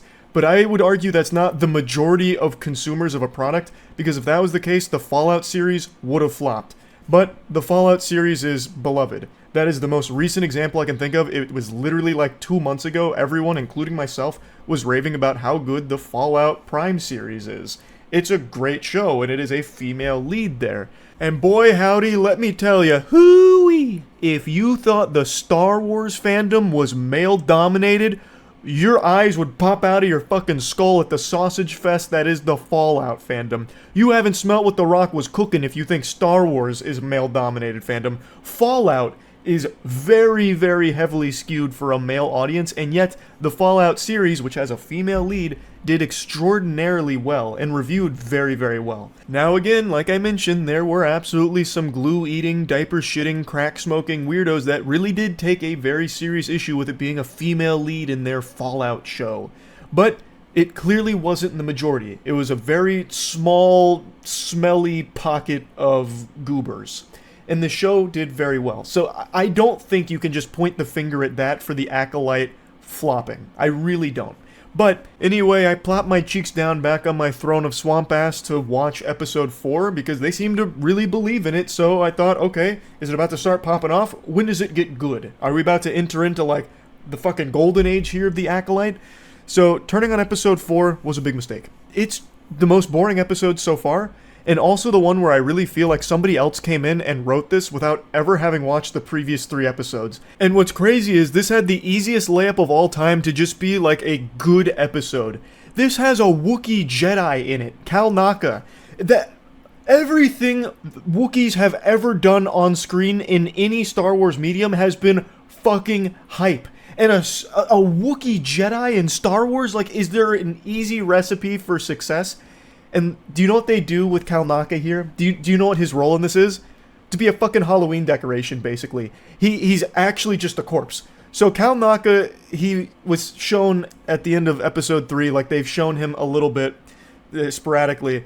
And then episode 4, it's all about May and Kimir. I already forgot his name. It's so hard to remember these characters' names because they're so forgettable, bland, generic, and just really poorly written. But May and her sidekick, who I think is going to have a big role to play, I'll get into that in a moment, are wandering through the forest and looking for the Wookiee Jedi Cal Naka, because May still has that task from her Sith Lord, her master, to kill the Jedi without using a weapon. And she's going on about how difficult that is. Like, how do you kill a Jedi without any type of weaponry? It's an impossible task. And I think it's a really stupid task to give anyway. Why specify that? I'm sure we'll learn later, but I still think that's very dumb just on a surface level. That's like challenging me to take a poop without peeing. Like, yeah, it's super difficult. I might be able to do it with enough focus and like creative strategizing, but what do I get out of it? And what do you get out of it as the Sith Master? The poop still gets done with or without the pee, so who really cares, you know? Like, if the Jedi are dead, that you want dead, why does it matter how they were killed? I'm very curious to see why the fixation on not using a weapon is there. But anyway, eventually she finds the Wookiee Jedi Cal Naka, and what ends up, the big reveal, he's already dead. He's been killed by a lightsaber. So we don't even get the easy slam dunk here of seeing a Wookiee Jedi do anything. He's just already dead. What a fumble. That's the easiest dunk of all time. Like, you don't even have to try hard, just have him do anything and people would clap for it. But they didn't. They actually just had him die off screen and you see his corpse for 2 seconds. That's it. That's just a shockingly stupid decision. Unless they bring him back with some kind of forced necromancy or something, I don't see him having a role in the show going forward. It's just, that was his role, to get hit with a lightsaber off screen and add to this mystery of who did it. Of which I don't think there's a real mystery present because it seems super obvious that I'm praying they're not going to do it. But anyway, I didn't even get to the stupidest part. So May, the main villain of the series, who has killed 2 Jedi Masters right now, she had a great fight scene with the first Jedi Master in episode 1 with the bar scene. It's a great fight, which is a really, like, narratively, it's a stupid fight, and how the Jedi Master dies at May's hand is pretty underwhelming, but the fight is very flashy, it's choreographed very well. As I have said since the last video I made, the action choreography in the show is pretty good. Like, I like the fights a lot. You know what episode 4 has none of? Fights. You know what episode 4 has a lot of?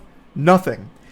So they're not even utilizing the strongest part of the show. There's no fights here, which they could have easily had something for the Wookiee Jedi. She also did kill another Jedi Master, albeit in a much less interesting way. Master Torben, who was just this lobotomite that couldn't stop levitating. He literally just levitates for like 24 hours a day, I guess, and refuses to talk to anyone until May came through with a little vial of poison, and then he floats down and he says thanks and kills himself, basically. Well, not basically. He literally just drinks the poison and dies. That's it. So, like, we've had one good fight with the Jedi Master, and I really thought we'd have something for the Wookiee Jedi, but nope. Subverted those expectations in the lamest way ever. But the stupidest part is, May has killed 2 Jedi Masters, and in the middle of the forest here with Kamir, she decides to, like, booby trap him. So she strings him up with, like, this trap where he's now, like, hanging upside down, and she says to him that now that she learned that her sister Osha is alive, she's going to turn herself into the Jedi. That's the stupidest fucking thing I've ever heard. This comes out of nowhere, mind you. May has spent 16 years as a villain, and assumedly been working with this Sith Lord for most of that time. And now all of a sudden, she learns Osha is alive, which I feel like she probably would have learned at some other point if she did any research at all and into any of the Jedis that she was hunting. She would have learned that Master Soul, which is one of the 4 Jedi she's tasked with killing, was the teacher to Osha. Like, that's publicly accessible knowledge in like the Jedi Order. I feel like May, given her endless resources, I suppose, with the Sith Lord, would have absolutely immediately spotted Osha was alive because she is one of the registered Padwans to Master Soul, one of her targets. Like, I feel like there's no way she didn't know that, but I'm reading way too deep into it. Like, my thinking cap is on when it should be off. I'm watching a Star Wars show, I guess. I'm going way too hard on it. But anyway, she learns Osha's alive and then decides her plan is to turn herself into the Jedi. And Kamir's like, well, that's fucking stupid. You know they're going to, like, lock you up forever. And she's like, no, I know something that they want to know about the Sith Lord, the Sith that's training her. I have information they're going to want, so they'll take it easy on me. You killed 2 Jedi Masters. Like, you can't just, like, that's not something you can just wash your hands of and they're just going to, like, pat you on the back and be like, all right, hey, you gave us good info. It's okay you killed these 2 Jedi Masters. All is forgiven. All's right in the world. Like, I don't know how you could be that dumb. Like, how can you be that stupid? There's no way. That is terrible, terrible writing. And it comes out of nowhere. It comes out of actually nowhere. Because keep in mind, May is the reason Osha and her were even separated in the first place and why she thought Osha was dead. Because when they were kids, in episode 3 of the flashback scene, May says to Osha's face that she is going to kill Osha because Osha wanted to leave and join the Jedi. So May sets the entire fucking building ablaze and leads to the death of her entire family and everyone else there. That was May, the psychotic plan that she hatched as a child, and now all of a sudden she's like, oh, my sister's alive. This changes everything. I'm going to turn myself into the Jedi because my loyalty is to my sister. That's one of the lines she says verbatim. Her loyalty is to her sister. You tried to fucking kill her. You literally not only tried to kill her, but you ended up having a hand, at least, in killing everyone else around there with that fire. Like, what do you mean? Where is this coming from? I don't know if this is something that's going to be explored deeper into the show or not, or if I'm just supposed to accept that tonal shift in the character motivation, but I don't even know how you can flesh that out. Like, I don't know how you can make that make sense. I don't know. You just pull it out of your ass. But anyway, the episode concludes with the Jedi, including Osha. I think it's 6 Jedi, including Osha and Master Soul. They track May using this special gopher. It's like this weird little animal that they feed or have sniff a piece of the Wookiee Jedi Kelnaka's clothing. So he takes like a huge huff of the fumes there. Like he chloroforms himself with the Wookiee scent, and then they start tracking Kelnaka because they know that's where May's going. They eventually encounter May. She's inside the ship with Kelnaka's dead body, and while they're outside, the Sith Lord floats down, and the red lightsaber comes out. and then Osha is right in front of him, and he force pushes her away, and then all 6 Jedi charge at him. Awful battle plan. These are some of the most highly trained killing machines in the galaxy, and the best they could do is like basically fucking sleepwalk at this Sith Lord that's now presented itself. Keep in mind, this is the first time they're seeing a Sith ever. Like, they are thought to be extinct. This is a huge deal, and the best they do is like lightly jog at him with their lightsabers drawn, and he force pushes all of them away. Credits roll for episode 4. Now, I did see a lot of hooting and hollering about how this breaks canon, because in the Phantom Menace, they were all shocked to learn that Sith were still around in any capacity. But since this was going on, and there's clearly a Sith that they have now seen, they would have at least had that knowledge, you would think. But I'm not even here to really talk about it breaking Star Wars canon, because I'm here to just look at the show on its own 2 feet, not even thinking about how it ties into other Star Wars property. I just wanted to watch this as its own show, as if nothing else in Star Wars existed, and it's still bad. Like, even if you go into this only caring about what you're seeing in Acolyte and not how it ties into other things, it's still just not good. It's just boring, and it is really poorly written, even in its own self-contained 4 episodes so far. It's also really weak visually. For a $100 million plus budget, this actually does feel like something that would fit right at home on the CW station. Like, every time they show Coruscant, I want to cry. Like, it just looks terrible. It actually looks like a PlayStation 1 cutscene. And a lot of the visuals just look super cheaply made and haphazardly thrown together, and that is not the VFX team's fault. These VFX teams are getting used and abused, and they just have no time to actually finish their work anymore, and my fucking heart breaks for them. It is so sad how poorly treated the VFX artists are, so I don't blame them at all when a show comes out looking like this, because I know this isn't their choice. They just didn't have time, because of these strict fucking deadlines that they get hammered with, to actually fully flesh out the visuals. Now, there is something I want to mention. I hinted at it a moment ago about something very predictable. Kamir. I'm still not going to bother looking his name up because I just don't care enough about his name. Kamir being the sidekick of May, the one that made the poison for her. I am quite certain that he is the Sith Lord, the mysterious man in the motorcycle helmet with the red lightsaber. I think they are making it very obvious that he is a lot deeper than we're being led to believe he is. He's not just some goofball that May is traveling with, who also happens to be indebted to this mysterious Sith Lord.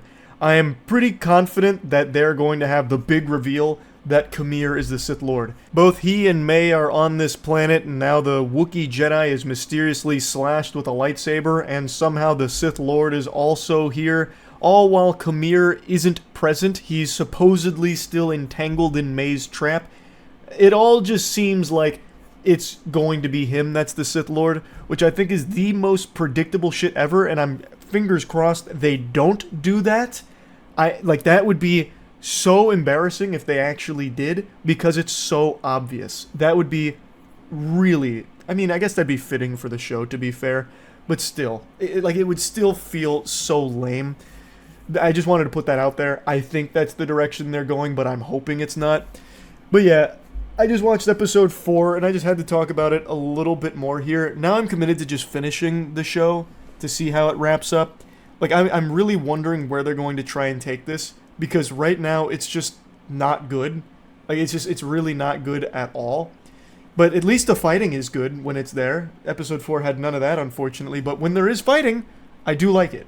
Whoever's working on their action, like the action department here, the choreographer, they are carrying.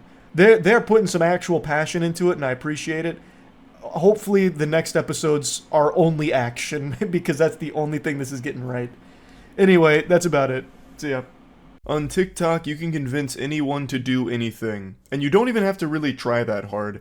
Right now, there's a man on TikTok fighting the good fight to try and convince people that urine is basically the cure to every ailment on the planet. Now, this therapy is not right for everyone. It's very esoteric, and it takes a Jedi mind trick to get over your conditioning, your industrial age school system, your propaganda programming, etc. This is urine therapy. I really love how therapy's lost all meaning and weight. You can kind of just slap that word on anything and people just believe in it off rip.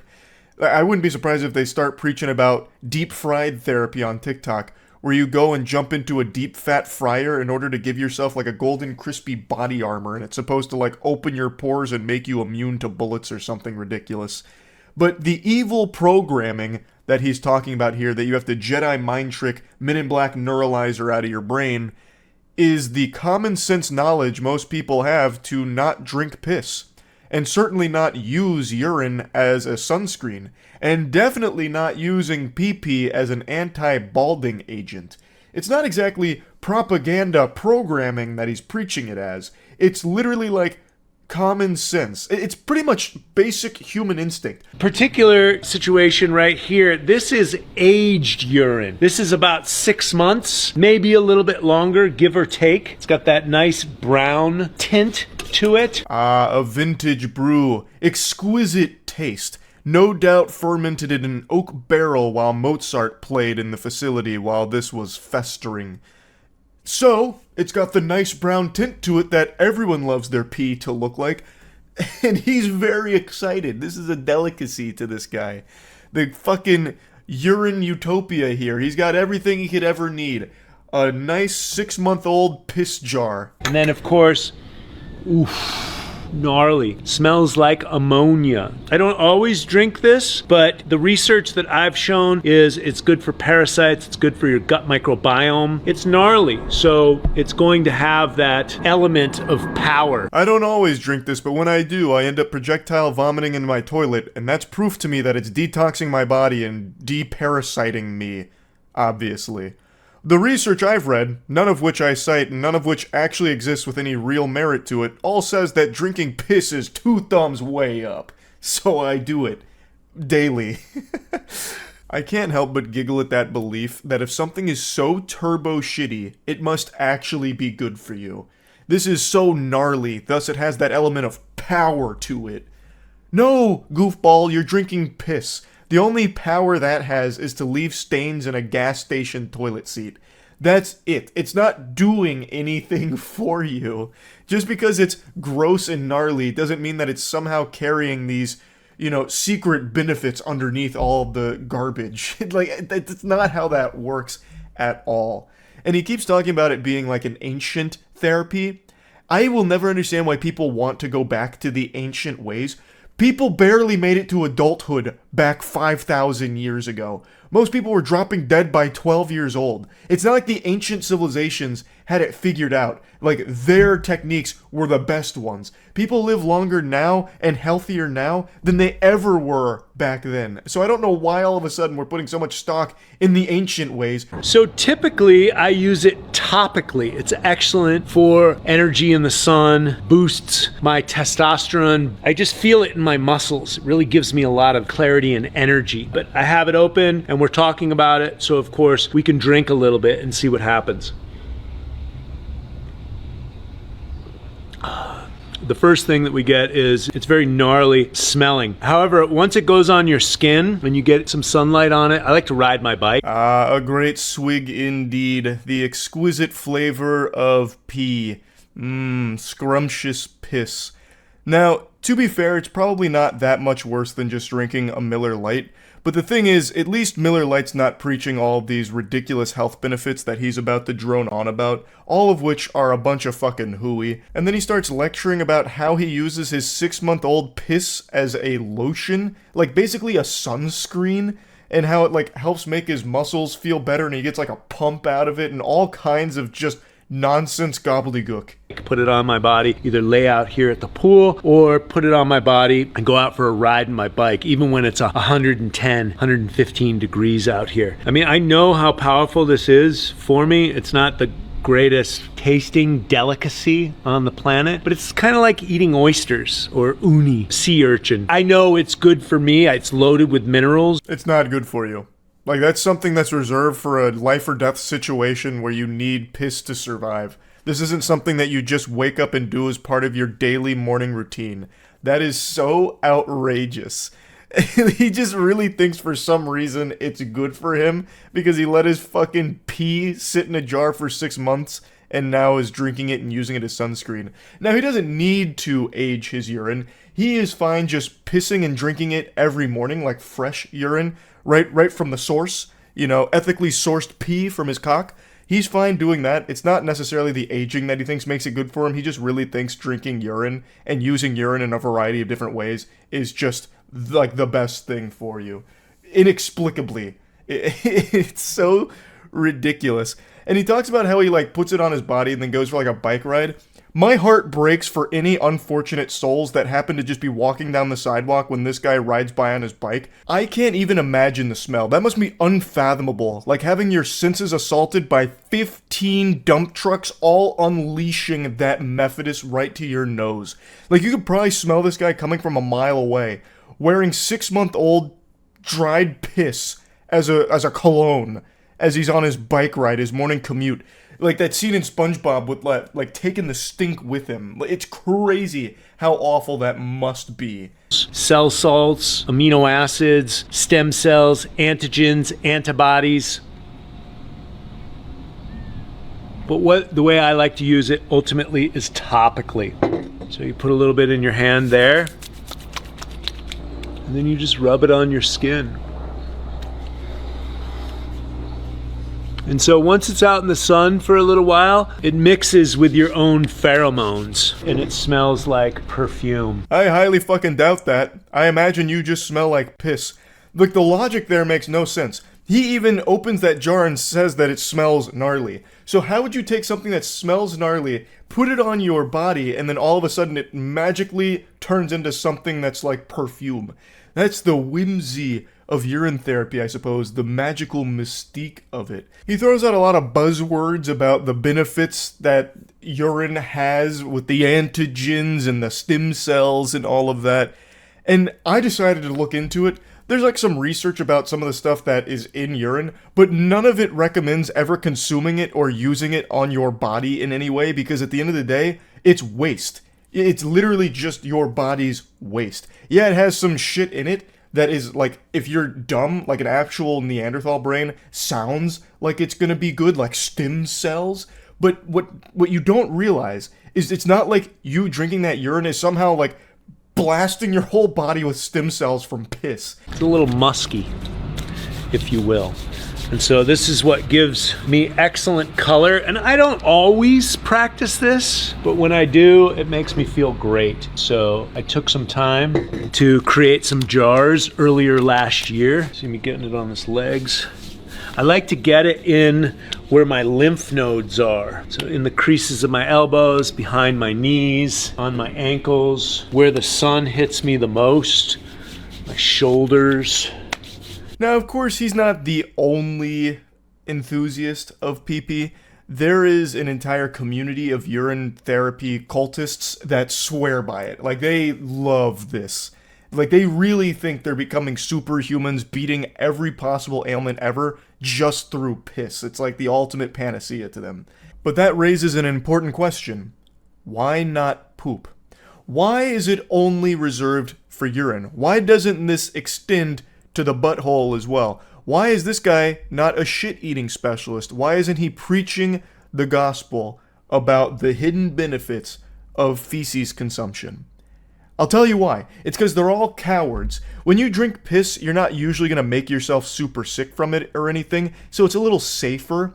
But when you eat shit, you can make yourself sick. So they're just afraid. If you want my respect, you'll start eating poop as well. So this guy says he gets up most mornings and drinks some pee. Well, how about you drink that pee and wash that pee down with some poop?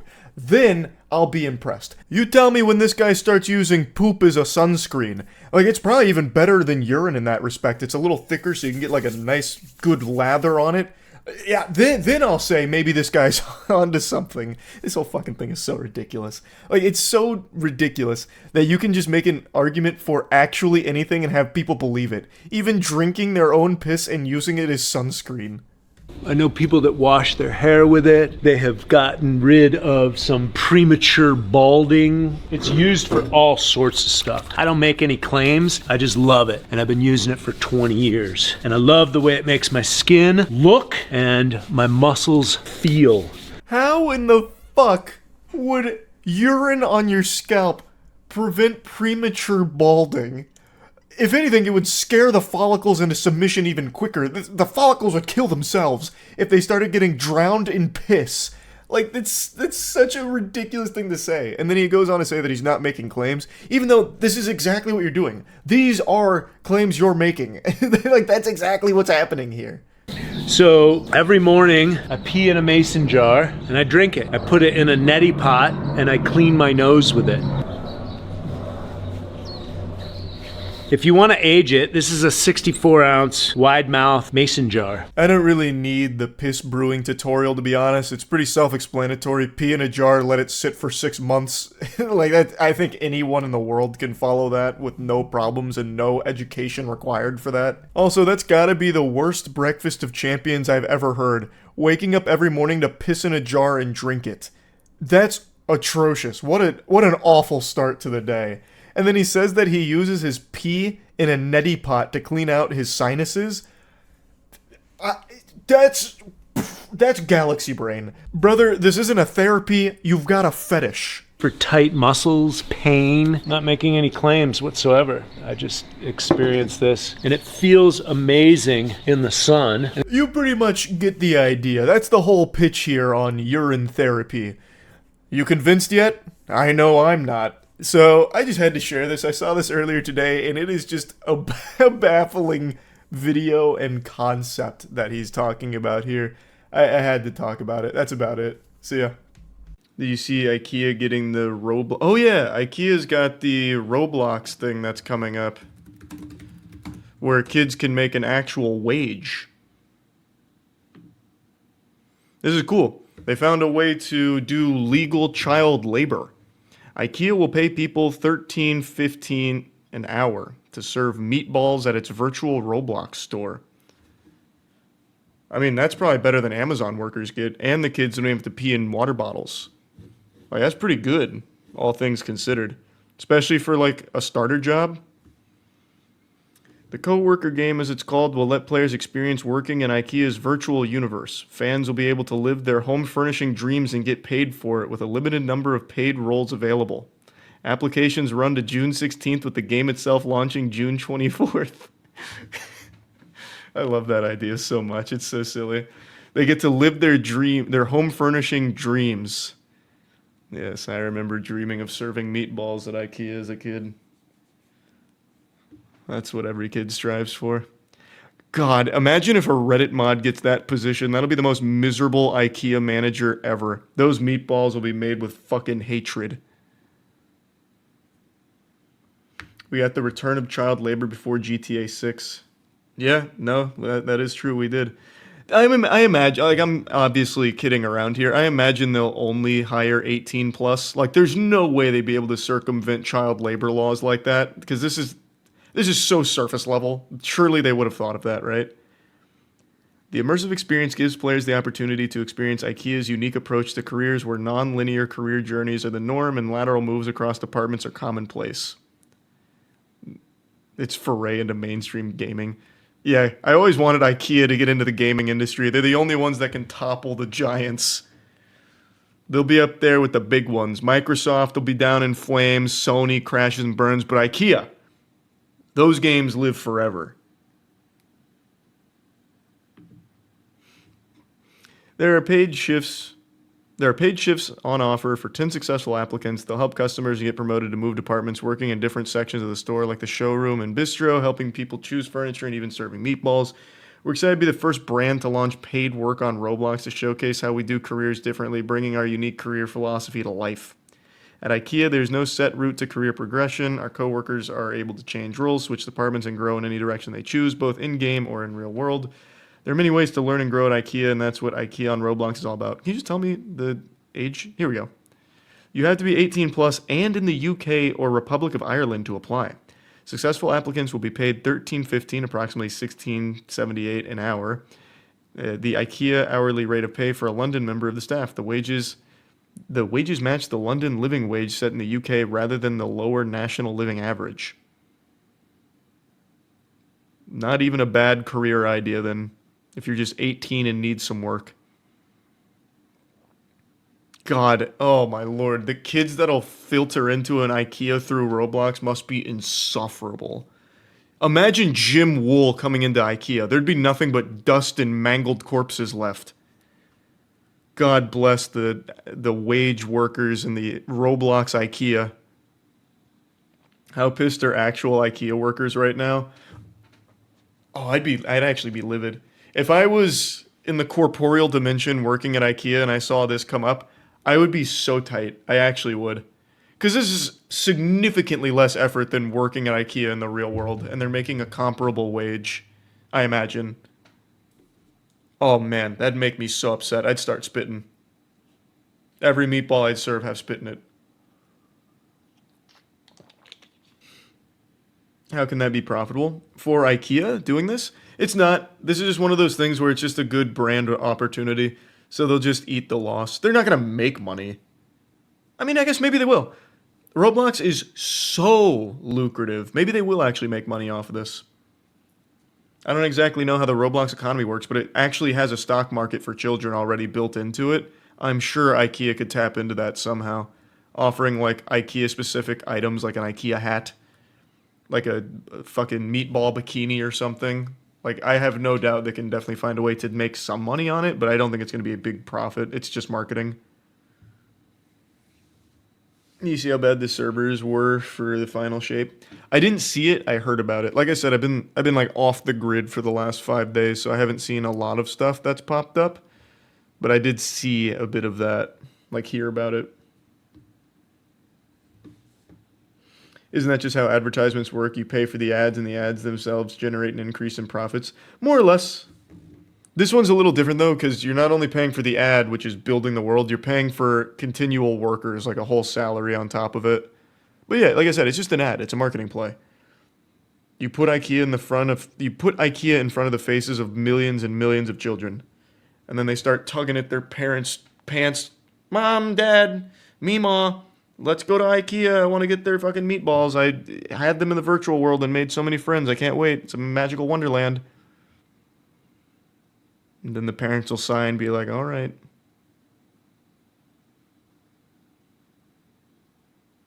Burger King is next. That would never happen.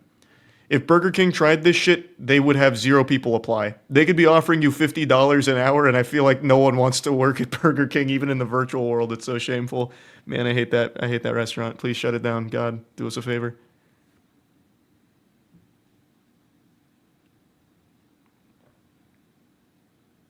Do you think they need insurance for this? I know what you're talking about, but I love the idea that they need, like, workers' comp or something. Like, one of their employees goes in there, and, like, while they're modding the IKEA store, they get, like, carpal tunnel or something, so they sue the real IKEA for workplace-related injuries or some shit. Oh, that's Galaxy Brain. Actually, Galaxy Brain. I was keeping IKEA safe from the riffraff, all of these hooligans, and IRL, I accidentally slid out from my chair and I fucking hurt myself. I blew out my Achilles. I must be compensated by my employer, Roblox IKEA. Imagine the Roblox workers unionizing. Brother, that would be crazy. The Roblox employees here, the IKEA Roblox employees try and unionize, and all of a sudden they just shut down the store. How does someone make a resume for this? Probably just things that you've worked on in the past on Roblox, like, I monitored the forums of Sonic vs. Naruto Roblox fan game and Shadow Sniper X5 Turbo, that kind of stuff. I once stopped a riot in Crime Life Roblox. And they're like, whoa, this guy's overqualified. Or if you're like me, I beat the Squid Game every time I played it in Roblox. Like, Jesus Christ. Promote him to fucking CEO of IKEA Roblox. Would I apply to this? No. Because I love the idea of doing that as a joke, but I don't want to take that opportunity away from someone that actually would want that position and that money. Because it's good pay. It's unironically not bad pay for the work that goes into it, I don't think. Like, I don't really think this is going to be backbreaking labor for IKEA Roblox employees. I'll just say it. Like, I don't think they're going to be, risking life and limb on Roblox IKEA, and they're getting paid decently for it. Like, this is better than quite a few positions I know in Tampa. That's making more than like a couple of friends of mine from college by just being an IKEA Roblox drone. But I would love to know how that process would go. I'm not gonna lie. Maybe at most I'll whip up a resume to see if I can get an interview. Because I want to know what that interview process is like to work here. I wouldn't accept the position. I'm assuming I'd even get it in the first place. They'd probably fucking smite me down. But I just want to see how that goes. If I could get to stage 2 of it. It sounds so interesting. You don't live in the UK. Oh, that's right. Wait, it's UK only, isn't it? Yeah, never mind. I couldn't. I could put on a really convincing fake UK accent. Or I could do like a Carl Weezer. Jimmy's mom. My scapula. You gonna finish that croissant? Maybe that'd be good enough to fool him. It's not really like British or anything, but maybe it's enough to slip through the cracks.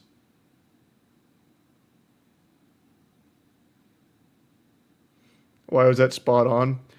Because me and the boys have been doing the worst impressions for the last 5 days. We've gone off the grid and off our gourd. It's been nonstop worst impressions ever. We were playing Draft Commander earlier tonight, and it was literally nothing but everyone doing fucking impressions for every turn. So I've been getting reps. I've been getting a lot of reps. Better voice acting than 99% of your actual VO work. Which is so fucking true. That's so true, though. Aren't you tired? Oh my god, I've gotten a cumulative maybe 8 hours of sleep over the last fucking 4 days-ish. And I've reached the point where it's just delirium now. I think most of us have from the trip. So no, I'm not even really tired anymore. My body's phasing out the need for sleep. I'd actually be the perfect IKEA Roblox worker because I'd be fucking 24/7 farming them for that salary. As you can no doubt tell, I've left my normal setup, ventured out into the great outdoors, God's country. I've left my domain expansion, I've been kidnapped by Austin Powers here. But my little adventure has the added benefit of serving a second purpose, which is being witness protection, so Mike Tyson doesn't track me down and, wiggle his way down my chimney and beat my ass in the middle of the night, because I'm about to sling a few insults here at this absolutely awful event that he's agreed to. I've said since day one, the genesis, that the Jake Paul vs. Mike Tyson fight is a pathetic embarrassment of an event. Just from a conceptual standpoint, it is so dog shit. And somehow it just keeps finding a way to get even worse. It's an absolute circus show. So Mike Tyson recently just had a medical emergency on a flight.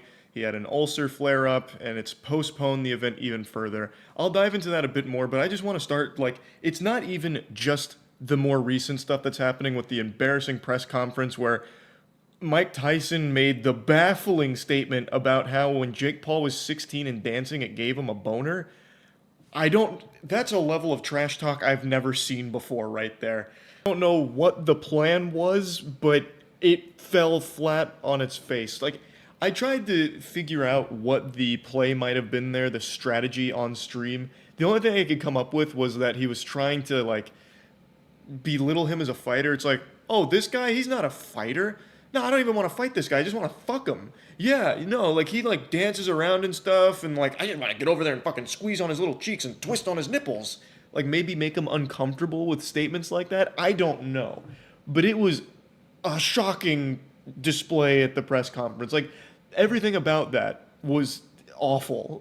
They weren't taking it seriously. How could anyone take the fight seriously? I've speculated from the beginning that there's probably a no knockout clause. On paper, Jake Paul should have no chance against Mike Tyson, but he's 60 years old and he is turning to dust, as every human being will as they get later on in life. It's the way of the world. Mike Tyson is one of the best to ever fight. By all definitions, he is a certified legend at the top of the food chain. but he's pushing 60 years old. He's not in his prime anymore. And real life isn't like anime. Very rarely will you have like the ancient geriatric master with like a graying beard be able to stand toe to toe with the youth. You know, he's not Master Roshi, right? It's not how that works. Seems like a mod from GTA or something where you just spawn in two characters and have them fight because it's silly. But to have it happen in real life is just kind of sad. This is a lose-lose situation for Jake Paul, by the way. Jake Paul has a reputation for only fighting retired ex-fighters, not even boxers most of the time. He's fought one boxer and lost, and now he's once again just going back to just fighting an old guy who has retired. So if he wins this fight, no one's going to give him respect because he beat a nearly 60-year-old Mike Tyson, once again continuing Jake Paul's reign as like the fucking tyrannical boogeyman of the retirement homes. And if he loses to Mike Tyson, he's going to get clowned on endlessly for losing to a nearly 60-year-old man. It's fucking stupid. It's just the most blatant cash grab off of two names, because Jake Paul still has somewhat of an audience, and Mike Tyson is still one of the biggest names in sports history, so he's obviously going to bring in a big crowd that just likes to watch him fight or do anything, really. But beyond that, this isn't a you paid for the whole seat but you only need the edge type of situation, you know? You're not going to be biting at your nails, jumping out of the chair at every thrown jab or anything, because it's just kind of like a pathetic little whimper of a cash grab, really. Like, Mike Tyson has fought legends. Jake Paul fights to get out of his brother's shadow. They're not the same. This isn't a real match, no matter how hard they try and market it as such. Like, the press conference really set the tone of the whole thing where they're both laughing back and forth. This isn't a real thing. They're just both getting paid a bag to do it. And that's it. Anyway, I'll talk about the most recent blemish on this event. Mike Tyson had a medical emergency while on a flight. It was identified as an ulcer flare-up, and he's been advised to avoid heavy training for a few weeks. So, in response to this, the event has been postponed to later on in the year. People who had previously purchased tickets are still going to be able to have those tickets honored for the new date and all of that. Or if you can't make it, you get a refund. I don't even know why I'm bothering to cover that component of it. I don't fucking work for SeatGeek, but I figured I'll just give you the entire kit and caboodle here of the situation. So it's been postponed because of Mike Tyson's ulcer flare-up. And if Jake Paul had any level of shame, he would just call off the fight in response to that. Just be like, hey, Mike Tyson, you got nothing to prove. But unfortunately, he's a pathetic little worm who would never do that, because to him, he does have something to prove, that he's a real fighter. And to prove that, he fights retired boxers and sometimes not even boxers. If your grandfather's in a nursing home, you might want to give him a wellness check, because Jake Paul might have come into the middle of the night and given him a contract to take Mike Tyson's place in the fight. Doesn't matter if your grandfather's a retired plumber. That man's going to get his shit pushed in by Jake Paul, and he's going to be talking about it for months, about how he's like the ultimate fighter. But he refuses to fight actual people his own age or in the actual sports that he is competing in. And the one time he did, he lost. So he's gone right back to just attacking the elderly. It doesn't matter what happens in this fight. There's not a single soul on this planet that's going to look at Mike Tyson differently. If he loses the fight, no one's going to think that it ruins his legacy or anything. He's almost 60 fucking years old. Like, most people are kind of expecting that, but praying that he just, goes in there, goes ballistic, and just beats Jake Paul to a pulp. Like, obliterates him into, like, an unrecognizable fucking mess of flesh. That's most people's hopes, but if it doesn't happen, it's not going to affect Mike Tyson's legacy. For Jake Paul, though, everyone is going to look at him differently, no matter what happens with the fight. If the fight happens, which it seems like it will, under no circumstances does it seem to be getting canceled. When this fight happens, everyone's going to look at Jake Paul even more pathetically. People will feel more disgust towards him than a urine stain in a gas station toilet. Because if he wins, he beat up an old Mike Tyson. If he loses, he lost to an old Mike Tyson. There is no winning in this scenario. The only winning move was not to play. But he can't fucking help himself. So anyway, Mike Tyson and Jake Paul both did issue statements in response to the ulcer flare-up, which I'll go ahead and go over here. Mike Tyson said, "I want to thank my fans around the world for their support and understanding during this time. Unfortunately, due to my ulcer flare-up, I have been advised by my doctor to lighten my training for a few weeks to rest and recover. My body is in better overall shape than it has been since the 1990s, and I will be back to my full training schedule soon." Now, Mike Tyson is in phenomenal shape, for sure. But there's a lot more that goes into fighting than just the shape that you're in the physique. And that's where old age really starts to take a huge toll. Jake Paul, this may have bought you some time, but in the end, you will still be knocked out and out of boxing for good. I appreciate everyone's patience and can't wait to deliver an unforgettable performance later this year. We can only pray that that's how this all unfolds. Everyone's got their fingers crossed that that's exactly what happens. Jake Paul also issued a statement. "I fully support postponing the event so Mike Tyson has no excuses come fight night. My fans know I don't want to face Iron Mike at anything but his best, which is why I'm fighting him at almost 60 years old when males really peak. 60 years old is when a man hits his power spike. That's when he's at his best." Yeah, absolutely. Yep, that's how that goes. But let there be no mistake. When he steps into the ring with me, I will be ready to claim my W with a sensational finish. Paul vs. Tyson will be one for the ages, and I promise to bring my best for this once-in-a-lifetime matchup. Jake Paul is correct about one thing in his statement, that Paul vs. Tyson will be one for the ages. It'll be looked upon for years to come as one of the worst examples of boxing ever displayed, a grim reminder of just how bad and corrupt it can get and how greedy it can become. This shit is embarrassing, and I think it will always be looked upon as a spittoon for people to spit in to remind us that, yikes, that was a shameful period in boxing history. It's really just awful. And I just wanted to talk about it a little bit in a video because of the most recent medical emergency for Mike Tyson. So anyway, that's really about it. I don't think I'll be watching it. I never really do. I just catch the Twitter clip highlights to figure out who won, because it's a waste of time watching a Jake Paul fight. I'd honestly rather be listening to like a fucking 5-hour lecture on the Krebs cycle from my old university professor. That shit is just boring from him. So that's really it. So yep. There's a Kick streamer whose name I've treated like Voldemort over the last year or so. I've never bothered talking about her because that's the only thing she cares about is her name leaving people's lips, no matter how negative it is. She exists for one sole purpose, to make everyone around her angry at her. It's in her delusional mind, the brain parasites tell her that that's a good thing. So I've just never bothered insulting her or making fun of her because that's like having sex with a cuck's wife. It's exactly what they want. But today she did something particularly heinous. Right? No. No. All right. You know why I wasn't going to? Because my feet were getting You should hot. just jump in right now. But I'm gonna jump in with my shoes on. Okay. Ready? Yeah. Ready? Oh! Wait, what the fuck? I love how she's somehow surprised that the lady jumped in after she spent the better part of 15 minutes trying to convince her to jump in and even tried to bribe her with $20 to do so. And now all of a sudden she's fucking soy-facing, shocked that the lady actually did it. So I went back and I watched most of the stream, which was... I wouldn't wish that upon my worst enemy. Now, she's gone viral in the past for other degenerate activity, such as wearing painted-on pants at a gym, or doing a kidnapping children prank and faking a ton of shit around all of her other work to try and cause as much controversy as possible to farm clout off of it. But this one is a little bit different. So, the lady she had jump in is someone who apparently cannot swim. She said that she can only float and can't swim. And I initially thought that this was just more staged, phony baloney, garbage. But from a couple of the articles I read, they're reporting that the fire department in the area really did pull a woman out of that lake on this day. So it does seem like it's real.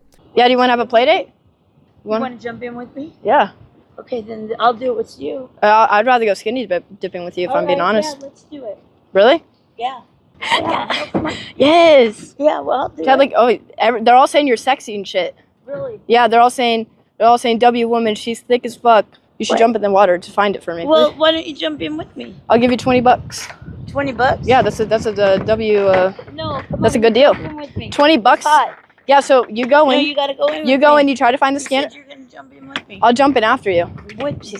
We're jumping together. The Kick streamer is on a scavenger hunt trying to locate the final Dragon Ball so she can finally make a wish to be something other than the failure that she is, and she encounters this woman who's on the dock. And she tries to convince that woman to jump in the water to look for the tracker that she's trying to hunt.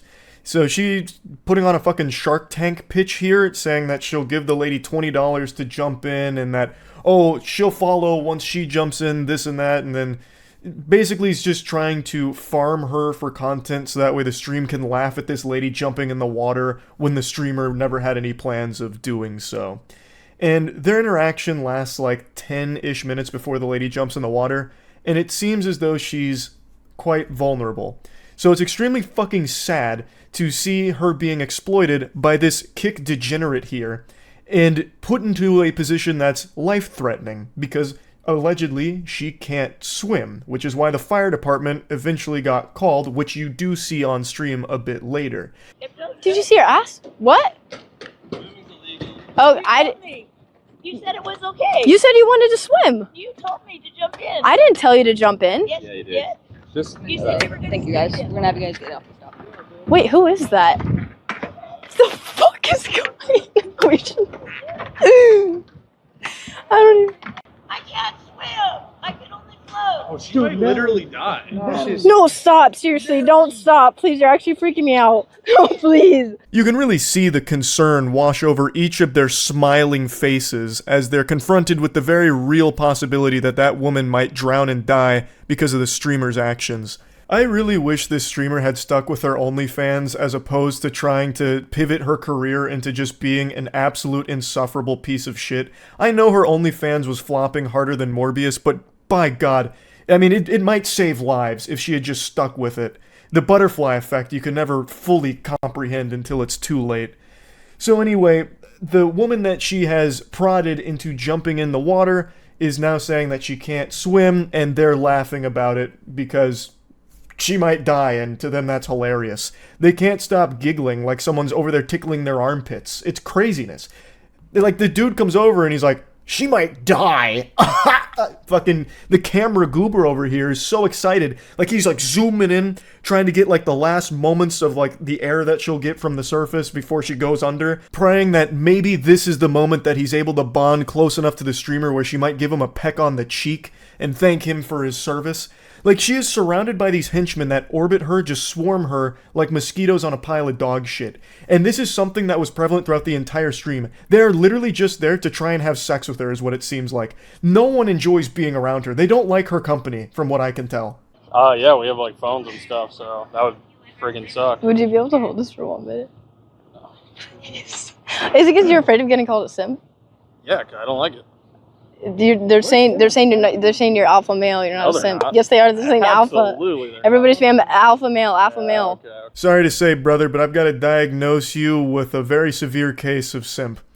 You might not like it, but it's a tough pill to swallow. That is literally what you are. Textbook definition. All of the insects that are around her fall into that category. When I went through and watched the stream, all of them seemed like perpetually annoyed by her, but were trying their best to hide it. And they're used as punching bags by her and her community to laugh at them and insult them. Like, how could, like, it's so pathetic. It's not just her that's pathetic. It's the people that surround her, too. Please, God. No, she's floating. I'm gonna fucking kill myself. She says she's drowning. Oh, this is bad.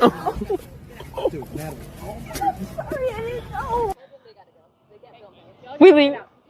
Oh, this is bad. Invaluable assistance provided by her and her team of dweebs. They just read chat messages and laughed at it, which obviously is helping her get to safety. She's out there drowning, but luckily all of the chat messages that the streamer and her team were reading were helping lift her to the surface and carry her to shore. They just fucking left. They recognized what was going on. They recognized the very real possibility that this woman might die, and they just said, alright, I'm out, ski. Time to bounce. We're gonna scram now. Good luck. And they just leave her there. That's fucking insanity. And they laugh about it because People like her don't treat the other human beings around them as if they're real people. To her, everyone else is just an NPC, a prop that she can use for content and nothing else. That's the extent of their presence in her world. And once they've outlived their usefulness, she doesn't care about them, which is why she clearly doesn't give a fuck that that woman might drown out there, because she doesn't even view them as a person. That was just a piece of content for her, so she has no qualms about just leaving. She says she's drowning. She says she's drowning. I think you literally just murdered a lady. No, I didn't. I swear. I think you No, I didn't. Let's go. There, she's drowning in the lake. God, there's a fire truck. Nah, this is bad. Like I said, I was initially skeptical when I saw this clip blowing up on Twitter because she has a history of faking shit. So I thought this might be another scripted thing just to get some, like, rage clicks to her stream, which I always think is a dumb fucking business decision. But when I went back and watched all of this happen as it unfolded on the stream, this does seem very real, because that fire truck does show up at like a very quick time from the second that she gets in the water and other people are, you know, catching on to what just happened, to them telling the streamer and her friends to leave. The fire truck pulls up only a matter of minutes later, so I'm guessing they must have called 911. They sent out the emergency response team to save this lady who can't swim. So it all does seem real. This doesn't seem like it's all just a bunch of fucking smoke and mirrors here as some kind of, you know, ingenious supervillain play from this kick streamer to try and get a couple extra viewers. She is just a piece of shit. She actually would have killed that woman if there weren't others around to call 911. That's unfathomable to me.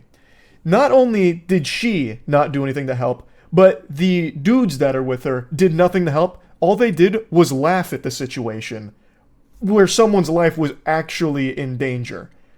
That's so fucked up. That is, I did not know she was mentally ill. I thought she was just trying to have fun. I thought she was drunk or something. I don't know what you guys are talking about. What? Wait, why is she just here though? If she's like mentally ill, does she just like roam around the like area? Of course this happens like what? 30 minutes of my stream? Like, I spent time convincing someone to jump. See, now she's just floating in the water. I think she's on drugs. I just had to toss this little turd nugget in here as a little bonus clip. This is after she convinces the woman to jump in the water and she leaves the dock.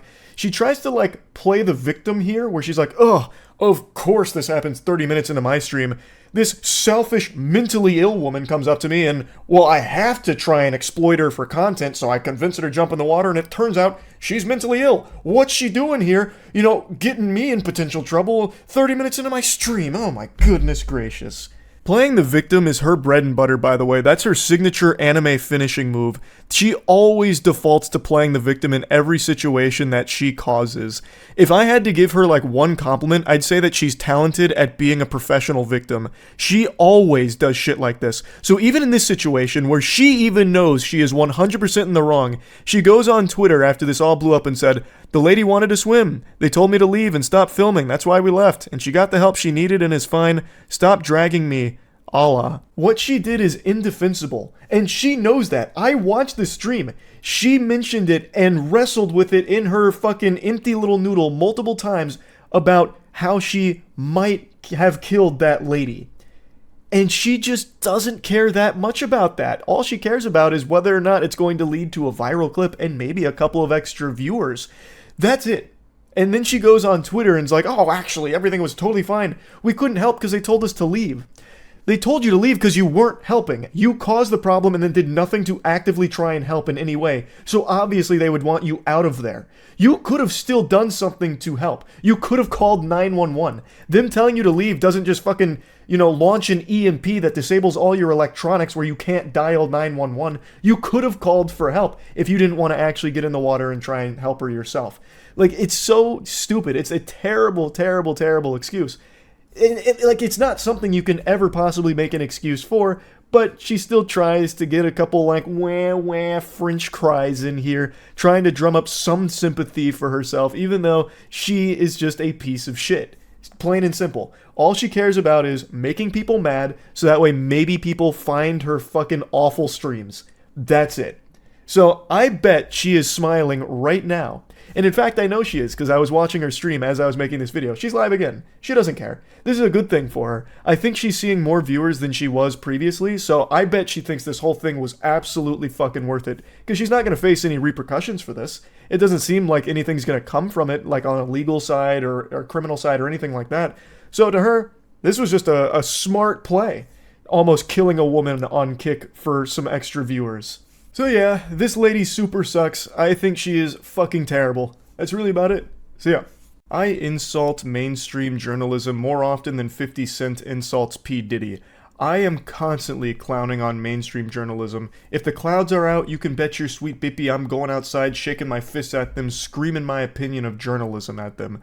I think that industry has gone in an unforgivable direction. Like, I challenge any one of you to open an article on your phone. It'll be the last mistake you ever make because you'll probably end up throwing yourself down the staircase in frustration because you won't even get the article. You just get inundated with ads. Auto-playing video ads, jump scare sound ads, banner ads all throughout the page covering every single pixel. It's just ads out the wazoo there. They don't even use punctuation anymore, like periods and question marks to finish a sentence off. They just put like an ad there. You get maybe 2 tiddlywinks of information about whatever topic you clicked on, and the rest is just ads. It sucks. Or they just straight up paywall it and you can't read it without giving over a subscription fee. It's downright diabolical. It's tacky and I hate it. It's just an industry that I think is going in the worst possible direction. And another very common practice in mainstream journalism is writing bullshit articles for the sake of drumming up rage so that way people will click on it to leave like a nasty comment or talk about it or whatever just to get some rage clicks, even though it's just based on nothing. The 2 biggest culprits of that practice are Kotaku and IGN, for example. Actually, they're probably not even the biggest. There's definitely bigger ones out there, but those are the ones that constantly get, tomatoes tossed at them on Twitter. There's plenty more, but the outlet I want to focus on today is Dexerto, a name I'm sure you've all heard before. It's also a name that gets pronounced 1,000 different ways, so I'm not even sure the correct pronunciation. I've heard some people call it Deserto, like who really knows? Tomato, fucking tomato. Some people pronounce Dexerto like they're casting some type of elvish spell, so it's really all over the place, but I'm sure you know this publication. Their big thing is pushing out as many stories as possible, as quickly as possible, no matter what. Come hell or high water, Dexerto needs to publish something even tangentially related to a streamer or a YouTuber or gaming every 15 minutes on the dot, or else the whole company's gonna blow up. It's like Speed with Keanu Reeves, but instead of going over 80 miles per hour, they need to go over 80 articles per hour, it seems. Because they will write about fucking anything. Like if XQC had a half-brother who had a 3rd grade English teacher who just had a son that opened a lemonade stand in Kansas and sold 3 cups of lemonade, I bet you Dexerto would publish an article about it. And it's been very successful for them as a business model. Oftentimes when a big story breaks, it's the Dexerto articles and headlines that are getting pushed around the most, like they're the center of fucking mosh pit here. Those spread the quickest because they're really a concise breakdown of like the main points, like a bare bones synopsis of whatever the topic is, so it makes it easily digestible and people share those the most. And since they write about everything, they always will be there for the bigger stories. Oftentimes when they do like the smaller niche things like, oh, did Tim the Tat Man leave a Hershey stain in his boxers? Look at his britches at, timestamp hour 22 of his Call of Duty Warzone stream from last night, and they'll write a whole article about it or whatever. Those kind of just wither and die, but they still publish them. But sometimes they don't. So that's what happened yesterday. Dexerto published an article about me. And I use this phrase a lot, but I mean it. This is the truest sense of a nothing burger. They published a story about a video I made where I was just making fun of dogshit TikTok pranksters that harass elderly people. And they wrote about this like it was newsworthy. Moist Critikal slams creators harassing the elderly for prank content. And the article is just taking a couple of quotes at random from the video I made about like it being really embarrassing and me just insulting the people behind it. And then it took 2 quotes from 2 random YouTube comments that are like, these guys fucking suck. It's like, why is that an article? This isn't anything noteworthy whatsoever. This isn't some grand, controversial, brave statement or anything where the Dexerto author was shocked, mouth agape. Oh, he did what? No one's ever thought to go after TikTok pranksters. What a pioneer. He's a hero. Like, this is the lowest hanging fruit imaginable. This is me just making fun of some douchebags. Like, it's not deep. It's not at all. There is no reason to have ever put pen to paper to write about this. It's complete. Oh, I don't know why I'm giving so much credit to the Xerto here. This was 100% like a ChatGPT generated article because they were reaching a deadline. They're like, fuck, I got nothing to write about. Let me go ahead and pop this bitch into ChatGPT here. Summarize Moist Critical's harassment elderly TikTok video, and I'll just go ahead and publish an article with all those bullet points in it. Like, this is nothing. It's actually nothing. It is me just making fun of some douchebags. I've done that for a decade. Why is this a news story? But since they portrayed it as something noteworthy, like something that's front page news, they posted it on Twitter and the story popped off. Quote, "It's so fucking embarrassing. Moist Critical calls out prank YouTubers who are harassing elderly people for content." Man, this guy, wow. He took up the sword and did what no one had the courage to do. Call out TikTok pranksters. Is there any lower hanging fruit? It's just a simple video of me clowning on some assholes. Something I have done time and time again and something I will always continue to do because it is fun to do. Not because it's some kind of important, crusade I'm trying to lead. I'm just making fun of them and making jokes about them because it's enjoyable to do. Why is this a story? And that's what a ton of people pointed out too, making fun of me as if it was me making some kind of video essay on why TikTok elderly harassment pranks are bad. When that is not at all what I was doing. I was just making fun of them. Like, that is it. Like, it's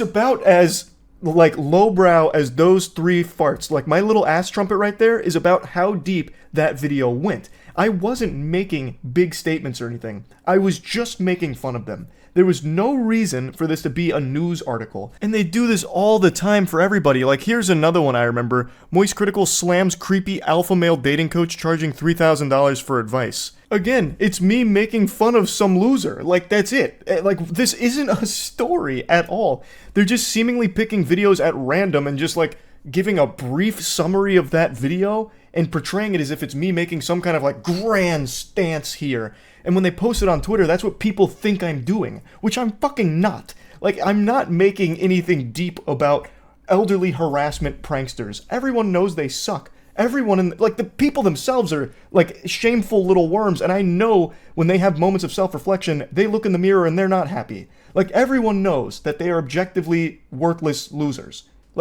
I'm not doing anything brave. This isn't news when I make fun of TikTok harassment pranksters, or the TikTok love guru who's selling you the 888 get pussy now service for 3,000 clams. That's nothing to write about. I'm on the edge of my seat waiting for their next banger article. Moist Critical makes strong stance against animal abusers. Fucking flames coming off their keyboard as they type about it. Whoa.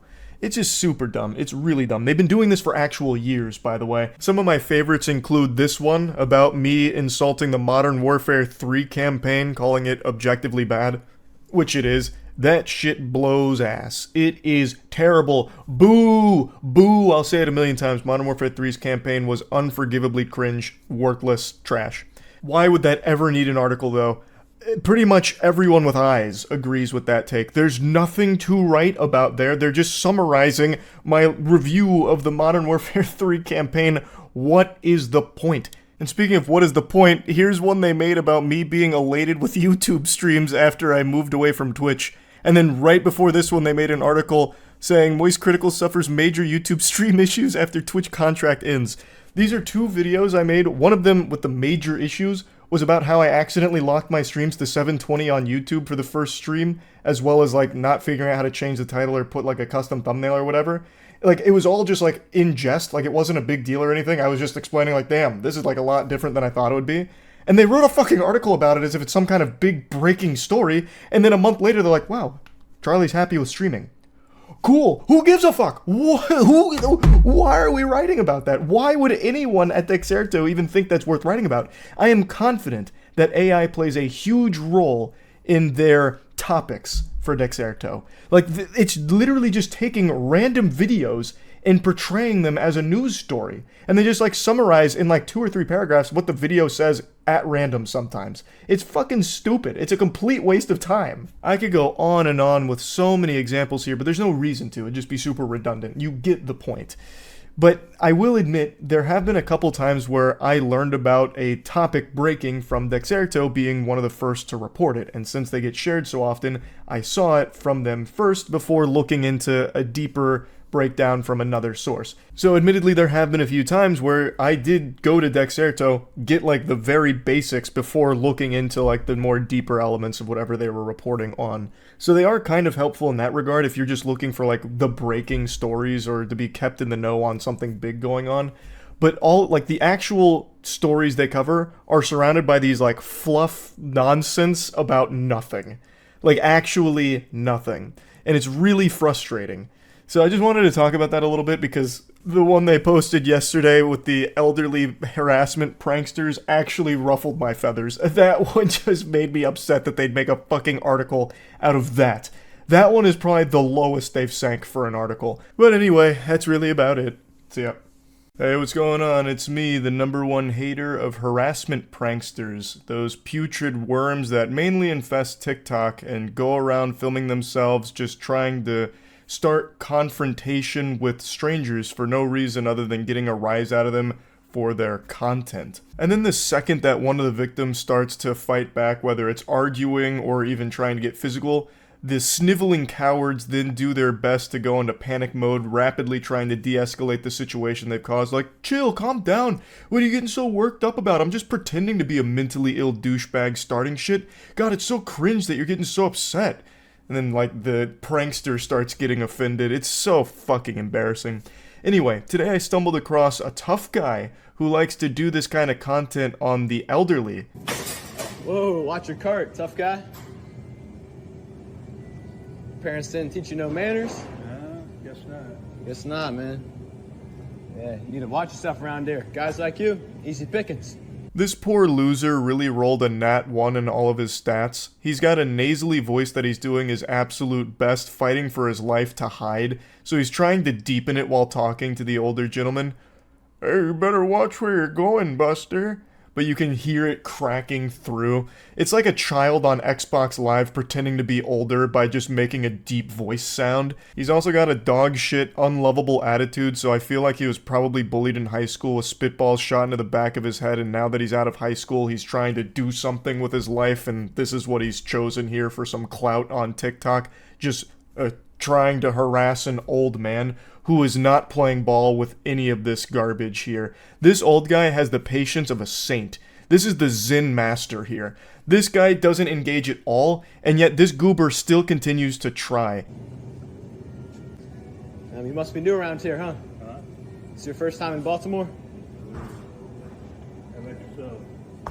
I've lived here 25 years.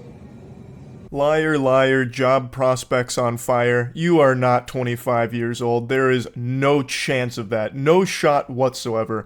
I have to imagine he's maybe 20 at most. He's probably between 18 and 20 and just trying his absolute best to emulate the viral douchebags on TikTok that harass people. But he's so much of a little pussy that he's doing it to an elderly gentleman. Someone he knows is not going to fight back, because if he did this to anyone else in his age bracket, I bet he would have been fucking snapped in half. He sounds like a dweeb. I'm just trying to get by, Pipsqueak. I need to get by this way. I got OCD, so I gotta walk around on the right every single time, you know? Yeah. Got a problem with me? Well, it seems like it. Such a fucking strong, intimidating man. Wait till you see his next prank of taking candy from a baby. This guy is badass. I truly don't understand who watches this shit. Now, I know the easy default answer everyone goes to is kids, and 99% of the time I know they're right, but in a case like this is so pathetic that I feel like even children would be laughing at this guy. Like, even children would be insulting this dork. Like, just look at the way he's talking here. You got a problem with me? Pushes up glasses, readjusts fedora. Seems like you do. Like, no one's gonna even find that humorous. You're doing it to an extremely nice old man. You just look like a huge asshole and you're providing nothing of entertainment here. The old man is fucking clapping you by not responding and just, like, dismissing you as some kind of, like, you know, escaped mental asylum patient. Like, I don't know how you could ever upload this and not feel shame. This I can't imagine the mind space to be in where you'd be proud of it. I really can't. Standing here looking me in my eye, trying to do a stare down or something. I don't know what you're trying to do. I'm just trying to get my ice cream and go home. That's all. Damn, what a hard line. The spiritual pressure around him just knocked out 5 different customers across the store when he said that. I'm just here to get my ice cream and go home. I don't want no problems, bub.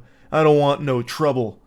Jesus Christ. I'm just here to get my ice cream and go home. Yeah, mom says I need to be home by 9. This video is a little on the older side. It was at the end of last year, I believe. And not only did he go home, he also went offline, thank God. So it seems like a lot of people must have laughed him off of TikTok because the original account I can't find anymore. But these harassing older people pranks in public aren't uncommon. There's quite a few TikTok superstars that like to engage in that. One of them that blew up a while ago, also on the other side, is the one where people would just grab a hose at Home Depot or Lowe's and just spray random old people as they walked by. This way. Oh, huh? Oh, how do you turn this off? Oh, snap. Oh, shoot. Oh, snap. Whoa, whoa. Oh, snap. Oh. I'm sorry. I'm trying to turn it off. I didn't know how to turn it off. I think it's off now. Oh, snap. Oh. The caption says that the prank went wrong, which is the classic clickbait. This is getting off topic, but I'm actually somewhat nostalgic for the gone wrong phrase now because that used to be such a massive clickbait meme like 10 years ago. And to see that it's been revived on TikTok is actually somewhat nostalgic. Like seeing an old, well, not friend, but like an old enemy that now you kind of have a soft spot for. Kind of like when you go back and rewatch SpongeBob, where as a kid, Squidward was like this big, mean guy, like real rude asshole. But now when you go back and watch it as an adult, you're like, nah, I kind of feel for him. That's how I feel about like the Gone Wrong title. But anyway, it's titled, spraying people with the hose prank gone wrong. But nothing goes wrong, as is standard procedure for that title. Everyone he sprays here was super nice about it. They're like, hey, wait, what's going on? And he's like, oh, I just can't turn the hose off. They're like, oh, okay, yeah, all right. No problems at all. At least not that I saw. Like, everyone was super, super sweet. He just sprayed them, and they were like, oh, man, what a bummer. But it's okay, you didn't mean to. But little do they know, that was the whole reason he was even out in public that day, just to make some people's lives a little less pleasant. Just to be a huge fucking nuisance and a big inconvenience to the people around him. And the spraying people with the hose prank actually did catch on. It's like a year old or so. This was pretty big for a little while, so there's a lot of videos of pranksters doing this one, and all of them seem to target exclusively elderly people. And the reason should be pretty obvious, because they know that they're not going to fight them, and if they do, they probably stand a good chance of winning the fight against them because they are old. Actual fucking weenies here. And for some reason, it seems to be like old people is the main demographic that get targeted by these public nuisance pranksters. For some reason, well, I don't even know why I'm saying for some reason. We know the reason. They're not going to do this to someone that's actually going to beat their ass. Like, they're not going to get their shit pushed in by somebody for the sake of their TikTok videos. Like, we already saw that happen once and the guy ended up getting shot. So they're targeting older people because they feel more confident that there's not going to be something that's going to lead to them being hospitalized. It's just such a pathetic thing to do for some internet brownie points. Like, is there anything more shameful? Like, these are just complete strangers just going about their day like everyone else, and you just go out of your way to just be this cringe douchebag that tries to farm them for views on TikTok by harassing them, or in some cases even just like assaulting them. There are some degenerate pranksters on there, and a lot of it is targeted at older people. It sucks. But anyway, just wanted to insult them and talk about this a little bit since I saw that video of the shopping cart tough guy, the don't tussle with the muscle, and the ice cream section. You might encounter the boogeyman. When I saw that, I just thought, I've got to just make fun of this guy and all of the other pranksters that do this kind of shit. So anyway, that's really about it. So yeah. What do the 2 best movies of the year have in common? Sand. Dune 2, and now Furiosa. I don't know why sand seems to be the new thing for high quality productions, but God bless. Furiosa is extraordinary. I am a huge fan of Mad Max Fury Road. I think it is a masterpiece that will probably forever stand the test of time. I think that movie will always be good, even 100 years from now, no matter what the standards are then. When our fucking existence is just like little brains in a jar, we'll probably still be highly entertained by Mad Max Fury Road. So to say Furiosa had big shoes to fill in my eyes is an understatement. And I'm happy to say that I think it absolutely succeeded here. Now, I'll go ahead and get this out of the way right now. We'll get down to the brass tacks. It's not better than Fury Road, but I would say it's almost as good as Fury Road in a very different way. These are totally different experiences.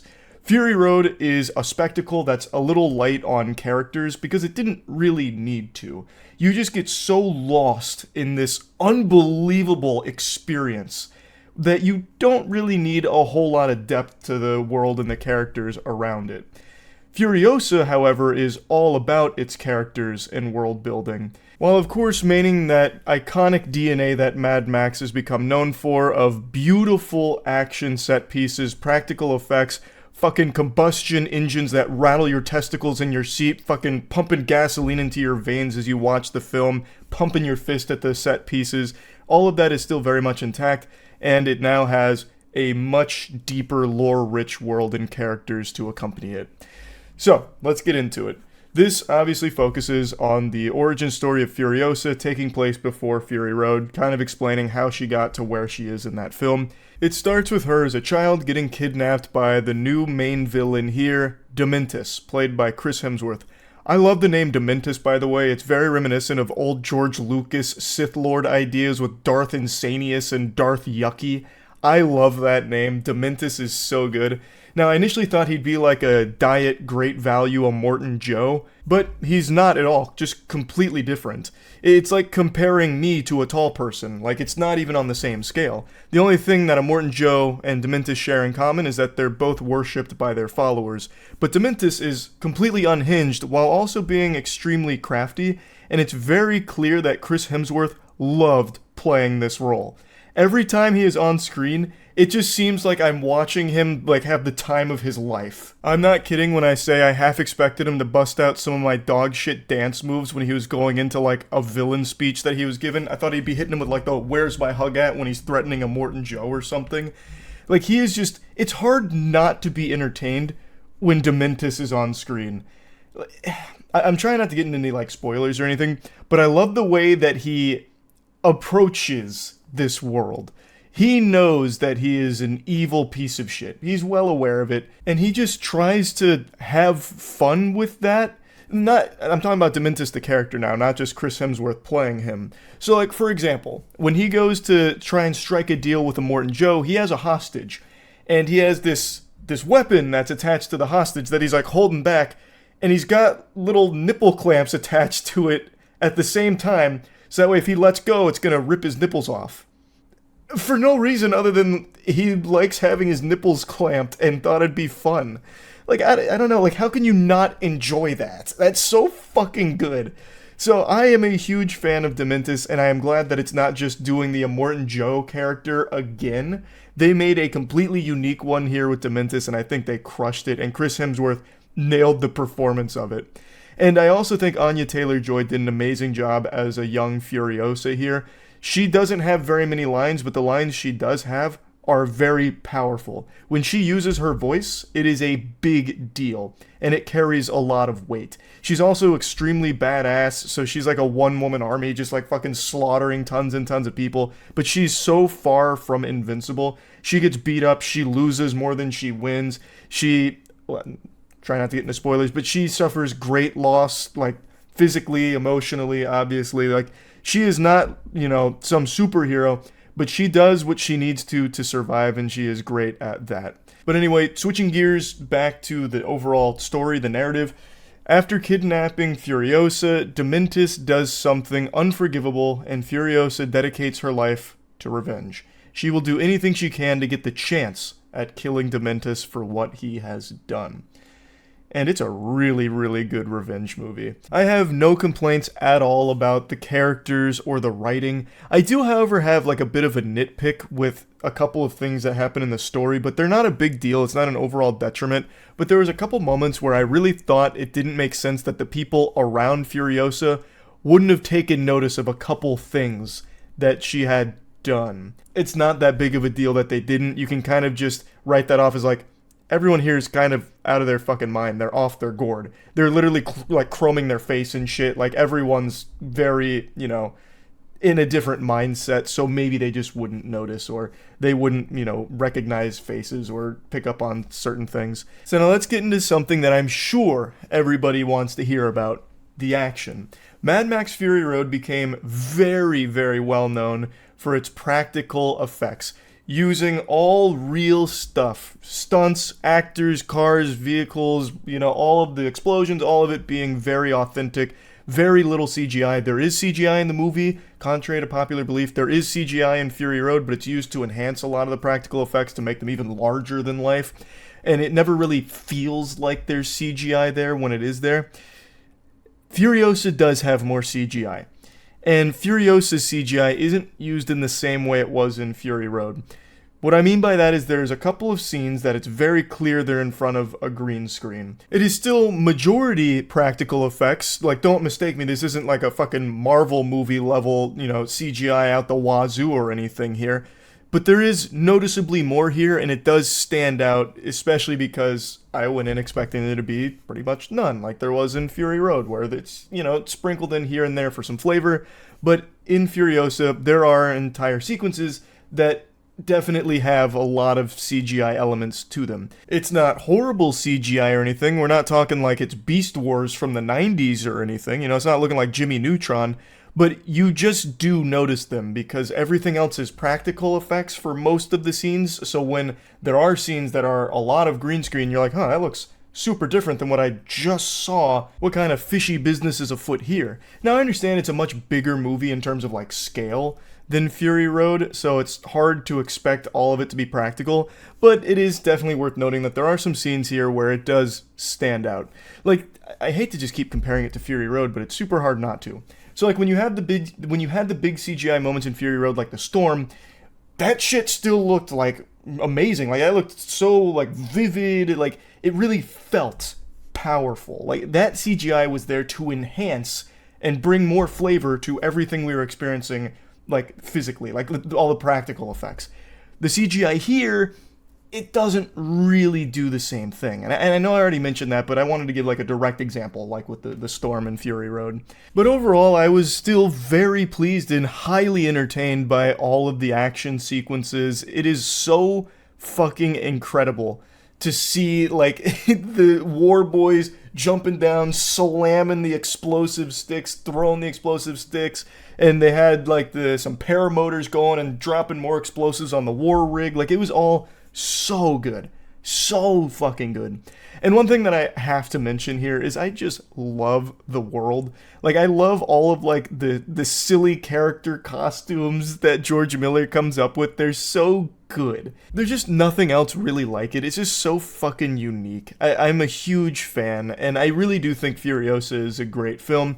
I don't have any like major complaints. Like, even the CGI thing that I harped on a little bit, to me, didn't ruin it. It didn't take me out of it. It wasn't even like really disappointing or anything per se. It's just something that I noticed where I was like, oh, Fury Road I do think was definitely better in that regard, but Furiosa is still better than the vast majority of things that come out in terms of its action and its practical effects usage, as opposed to putting all of the budget, all their eggs in the basket of CGI. They say, fuck it, we'll do it live. We're going to do it with real actors, real stunts, real environments, real vehicles. Fucking run it.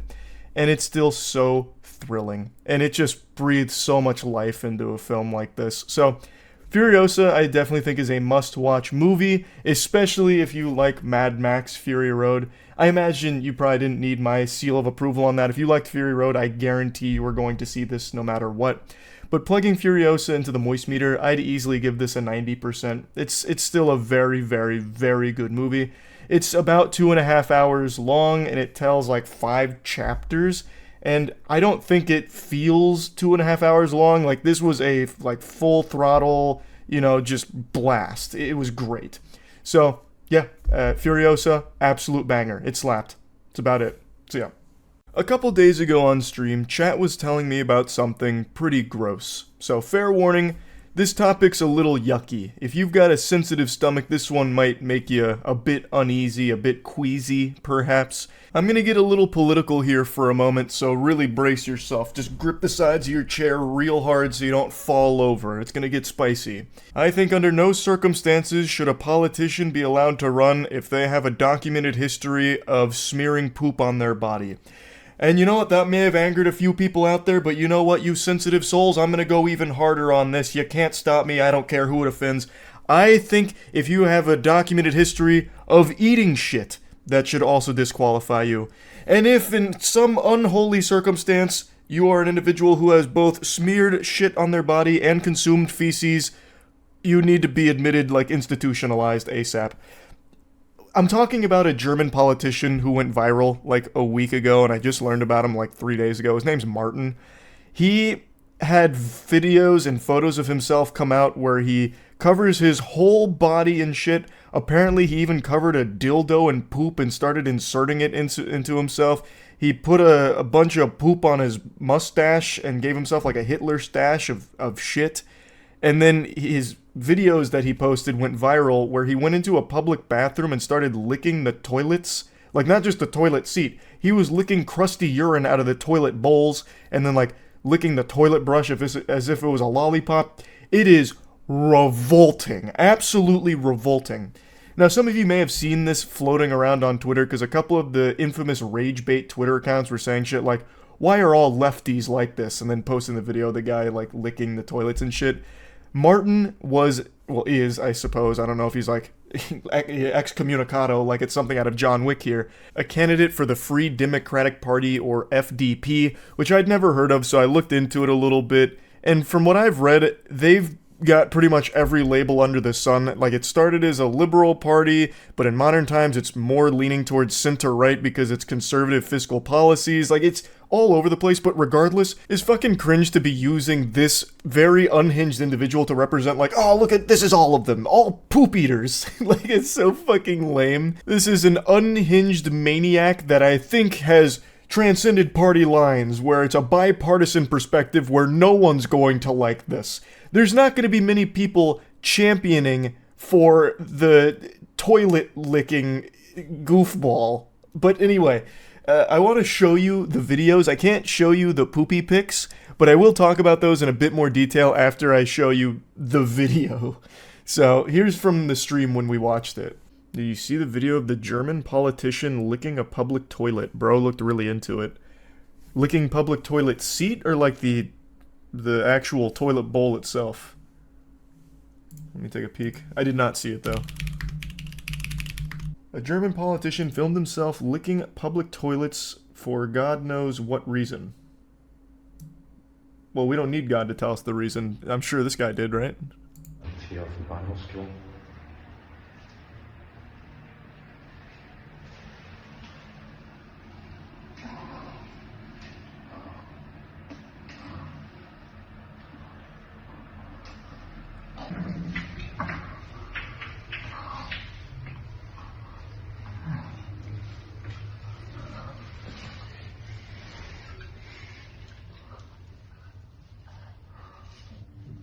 That doesn't look like a punishment. That man is super into it.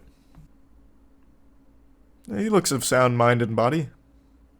He filmed himself licking the public toilets of a railway station. Of a railway station? Wow, that's significantly more foul than I would have expected. He chose Ultra Nightmare Mode public toilets for this. Hey, can't fault the heart. He said, if I'm gonna do it, I'm gonna do it big. In one clip, however you say his last name, was seen singing the Nazi-era German national anthem along with... What is this word? I don't even know a bad word that starts with M. Motherfucking rectally with a sex toy? Oh, masturbating rectally with a sex toy.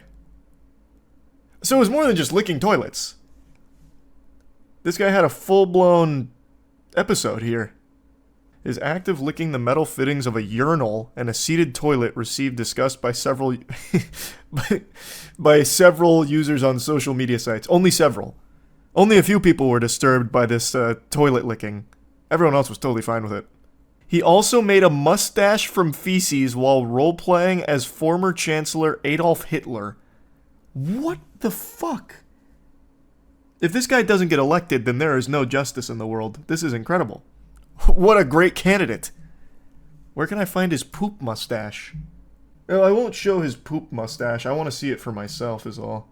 This is for my own enjoyment, and I'll describe it to you. Oh, it's... Wow, that article didn't quite fully explain it. It's not like he just put poop on his mouth. He covered his whole body in shit. Well, I'm not too familiar with Martin, but now I am a little bit. And I don't really like it.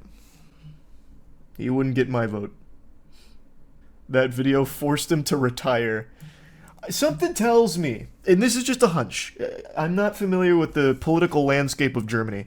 Something tells me just by listening to him for a second, right before he starts moaning into the urinal as he licks it clean, I feel like he probably wasn't in a good position to win regardless. Just a hunch. Just a hunch. Since all of this came out, there hasn't been a peep from Martin. He's off the grid right now. Probably purchased a shack in the middle of the woods somewhere, and he's living out his days as a lumberjack with no electricity and no connection to the outside world. Because this is one of those things that you can't really come back from. It is so unbelievably gross that it changes the way people would look at you forever, I imagine. So, the poop pics. I can't find any information about who the feces belong to, if it's his own brand, like if it came from his colon, or if it's a third-party pooper. Like, there's no information about if he covered himself in his own shit or somebody else's. Both are truly horrific, but I think if it was someone else's, it would be significantly worse. This is a true full-blown one politician, one cup scenario here, but instead of eating shit like ice cream, he just put it all over every crevice of his body. It's disgusting. It is disgusting. Those pictures I was not expecting to be as bad as they were. Like, I watched Harlem Shake poop, and it made me laugh. Like, it's gross, but, like, that made me giggle. This had me recoil. I was stunned. It was yucky. So, anyway, since all this has happened, there hasn't really been any follow-ups that I can find. Maybe in, like, German outlets somewhere, but they haven't been translated to English, so I'm still kind of in the dark on what exactly the status is with Martin and his, like, political campaign. The only little tidbit of information I can find is that the Free Democratic Party said that they're considering consequences, but I don't know if they've gone through with them, and also that was reported, like, right after all of these started blowing up a week ago. So I imagine if there were consequences, they'd probably have already happened by this point. But again, I can't find any further updates on it. I have to imagine, though, this has truly taken a huge hit to his candidacy here. I did see a couple of German commenters joking about this, saying, like, man, I'm real tired of this shit, and making some quirky quips like that, and that had me giggling a bit. But yeah, that's kind of where the story's at right now. I just had to talk about this a little bit because I saw another headline about it today, and it reminded me of just how gross it was, so thought I'd share it. That's about it. So yeah. Have you heard the stories of the P. Diddy Defense Force? I imagine not. These bugs crawl around the deepest, darkest corners of Twitter, constantly trying to fight for the honor of Puff Daddy. These rotten scoundrels aren't paid for their services by P. Diddy to fight his PR battle for him or anything. The only thing they get paid in is a couple of updudes from other inmates of Arkham Asylum that join them on this crusade. The Puff Daddy Patriots have been in full force red alert because a lot of new evidence has come out about just how evil P. Diddy is and has been for years in the music industry. There's overwhelming evidence that has existed for a long time, as well as brand new discoveries that have really painted a picture of just how fucked up P. Diddy is and has always been. And the Puff Patriots have been trying to deny all of it for him. A lot of them just kind of default to like, oh no, women are lying manipulators, so these bunch of whores are trying to get an innocent man in trouble. And that's They're not a large number of people that do this, mind you, but having anyone that defends P. Diddy is incomprehensible to me. And now this group of goobers is swallowing a tough pill here because a video came out that not even they can defend. It's surveillance camera footage from 2016 in a hotel where P. Diddy chases down and then beats his ex, Cassie. Obviously, I can't show this video, but it is brutal. It is a disgusting thing to witness. And there is no trick photography here. There's not a deep-faked AI or anything like that. It is footage of P. Diddy mercilessly beating his then-girlfriend, which corroborates the abuse allegations that have been made against Diddy for a long time now. P. Diddy also came forward and issued an apology video today. He actually sat down and did a fucking YouTuber apology for this. Let's go ahead and take a peek. It's so difficult to reflect on the darkest times in your life. But sometimes you gotta do that. I was fucked up. I mean, I hit rock bottom. But I make no excuses. My behavior on that video is inexcusable. He hits rock bottom, he hits women, he hits crack pipes. There's nothing this guy won't hit. The way he immediately starts this apology video is so fucking phony baloney. It's so difficult to reflect on the dark times, but I've got the strength to do that because I'm built different, so I'm going to reflect on the most painful moments of my life. When it comes to strength, I'm like a Super Saiyan being able to sit down and talk about this. Like, and then he goes on about how, like, it's inexcusable, he's not gonna make any excuses. Brother, your whole fucking career is built around making excuses for your abusive behavior and all the really fucked up shit you've done. And you are still constantly doing that. Even if it's not you directly making the excuses, you hire your fucking team of lawyers to do it for you to keep yourself out of jail. This is a guy that should have been locked up for life a long time ago. I take full responsibility for my actions in that video. I'm disgusted. I was disgusted then when I did it, I'm disgusted now. Turn yourself in then. You take full responsibility for it, you're that disgusted, walk to the nearest police station and turn yourself over. Although I'm not even sure if the police department would do anything about it. They issued this statement once the video started to go viral. They said, "We are aware of the video that has been circulating online allegedly depicting Sean Combs assaulting a young woman in Los Angeles. I've said this before and millions of people have said it millions of times before me. But the word allegedly does so much heavy lifting in this day and age, it's fucking crazy. Like, I know why they use it in the legal sense, but like, we all just watched P. Diddy beat Cassie. And he himself came forward to confirm that it was him beating Cassie. And they still use the word allegedly. That is like actual Looney Tunes level cartoonish dog shit there. You can just drop that word. The video has been circulating online depicting Sean Combs assaulting a young woman. Like, there's no gray area here. He has confirmed it. Everyone can see it in the video, but whatever. We find the images extremely disturbing and difficult to watch, and the office added that it would not be able to take action against Combs. If the conduct depicted occurred in 2016, unfortunately, we would be unable to charge as the conduct would have occurred beyond the timeline where a crime of assault can be prosecuted.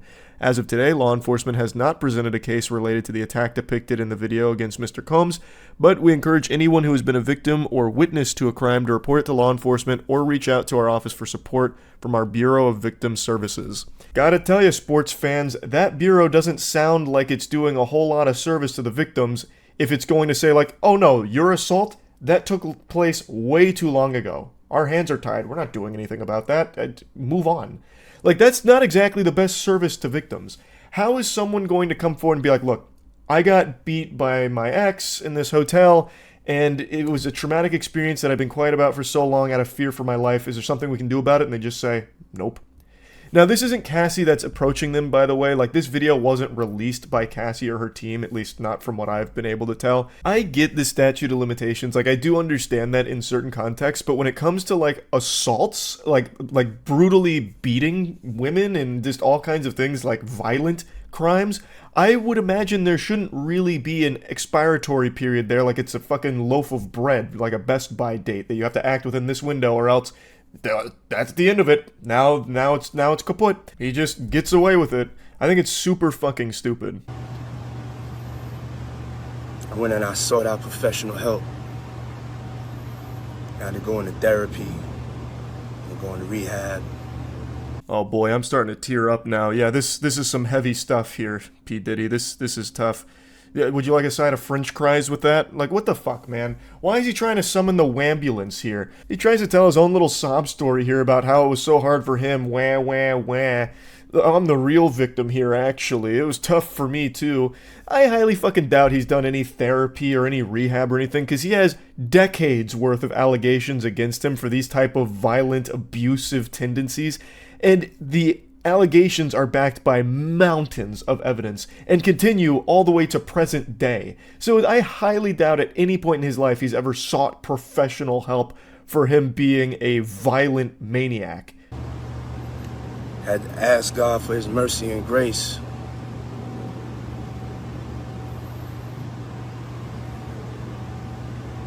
I'm so sorry. But I'm committed to be a better man each and every day. I'm not asking for forgiveness. I'm truly sorry. It's so weird if he's that remorseful about the situation, why he didn't apologize back in 2016, why he tried to bury it to the best of his ability and deny all of the allegations and try and paint all of his accusers in the worst possible light to make it seem like they were untrustworthy and lying about the whole thing.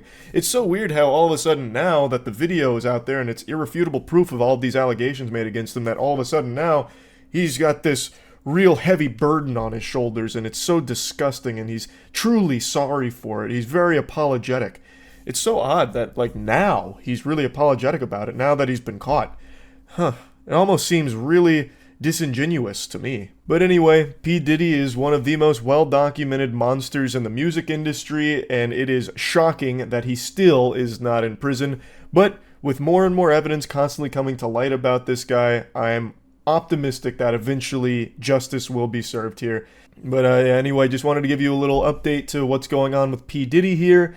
The apology video, if I was to put that on the YouTuber apology tier list, that would be a strong F. Fucking terrible. Absolutely atrocious. That's about it. See ya. 2024 has been a remarkable year for awful horror movies. Every single month we're getting a brand spanking new disaster of horror delivered to the big screen and being charged over $10 for, which should be criminal for movies that are this bad, like Tarot and now Strangers Chapter 1. It blows my mind just how frequently they're putting out these revolting messes. No matter how you look at this movie or how generous you try to be with it, there is nothing to like. It is a pile of dog shit. It's actually worse than that, because real dog shit, like the tangible poop, it's at least free. This is dog shit you're paying $10 to sit through and be bored and miserable. It's just... Point is, Strangers Chapter 1 isn't very good. I'm sure, no doubt, most of you were able to sniff that out. I was trying to be very subtle with my critique off rip, be unbiased, but it's just hard with how bad this movie was. And it's made worse by the fact that I really like The Strangers, the first movie from 2008. I actually think it's a classic. The second one I didn't like nearly as much. I actually forgot it existed until I went back and saw that they actually had one from 2018. And I was like, oh, that's interesting. I must have missed it. And then I watched the trailer and I was like, nope, I saw it. I remember this now. It like opened up a repressed memory. Anyway, though, Strangers Chapter 1 is far and away the worst in the franchise here, and one of the worst horror movies of the year. I don't think it's worse than Tarot, but Tarot was like genetically engineered to be the worst possible horror movie you could create. They had one of the writers for Moonfall direct that fucking thing. So like, it's going to be really hard for any movie to be worse than Tarot this year, but this one certainly tried to give it a run for its money. Now, Strangers Chapter 1 has a really interesting story, not in the actual movie itself because the story is complete trash, but they actually filmed an entire trilogy for Strangers. And I don't mean like 2008 and 2018. I mean Strangers Chapter 1 is the start of their new trilogy that they've already filmed. Apparently they filmed all 3 movies and they're going to be releasing this entire trilogy over the course of the next year. That's very ambitious, especially when you have something as weak as this to start with. I don't know how they're going to justify the existence of Chapter 2 or the final chapter, but I'd be lying if I said I wasn't curious now. Because how could it possibly get better? I know it can't get worse. This is definitely the worst I think it can possibly be for The Strangers. But what could they do to make it better? I don't know. The film ends with a to be continued, and nobody wants to continue this. But now I have this morbid curiosity with where this might go. Like, I have half a mind to expect this to start bringing in aliens and time travel or something. Like, I think it's going to get really off the rails. But let me just talk about what makes this movie so bad. And I'll actually start with this quote from the director. "Nothing is too ambitious for me. If it had been a straight remake or sequel, I would have definitely passed because at this point in my life, I wouldn't touch a classic like the original The Strangers." Hey, pal. You just blow in from Stupid Town? What are you talking about? Strangers Chapter 1 is literally a 1-to-1 remake of the 2008 Strangers movie, except the characters are stupider, they're more shallow, like these are the dullest characters I've ever seen in a horror film, and that is saying something extraordinary, because I thought Tarot had the worst characters, but the two characters, the main characters here, are so unlikable and have no depth to them at all. Somehow Tarot characters had better depth. Like, what do you mean? That you didn't want to just make it a straight remake and you would have passed if that's what the assignment was. You did do that! Everything that was present in 2008 Strangers is present here, but worse. It's as if AI was tasked with recreating the Strangers 2008, and it just ChatGPT threw this together to try and make it a close emulation, but lost all of the soul and what made that one so good. This movie is that. If you've seen 2008 The Strangers, you've already seen The Strangers Chapter 1. It's the exact same story, the only thing that changes is it's an Airbnb. But everything else is completely intact, including some of like the iconic scares done 1-to-1 but worse. It loses all of the tension of the 2008 Strangers. It's trash. You did remake that movie. Whether or not you set out with that goal, ultimately that's what you delivered. The best thing I can say about Strangers Chapter 1 is that at least it's only 91 minutes. So it's nice and short. You get in there, you get frustrated, you get bored, you leave, and you forget about the movie entirely because it sucked. At least it's not long. So thank you for that, I guess. So the story revolves around a man and a woman. They've been dating for 5 years. The guy hasn't proposed to her, which is a plot point that really doesn't do anything. It never leads to anything except for like a single line here and there about that. They're deeply in love and they're on a trip. They're making their way out to Oregon, but they encounter some car trouble and they end up getting stranded in a place called Venus, Oregon, and they get directed to an Airbnb to stay for the night while they wait for a guy named Rudy to fix their car. And most people in this small town are real sketchy, so it puts one of the main characters on edge, the guy. I already forgot his name. That's why I'm just referring to him as the guy. I actually don't remember their names, and I really don't feel like looking it up because it's not even worth remembering their names. So the guy and his girlfriend, they go into a diner because they're hungry. And the guy immediately just starts rolling a 1 on every charisma check. So everyone he interacts with for the entire first half of the movie ends up hating him because he tries to be like quippy with everyone and nobody likes it. So anytime he makes like a little quip, like for example, one of the diner waitresses said like, "Oh, you've been dating for 5 years? Why haven't you put a ring on it yet? What are you waiting for?" And he goes, "Well, right now I'm waiting on my turkey melt." And nobody laughs, so he just says, "Tough crowd." And he does that like 6 fucking times. He's so annoying, and every character hates him. This guy has negative charisma in his stats. So, anyway, whatever. Point is, he's unlikable by everyone in the movie, and everyone watching the movie too, because he has nothing to do. Like, he's not interesting. He has no real writing around him. He is just this hollow character that spits out a couple of bad quips and makes terribly stupid decisions. So, they're now staying at this Airbnb, and things are getting a little weird because there's someone that knocks on the door. They're banging on the door, and they're asking for Tamara. They're like, "Not here. Go away, weirdo." So they go away, and they come back again. "Where's Tamara?" "Hey, I already told you there's no Tamara here. Fucking scram. Take a hike." And, him and his girlfriend, they're like trying to make the best out of this situation. She seems to really like it. And the guy takes his 6-pack of beer, and he tries to put it in the fridge. He's like, "Damn, fridge isn't working." So he takes it out, and then his girlfriend finds a number to call if they need assistance with anything for the Airbnb owner. And I shit you not, it's like 1 a.m. And she grabs this number and calls the Airbnb owner to leave a message to send someone out to fix the fucking refrigerator at 1 a.m. so they could cool their beer. What an inconsiderate guest. Why would you do that? You're there for like maybe 6 hours. Why are you going to have someone come out at 1 a.m. to fix your fucking refrigerator so your boyfriend can put beer in it? But they end up just drinking all 6 beers anyway without them being cold. Like, it's so dumb. This is so stupid. I'm all over the place in breaking this down because this movie just really sucks and there's a lot I want to complain about. But, okay, back to that person knocking on the door. Eventually, the boyfriend realizes that he doesn't have his inhaler. His girlfriend says that she forgot to put it in the car when they got to the Airbnb because someone drove them there. And he's like, all right, that's fine. I'll just scoot back into town on this motorcycle I saw outside. So this Airbnb has a motorcycle. I want you to make a very strong note of that. A working motorcycle that the boyfriend, with no trouble whatsoever, takes into town, which is like 5 miles away or something like that. So he goes to get his inhaler, and she is now left alone in the house, and creepy stuff's happening. One of the strangers is singing "Rockabye Baby." Like, all of the cliches you can possibly imagine for a horror movie are in this movie. Every single possible horror movie cliche. And they're done so much worse than you've ever seen them done before. So she's getting, like, on edge. You know, she's hearing these things, and you see, like, oh, the stranger creepy people are standing behind her, and she doesn't see them, but we see them. Whoa, spooky, frightening, and then jump scares out the wazoo.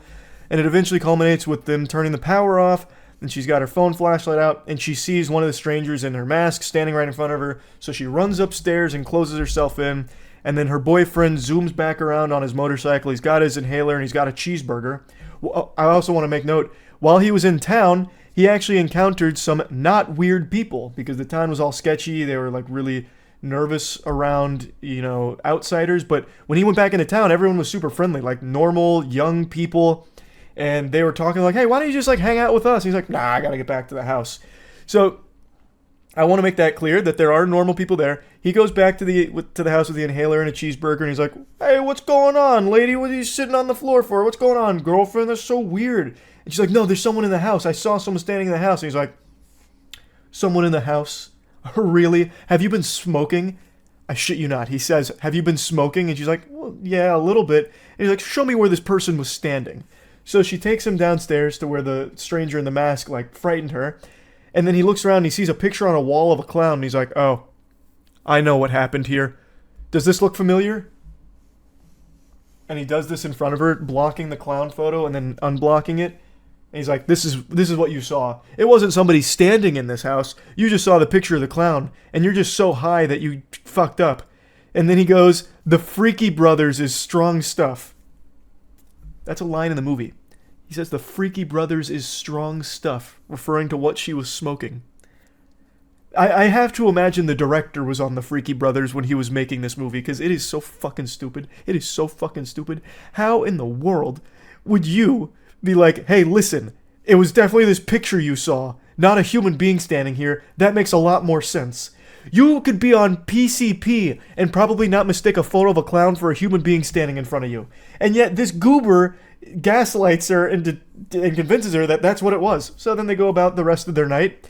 And if either one of them was thinking logically, what should have happened there is they both get on the motorcycle and they ride into town and just spend the rest of the night around the normal people. Because there's normal people that invited them to just hang out.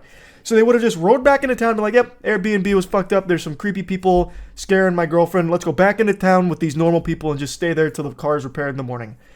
That would have been the logical thing, because they have a working vehicle that they just used, and it would have immediately ended the movie on the spot.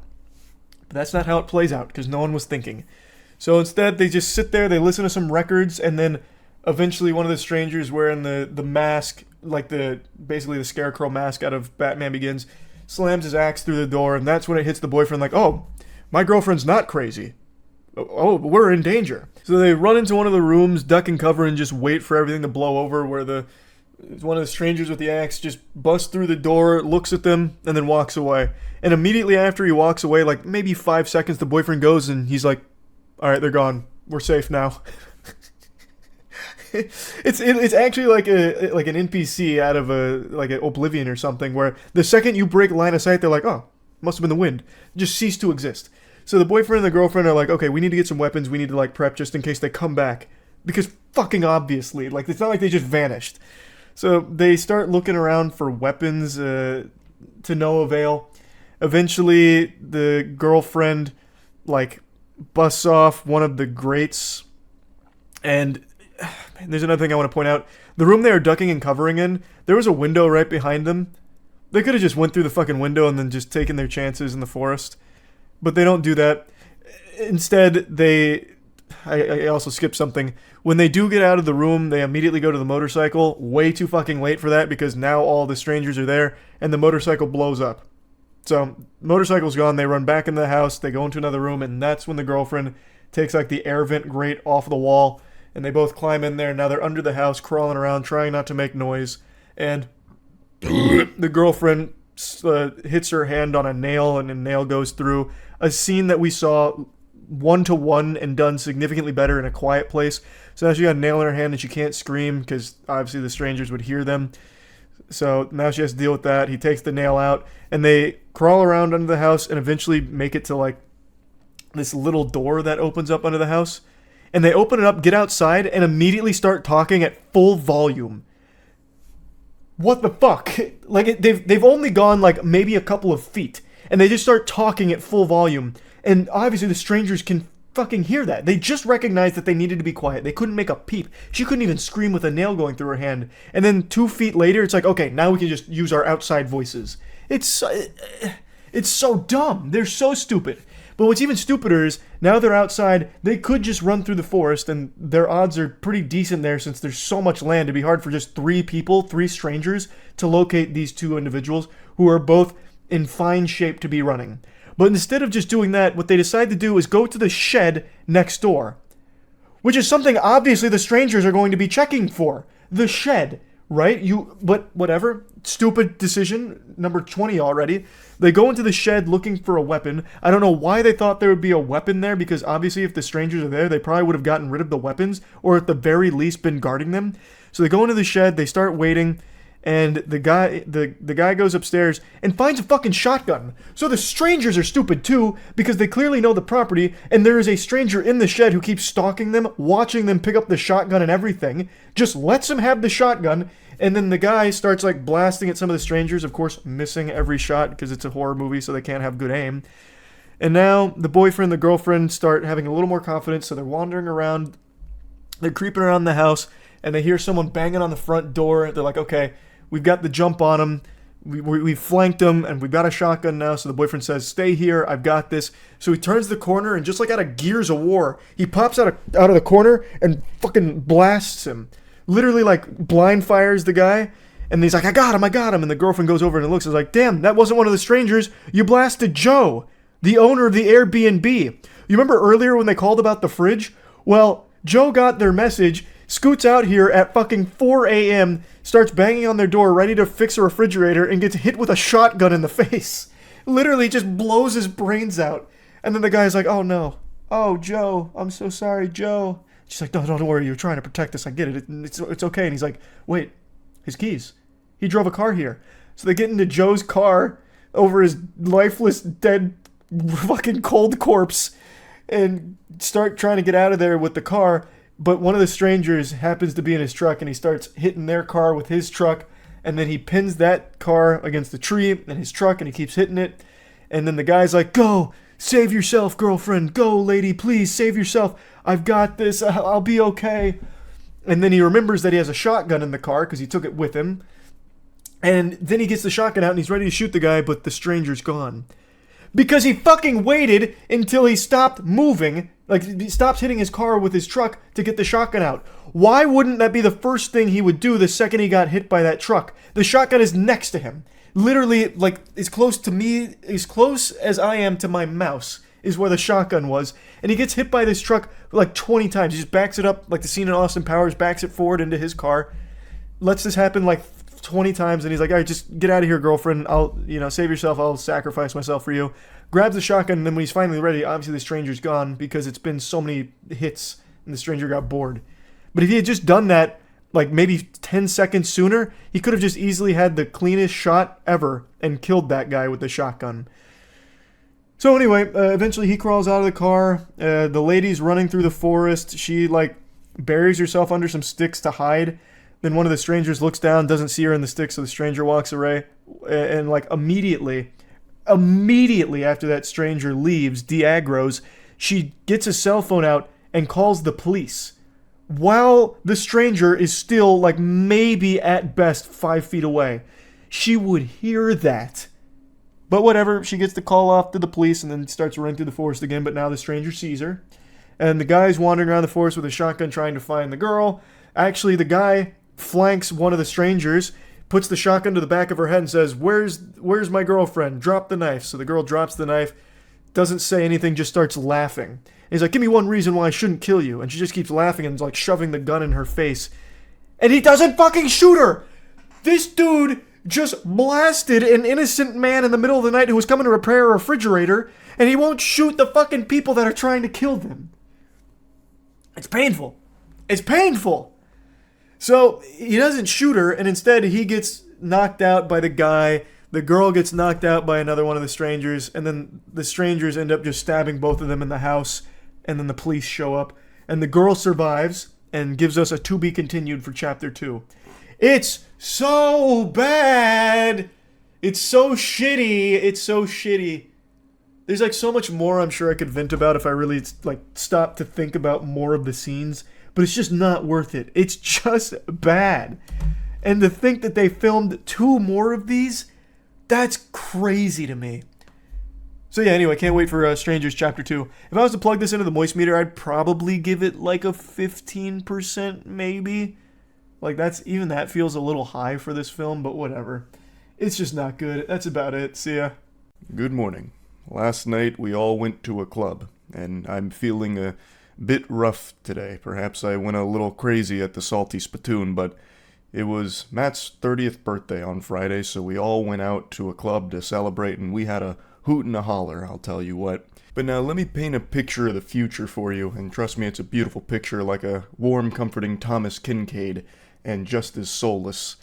It's a future where your AI would do all of that for you. It was something we went over on stream. The CEO of Bumble believes that the future of dating in particular is having 2 AIs date each other to see if you, the human beings, the fucking cringe flesh puppets behind the AI, are compatible. And I was thinking about that this morning because, like I said, we went out last night. Now imagine I just sent my AI to do that. Like, this is deep future shit. We're getting to, like, Bruce Willis surrogates almost, except I wouldn't be piloting it like a Gundam. It would be just a literal standalone AI that goes there on my behalf, so it wears, like, my name tag, I guess. And somehow that's supposed to make meaningful connections, I guess, in the eyes of the Bumble CEO. And I was just thinking about it. It's like, damn, I could go have fun as a person, or I could go meet people and form a connection, or I could just have the AI do it and pretend that somehow that helps me and feels good. The autonomous douchebag wouldn't even be communicating with other humans in this future. If the Bumble CEO is correct here, it would be communicating and mingling with other AI that represents other human beings. It's putting people even deeper and deeper into complete isolation. It's like the worst possible future in my eyes, where AI infiltrates actually everything and replaces everything. Like, soon we won't even have to piss and shit anymore. We'll just have AI do it. I'll just go on ChatGPT and say, shit for me. Okay, I feel better now. It's so fucking concerning. But anyway, not only did I go over like the Bumble CEO AI stance, but we also found that there's services being offered for dating apps that will flirt with others for you. Like, completely without your input or anything. It's an AI that you can train to emulate you so it can spit game on your behalf. You have the ultimate wingman. And by that I mean you have the worst possible wingman that will ensure that you will never get laid. And if you already have had sex at some point in your life, this fucking service is so atrocious that it will give your virginity back if you try and unleash it on the dating apps that you use.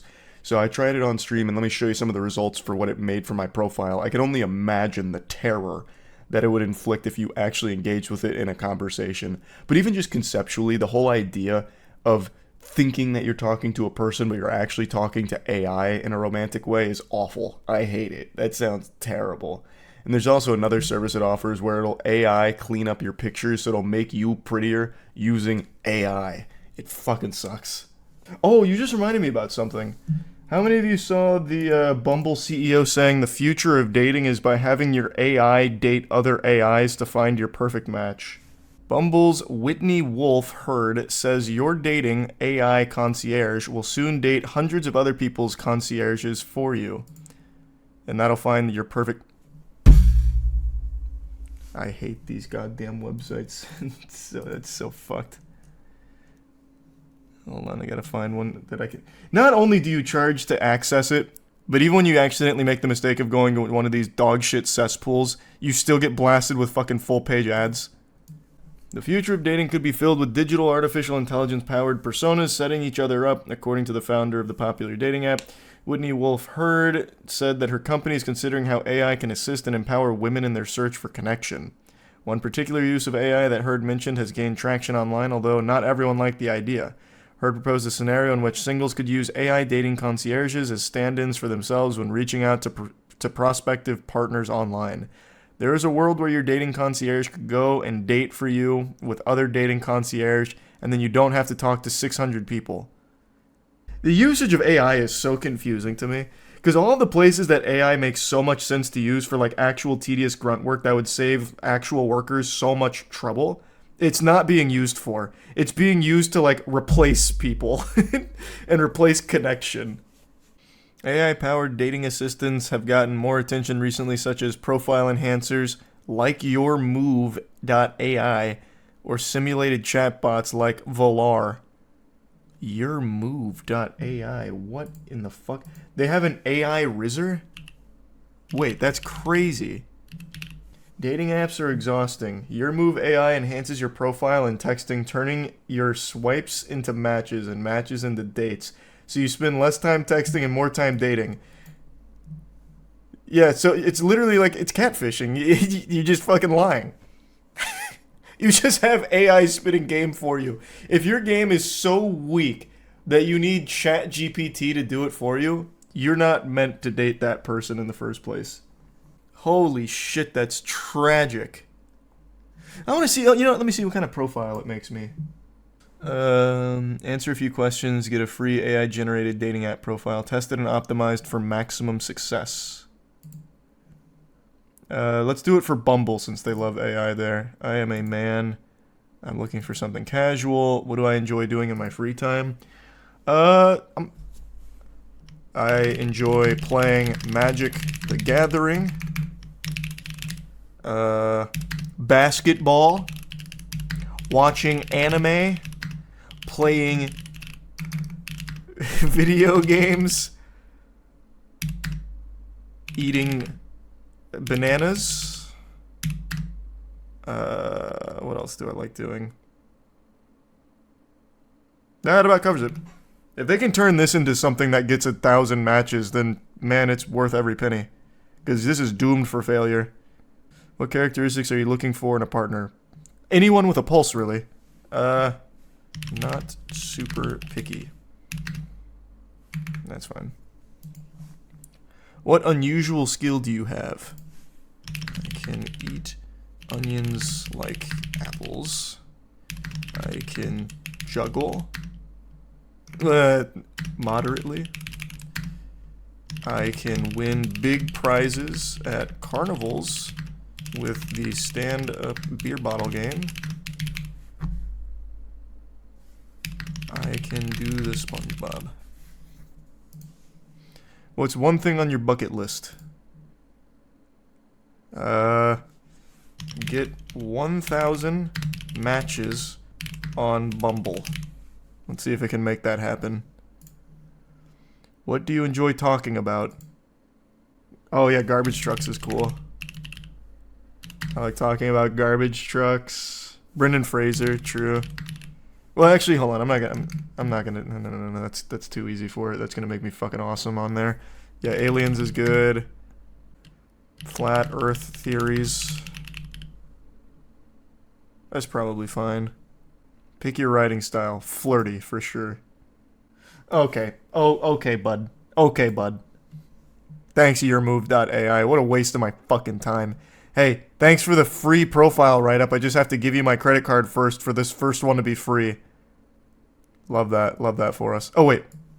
There's a no thanks option. Onion enthusiast seeking someone who can handle a tear-free dinner date. No crying about it, just love for a good meal. Brother, they're gonna turn me into a fucking Reddit thread and make fun of me for that kind of profile. Are you kidding me? Yourmove.ai, more like no move. Stay lonely and a virgin forever. Are you kidding me? That's their opening line for my fucking profile? They focused on the onion eating? Are you... Actual psychopath AI. Full-blown cock block. Oh, wait, you're right. I can just re-roll. I'm the guy who will win you a giant stuffed animal at the county fair and probably get us kicked out of the photo booth for making too many silly faces. Jesus Christ. Oh my god, it thinks I'm a Discord mod. Jesus. If you're okay with a life of upscale carnival dates and occasional public embarrassment, I'm your guy. On weekdays, I'm stuck behind a screen, but on weekends, I'm all about the thrill of the midway. I'm all about the thrill of the midway. Motherfucker, what? I'll never get laid again. Are there people that actually use this, you think? I feel like it's a lie. I feel like no one's actually using yourmove.ai. I just don't believe it. There's no way this would actually spit game for you in an effective way, unless you're also talking to another AI. Oh, now this is fucked up. Wait, AI enhanced photos. Oh, Jesus Christ. They're monetizing professional catfishing. Banana enthusiast seeking someone to share peels with. I'm noticing a trend here. This isn't the most advanced, sophisticated AI. It's pretty rudimentary. When I'm not working, you can find me gaming or rewatching anime. Hopefully you can appreciate a good potassium-filled joke. Why is it rewatching anime? That makes me sound like even more of a loser. Enthusiast is the only thing it knows. No, it knows two things. I'm the guy that does the guy. I'm a man of particular taste and my stomach don't... What? It's giving me IBS now? If you're okay with the occasional waft of onion breath, we might just have a connection. Is it getting mad at me? These are just getting worse and worse. I'm not entirely sure what's more ambitious, getting 1,000 matches or actually going on a date with one of them. Either way, hopefully you can help me solve this It's just insulting me. It's actually just insulting me. Like, directly to me. These aren't profiles, it's speaking to me.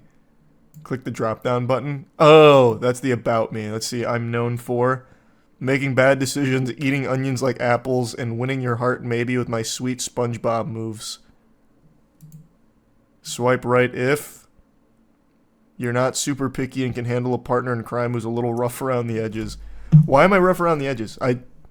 My bio was pretty put together, actually. What the fuck is this? Maybe it's because of Bumble. Maybe on Tinder it's more unhinged. I'm not sure what's more impressive, my trash can organization system or my ability to hold a conversation about garbage trucks for hours. If you're looking for someone who can appreciate the little things, I'm your guy. And that's getting right back into the same shit over and over again. I'm your guy, pal. There was an issue with our AI. Please wait a few minutes and try again. Well, the issue is it sucks, man. That's the issue. If you pay for that, you deserve to be alone. Bro got rate limited. Chichiru. They said, oh my god, he's way too desperate. Cut him off quick. Throttle him. Or simulated chatbots like Voller. I don't really care to look at Voller. I already know what that's going to be. It's just like an AI talking companion to like test your moves on.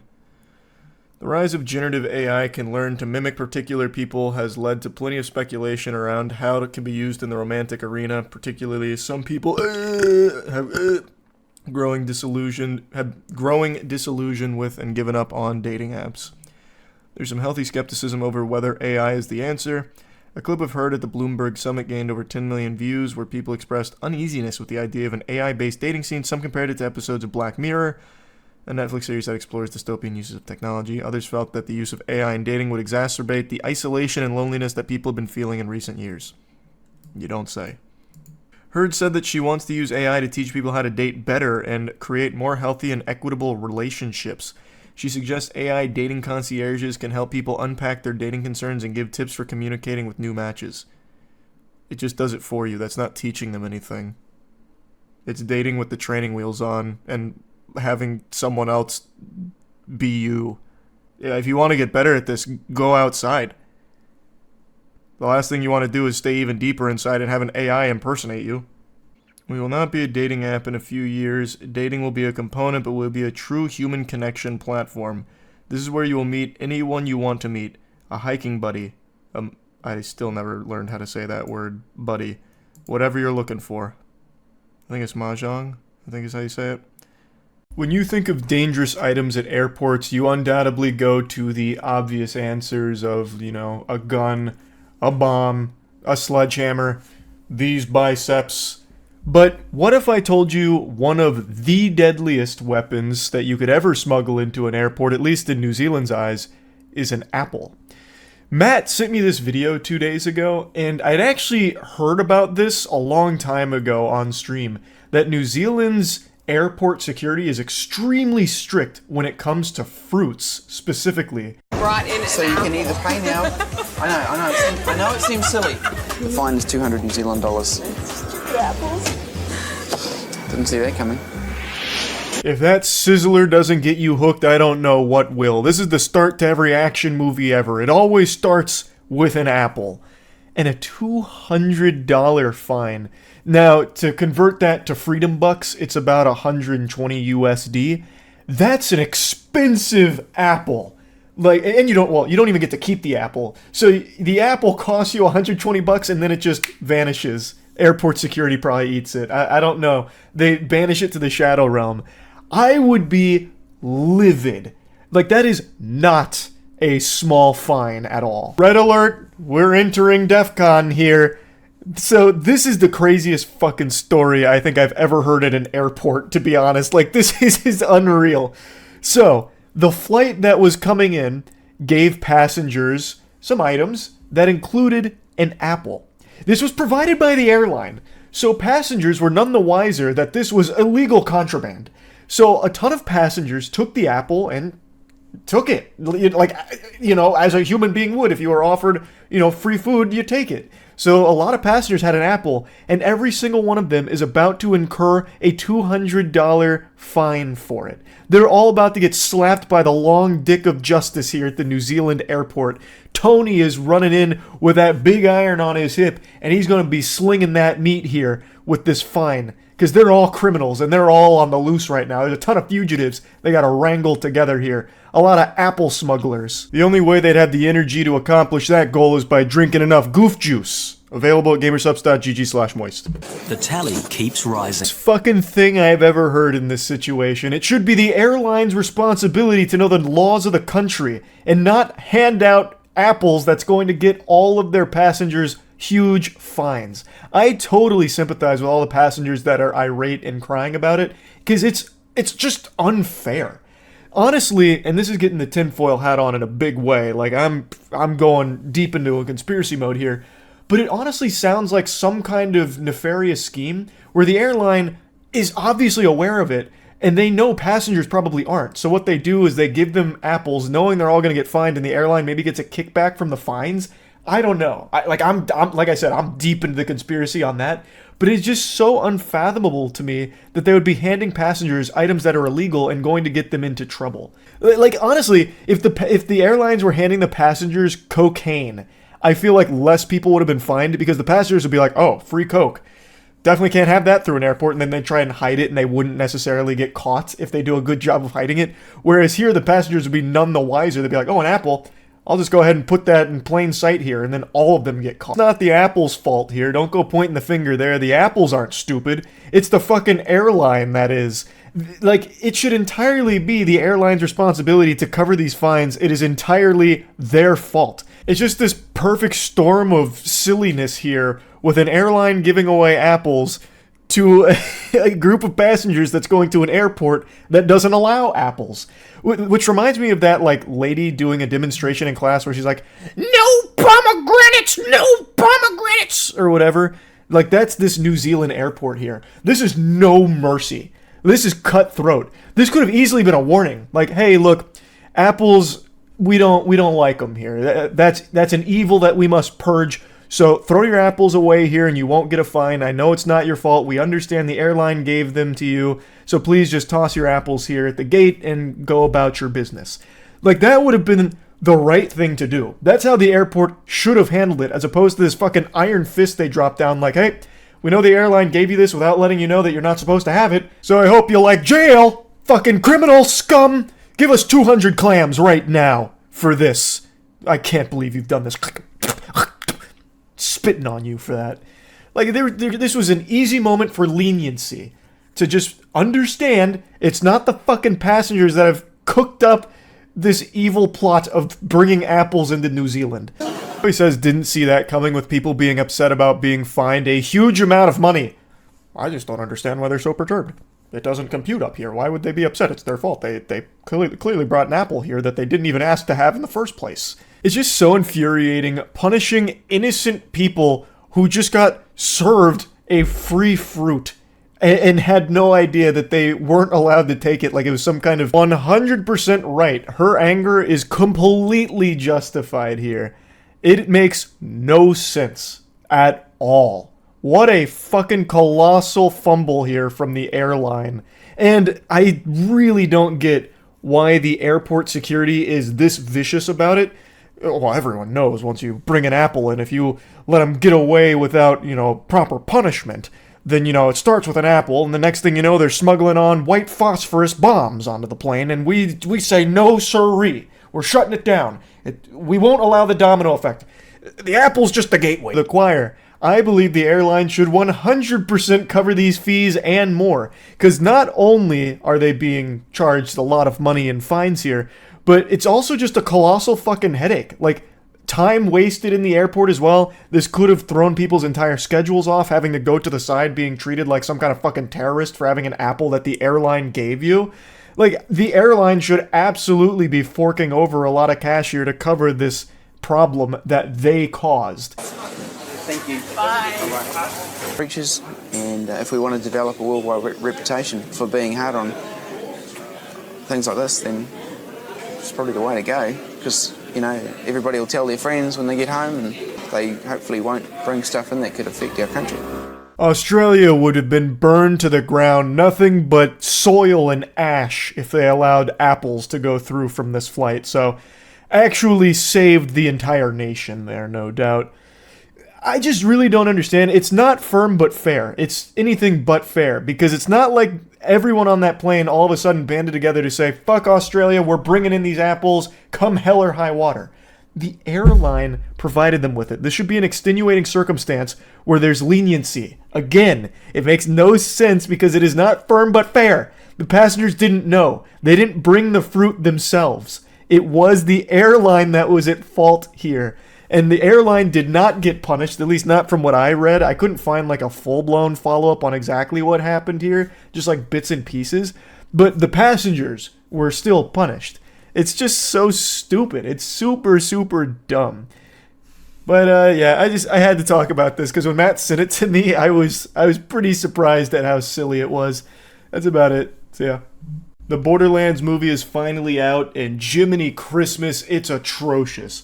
It doesn't matter your take on the Borderlands series, if you love the games, if you hate the games. If you see this movie, you will hate it. It is just bad across the board regardless of your taste. I am stunned by how bad it actually is. I didn't have the highest hopes for it, but you have to try really hard to make a movie this terrible. So I went last night to see it with a bunch of my friends. We were 10 heads deep to see the Borderlands movie because this is one of those special stinkers that had a lot of hype. 0% on Rotten Tomatoes when it debuted. A 3 from IGN, which is unheard of. IGN gives fucking anything a 5. If they watched an hour and a half of the peanut butter jelly time banana gif going back and forth, they'd probably rate that a 5. And they gave this a 3. So we knew that this was going to be something impressively bad. But I don't think any of us expected just how boring, lame, and just downright nauseatingly, insultingly worthless this film is. I have nothing good to say about it. I'm going to go ahead and play clips from when we were kind of debriefing after witnessing this war crime, but I'm going to speedrun like the basics. I'm not even going to bother talking about how unrecognizable this movie is from the source material. It doesn't even bother to try and be a comedy. Like, I think the Borderlands humor hasn't aged super well, but I still like Borderlands 1 and 2 a lot. I don't like 3 or any of the games that followed, but I really like 1 and 2. And I thought, bare minimum, this would be trying to take that DNA of that humor and put it in this movie. It doesn't. There's like almost no comedic moments in this film at all, except for Jack Black doing his best to try and make Claptrap entertaining. He's like the only one putting any kind of soul into this at all. Everything else is like the most flat NPC shit ever. It felt like everyone in this movie just didn't want to be there at all, except for Jack Black, who was at least trying.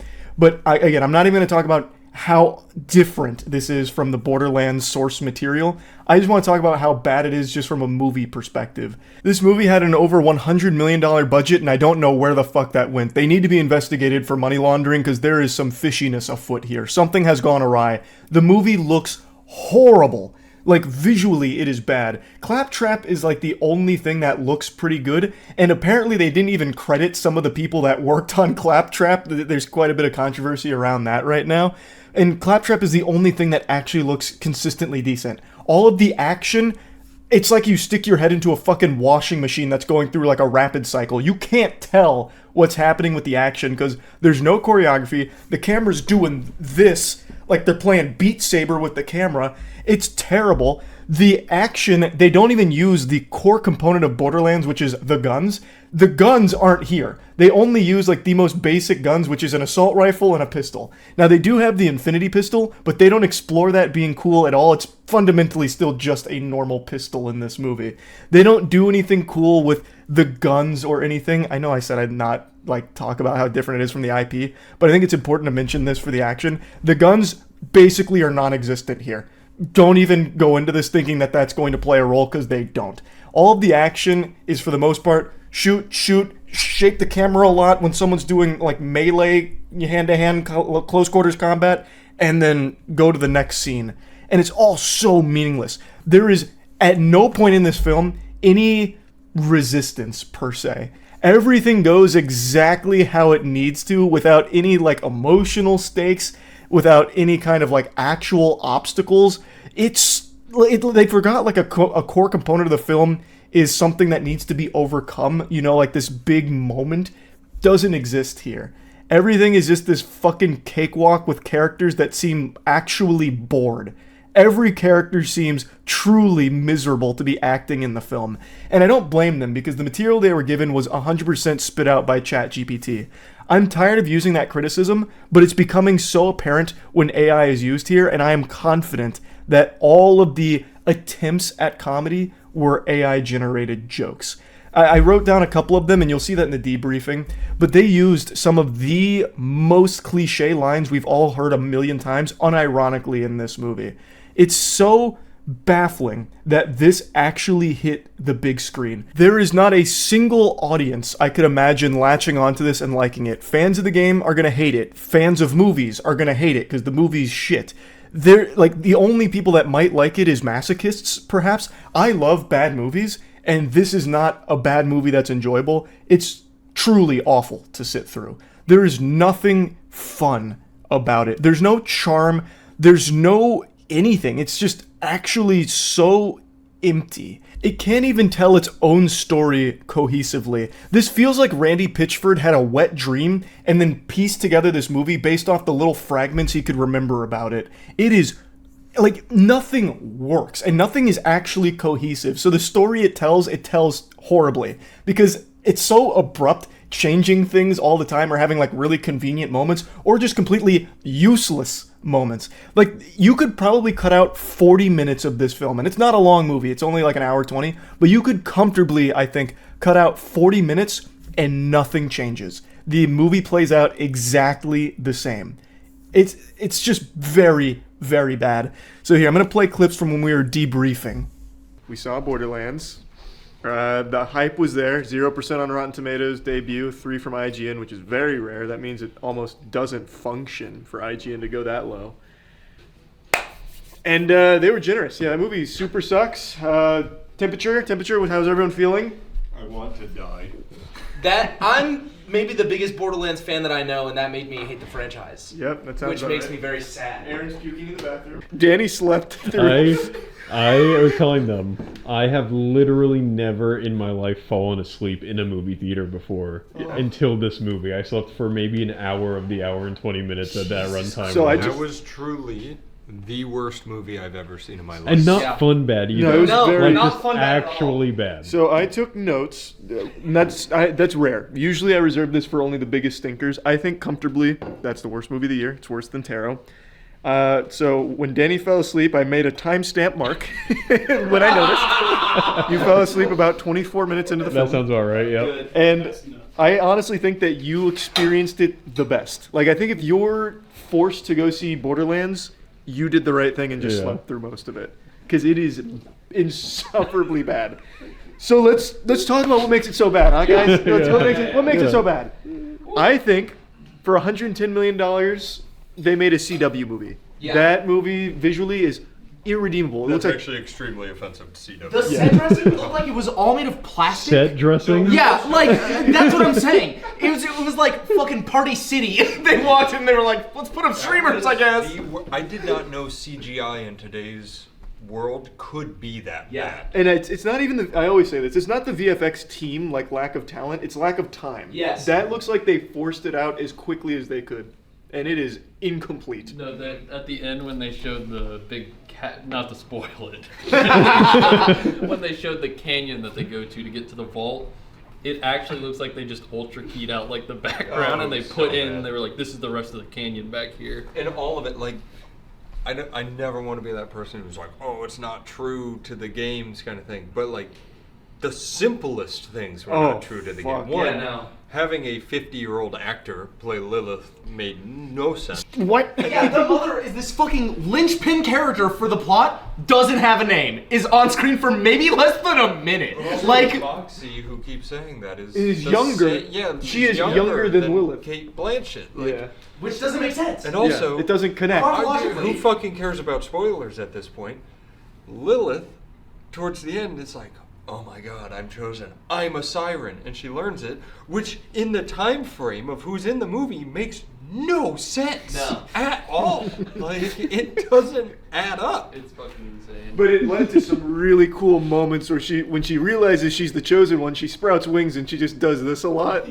Floating in air like and giving this. people force fields. She gives them like Destiny 2 buffs for a second. Yeah, that was She's like an ultimate. We haven't even gotten into the dialogue. Yeah, so that movie, we were in the Uber back talking about how it was like the ADR the entire movie. Yeah. I think the ADR, they just recorded a table read from when they were first reading the script. Right? Yeah. No, the guy playing Krieg, they didn't even tell the actor in the costume to go like shake your head up and down so maybe. No, he was stone cold, like solid the whole time. Even when his voice lines were going. I wrote down a couple of my favorites because it does feel like I hate to use this because it's overused now as a criticism, but it really does feel like it was all AI generated. So it feels derivative of everything that's ever come before it. Unironically, these were some of the lines used.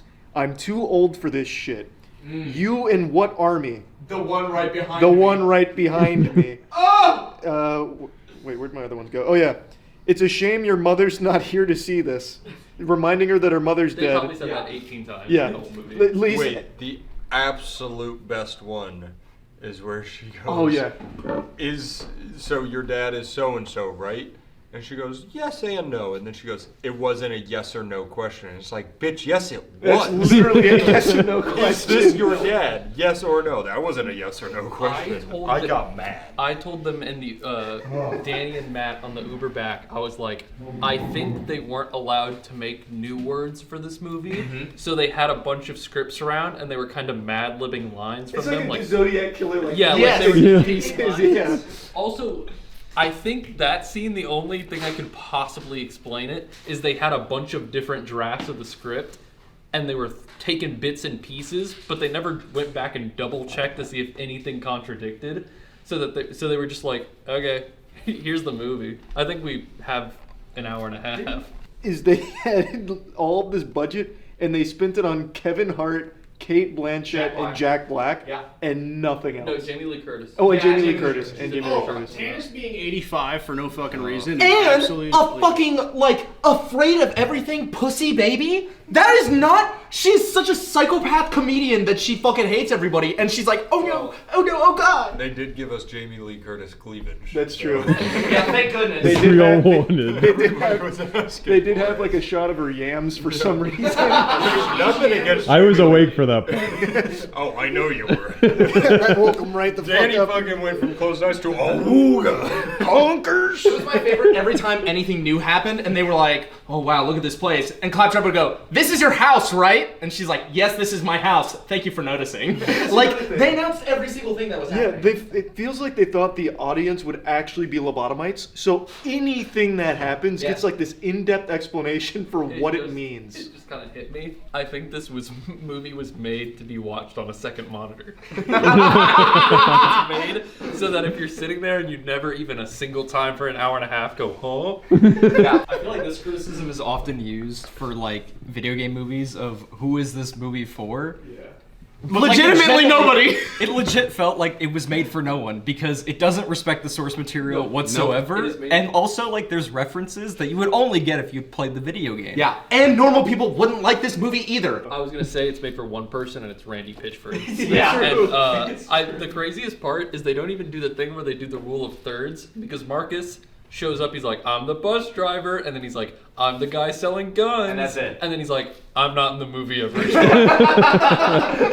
Maybe that's the best joke, because they're like, there is no third time. It shows up, it's just the two. So it legitimately doesn't work on its own two legs. The movie, it doesn't know what to do. So, big spoiler, at the end of the film, General Knox is not the Knox from the games, and nothing is like it is in the games, but Knox, in the context of the film, is hunting the entire film. You know what's crazy? I don't know who you're talking about. Really? I literally don't know who you're talking He also about. gets knocked out right away, but you don't know for no reason. Yeah.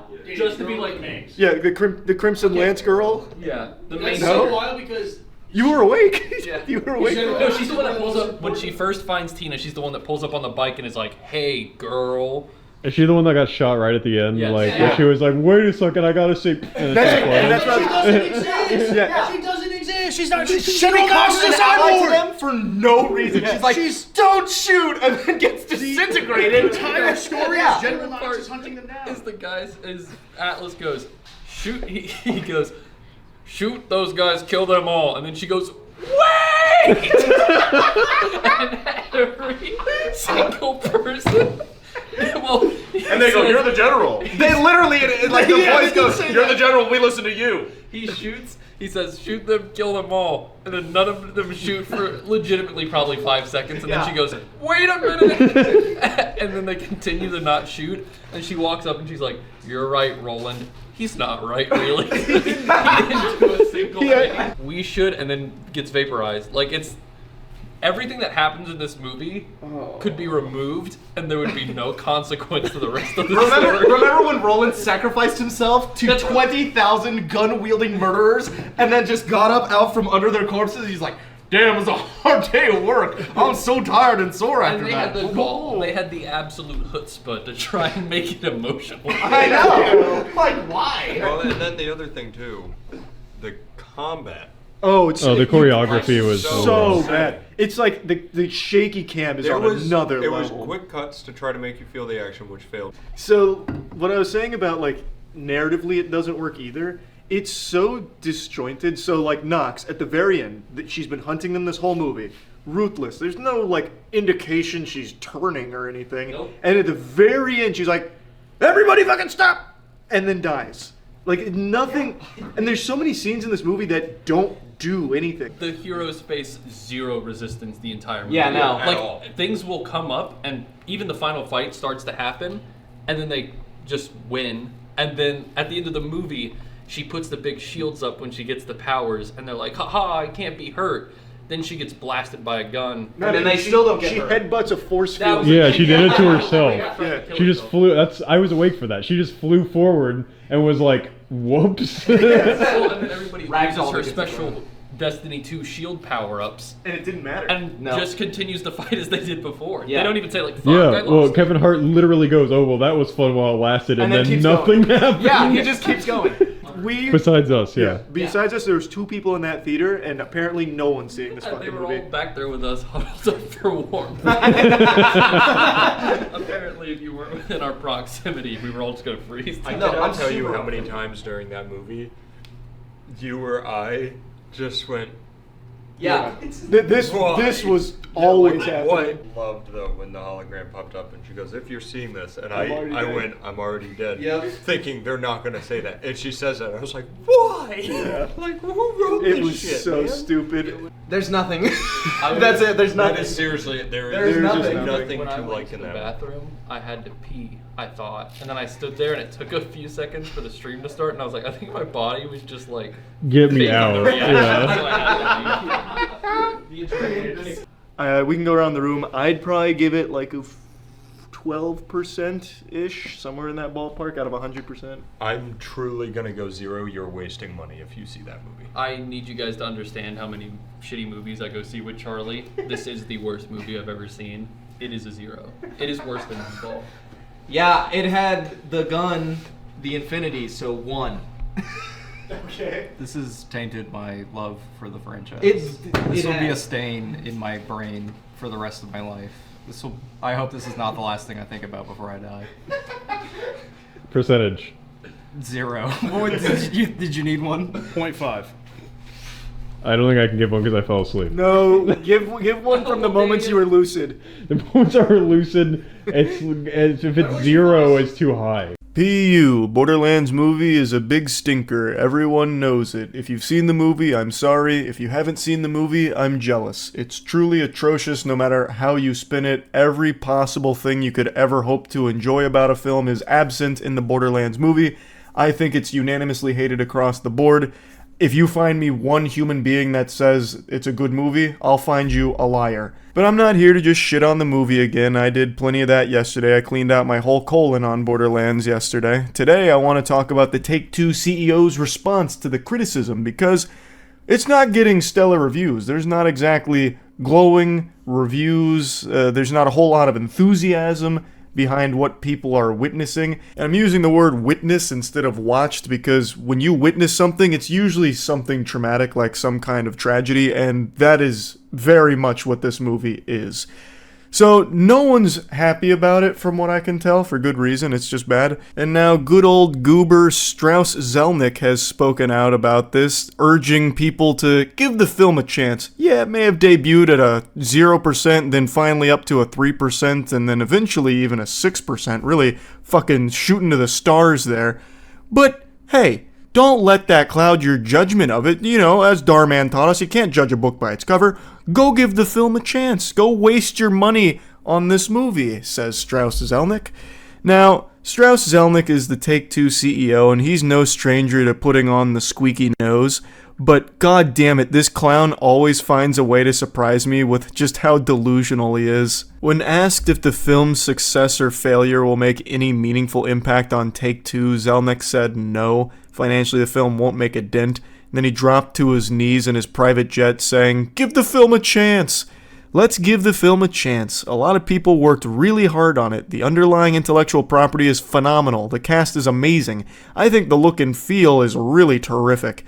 So let's see what audiences have to say. But to answer your question, no, the performance of the film wouldn't have a financial impact on us or on the franchise one way or another. I am certain Strauss Zelnick has never touched Borderlands in his life. If he ever even held a game controller, I bet that shit would burn his flesh like a vampire in the sunlight. The guy is just a corporate drone. He is this husk that has human flesh grafted onto it. He's just this being of greed. He doesn't know Borderlands. I doubt he's ever touched the game, and I'm pretty confident he hasn't watched the movie either. In fact, I'm more confident that he hasn't seen the film than I am confident that the sun will rise tomorrow. I also love how he mentions the cast being terrific.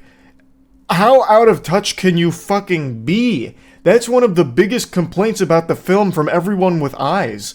The casting in this movie makes no sense at all. It's clear the bulk of the budget went with just getting A-list celebrities on board. And they probably had to pay out the wazoo for it, because none of them really seem like they want to be there at all. So they probably had to fucking fork over fat doubloons like Scrooge McDuck here to get them to put their name on this pile of dog shit. It is an embarrassing movie, and the actors seem embarrassed to be in it. So they spent all of their money getting Kevin Hart, Jamie Lee Curtis, Cate Blanchett, Jack Black. Jack Black being the only one that tries at all in this film. Everyone else just like fucking sleepwalks through it. That is not something to highlight. It's very clear that the entire strategy for this film wasn't to make a good movie. It was to just try and sell tickets by having big names attached to it. It's the worst tactic ever. It's a certified how many times we have to teach you this lesson, old man moment. There are so many video game adaptations that have come before this that have proven infinite number of times now that this formula doesn't work. If you make an adaptation that doesn't pay respect to the source material and just doesn't even try, it doesn't work. It flops financially. The reception to it is bad. Like, look at the Halo show which recently just got canceled, or the plethora of old video game movies we can all point to over the last couple decades. I don't know what puppeteer is behind the scenes, the goddamn Illuminati over there, that keeps, like, infecting the brains of these Hollywood suits that are convincing them that the way to make adaptation successful is just by getting big name actors on board.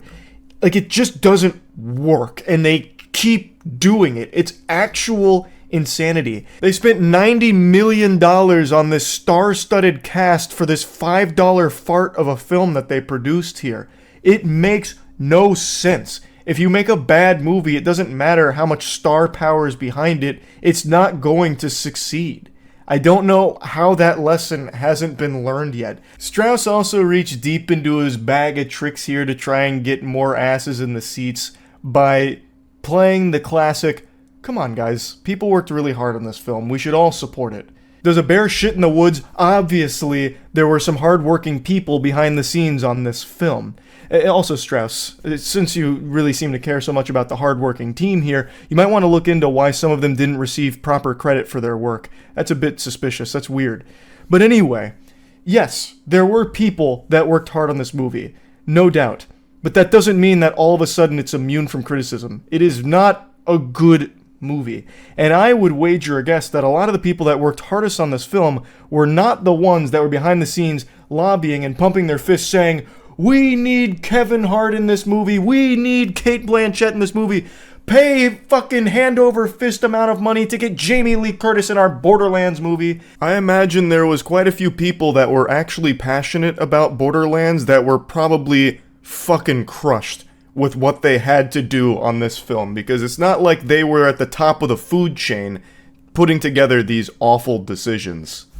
And I also imagine the VFX department was dreadfully overworked, like Hollywood has become so accustomed to doing here, because ultimately the visuals are really rough. And I never blame the VFX departments for that, because now I've become very well aware of just how cruel the industry is to that entire sector, and my heart actually breaks for them. So I imagine all of the hardest working people were the ones that Strauss doesn't know a single name of. It's so silly to try and deflect by calling in the wambulance about, like, come on, someone worked really hard on this, you can't be mean to it. Like, it doesn't make any sense. It costs $15 to $20 per ticket to see this movie. That's a lot of fucking clams. And it's not worth it at all. And there's nothing wrong with talking about why it's not worth it. He then has the nerve to say that Take-Two is really selective about what games it turns into films, and says that the company doesn't want its imprint on anything unless it's superb. Really, Strauss? You would consider the Borderlands movie superb? This would meet that criteria? He then goes on to just reassure everyone that it's not core to them, you know, they don't need to be doing this because it doesn't have like a massive effect on them, like their bottom line or anything, so it'll probably maintain its approach to only doing so selectively in the foreseeable future. But this article did remind me that there is another project in the work here, a BioShock film at Netflix. If that didn't oh my god, I'm having a full-blown Porky Pig moment here out of pure disgust. If that didn't send shivers down your spine, I don't know what will. A BioShock Netflix film. following the banger that is the Borderlands movie, what a recipe for success, huh? Who's counting the days, right? Like, get your calendars ready. I can't wait for that fucking thing to drop. That's gonna be a real heater. Throw out all your DVDs and Blu-rays and forget everything you thought you knew about cinema, because it's about to be redefined with the next fucking Take-Two film project here with BioShock coming to Netflix. Oh my bussy trembles in fear at the thought of how bad that might be. If the Borderlands movie is any indication of the quality coming forward, we're in for a real treat with the BioShock film. I'm already just preparing to be really stunned at how bad that one might be. They'll drop like the announcement trailer and it'll reveal that James Corden has been cast as a Big Daddy. It's just so weird to me how we're still getting horrible adaptations.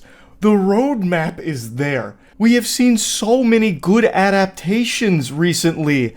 Like, you can see that all of the success is right there, and they just out of spite choose not to follow that and instead just be like, no, we know better than fans of the property that we're adapting. In fact, we know the direction that people actually want to see it to make it accessible to all audiences.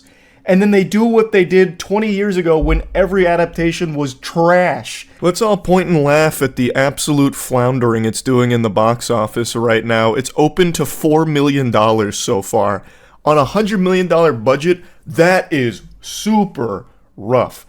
Unsurprisingly, people aren't just blindly going to see it because of the A-list actors in it. They're not just zombies flooding in the door to watch this pile of shit just because those names are attached to it. It seems like you actually have to make a pretty decent movie too to get people to get in the seats. What an absolute clunker. 4 million is significantly lower than I would have ever imagined for this film, and I'm actually super proud that people aren't just going to see it just because of the title of it or the actors in it.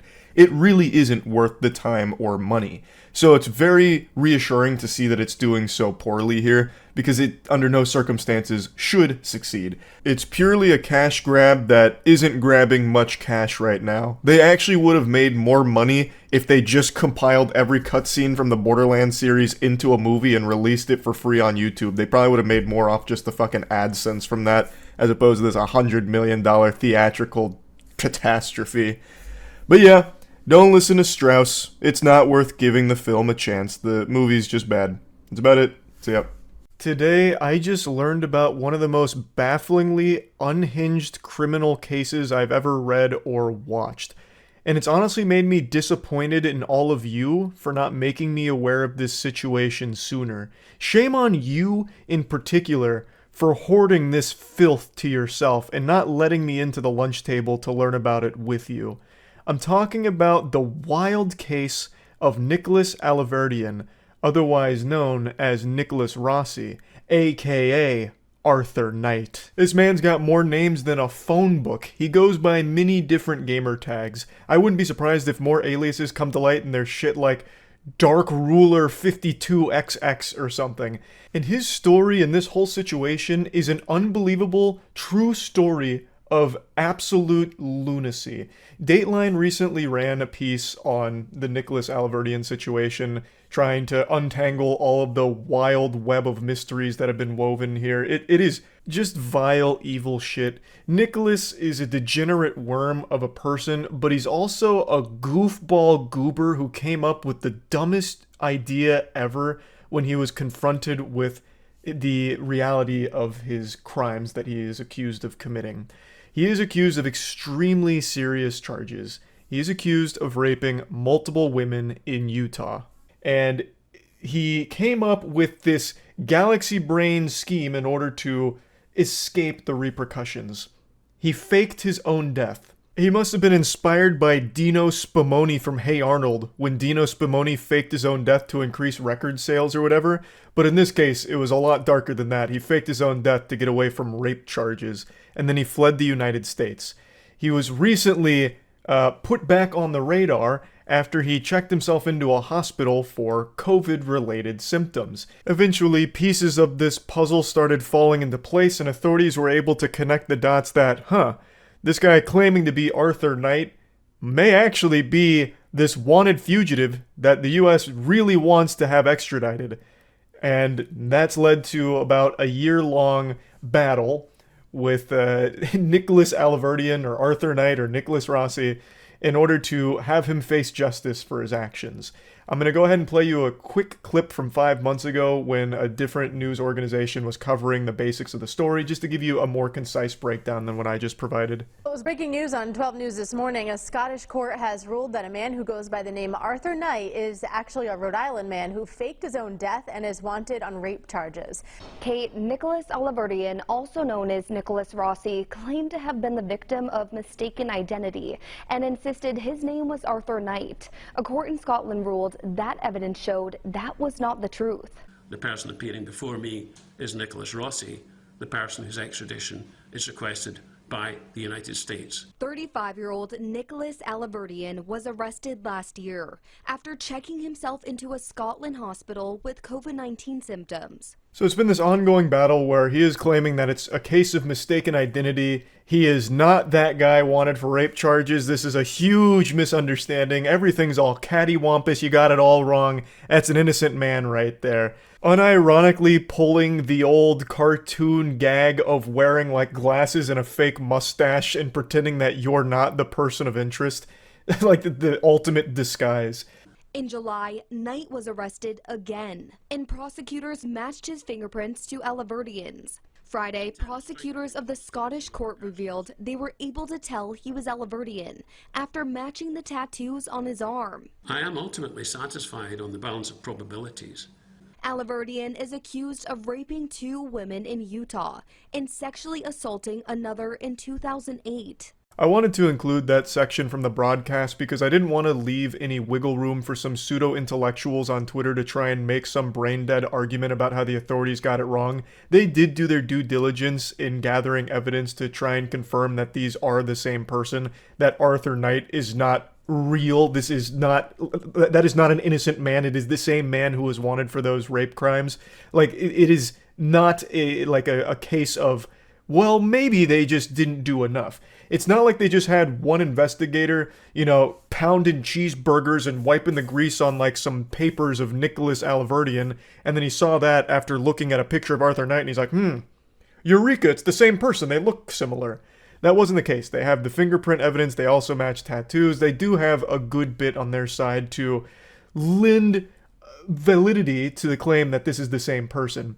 But if you're still not sold on that, maybe the interview will be enough to get you on the right side of history here, because they have an interview with Arthur Knight, and it is one of the wackiest clips I've ever seen in a criminal case in all my days. It is gold. It is absolutely fucking extravagant. This is like some thespian A-tier acting. We were once a normal family, but thanks to the media, our lives have been interrupted. And we'd like privacy, and I would like to go back to being a normal husband. But I can't, because I can't breathe, I can't walk. People say that's an act. Let me try to stand up.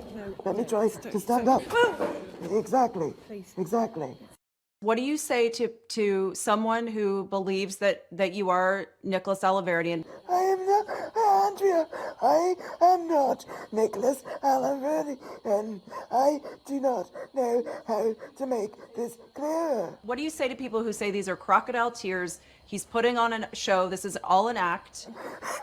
Oh, Andrea, no, that's a low blow. That's a right low blow. If this man isn't up for an Oscar this year, then the entire industry is dead and corrupt. Absolute unreal. That is a passionate performance. He is literally performing for his life right now. Like, this is high stakes. This clip is how I found the story, by the way. I thought what I was watching is James Corden's only entertaining piece of content ever. I thought it was James Corden playing a character. And I was like, wow, James Corden actually did a decent job. Like, this made me giggle a little bit, and I was like, holy shit, wait. This is real. Like that whole segment where he's like, oh, you think it's fake that I can't breathe and can't walk? Well, then what do you say to this? As he like miraculously rises. He's like, well, watch this. Whoa! This whole thing really feels like a sketch from Whitest Kids You Know. The whole interview is unintentional brilliance. Also, hats off to his supporting actress here. She also does an amazing job. So, like, when he's going to stand up, she's like, oh god, no, don't do it, you're gonna die! You're just gonna kill him! Like he's about to explode from standing up. She's like, no! As he, like, slowly begins his ascent out of the chair to prove a point. Explain this then, science! Ah! It's so good. What do you say to someone who believes that you are Nicholas Alaverdian? I am not Andrea. I am not Nicholas Alaverdi, and I do not know how to make this clear. This segment is also fantastic, very reminiscent of SpongeBob Rockbottom. I can't understand your accent, except here it's gasps for air. Which, of course, is all part of the act, but I really appreciate that he's not afraid to draw clear inspiration from other art, such as SpongeBob. So I appreciate that. Also, the Wambulance pulls up and he starts trying to get some tears out. He's not doing a good job of selling the crying. So if I was to critique his performance here, I would say he needs to work on getting tears out because his eyes are very dry. He doesn't actually get any moisture in there. He doesn't get any of his tear ducts firing, so that falls a little flat with the fake tears, but imagine if he was able to pull that off. This would have been a true combo of acting expertise, and it would have been one of the finest performances we've ever seen. What do you say to people who say these are crocodile tears? He's putting on a show. This is all an act. Oh, Andrea, no, that's a low blow. That's a right low blow. What a dynamic duo here. A power couple. The chemistry between them, the synergy, is immaculate.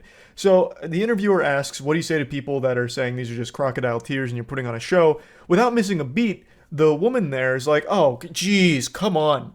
Have some class. Can't you see this is a broken man we're dealing with? Oh, jeepers. Zoinks, come on now. Where's the professionalism? Really? You're gonna hurt his feelings. And this is the cue to Nicholas to immediately, go fucking hog wild into the fake crying, which he's not great at, but it's complemented by the woman sitting opposite of him to kind of like egg him on and try and be there as like this shoulder to not cry on. So really just a fucking fantastic team they make. What a great pair. Now, unsurprisingly, the great acting here wasn't enough to get him an official pardon or anything, so it's still not looking great for Nicholas Alverdian at the moment.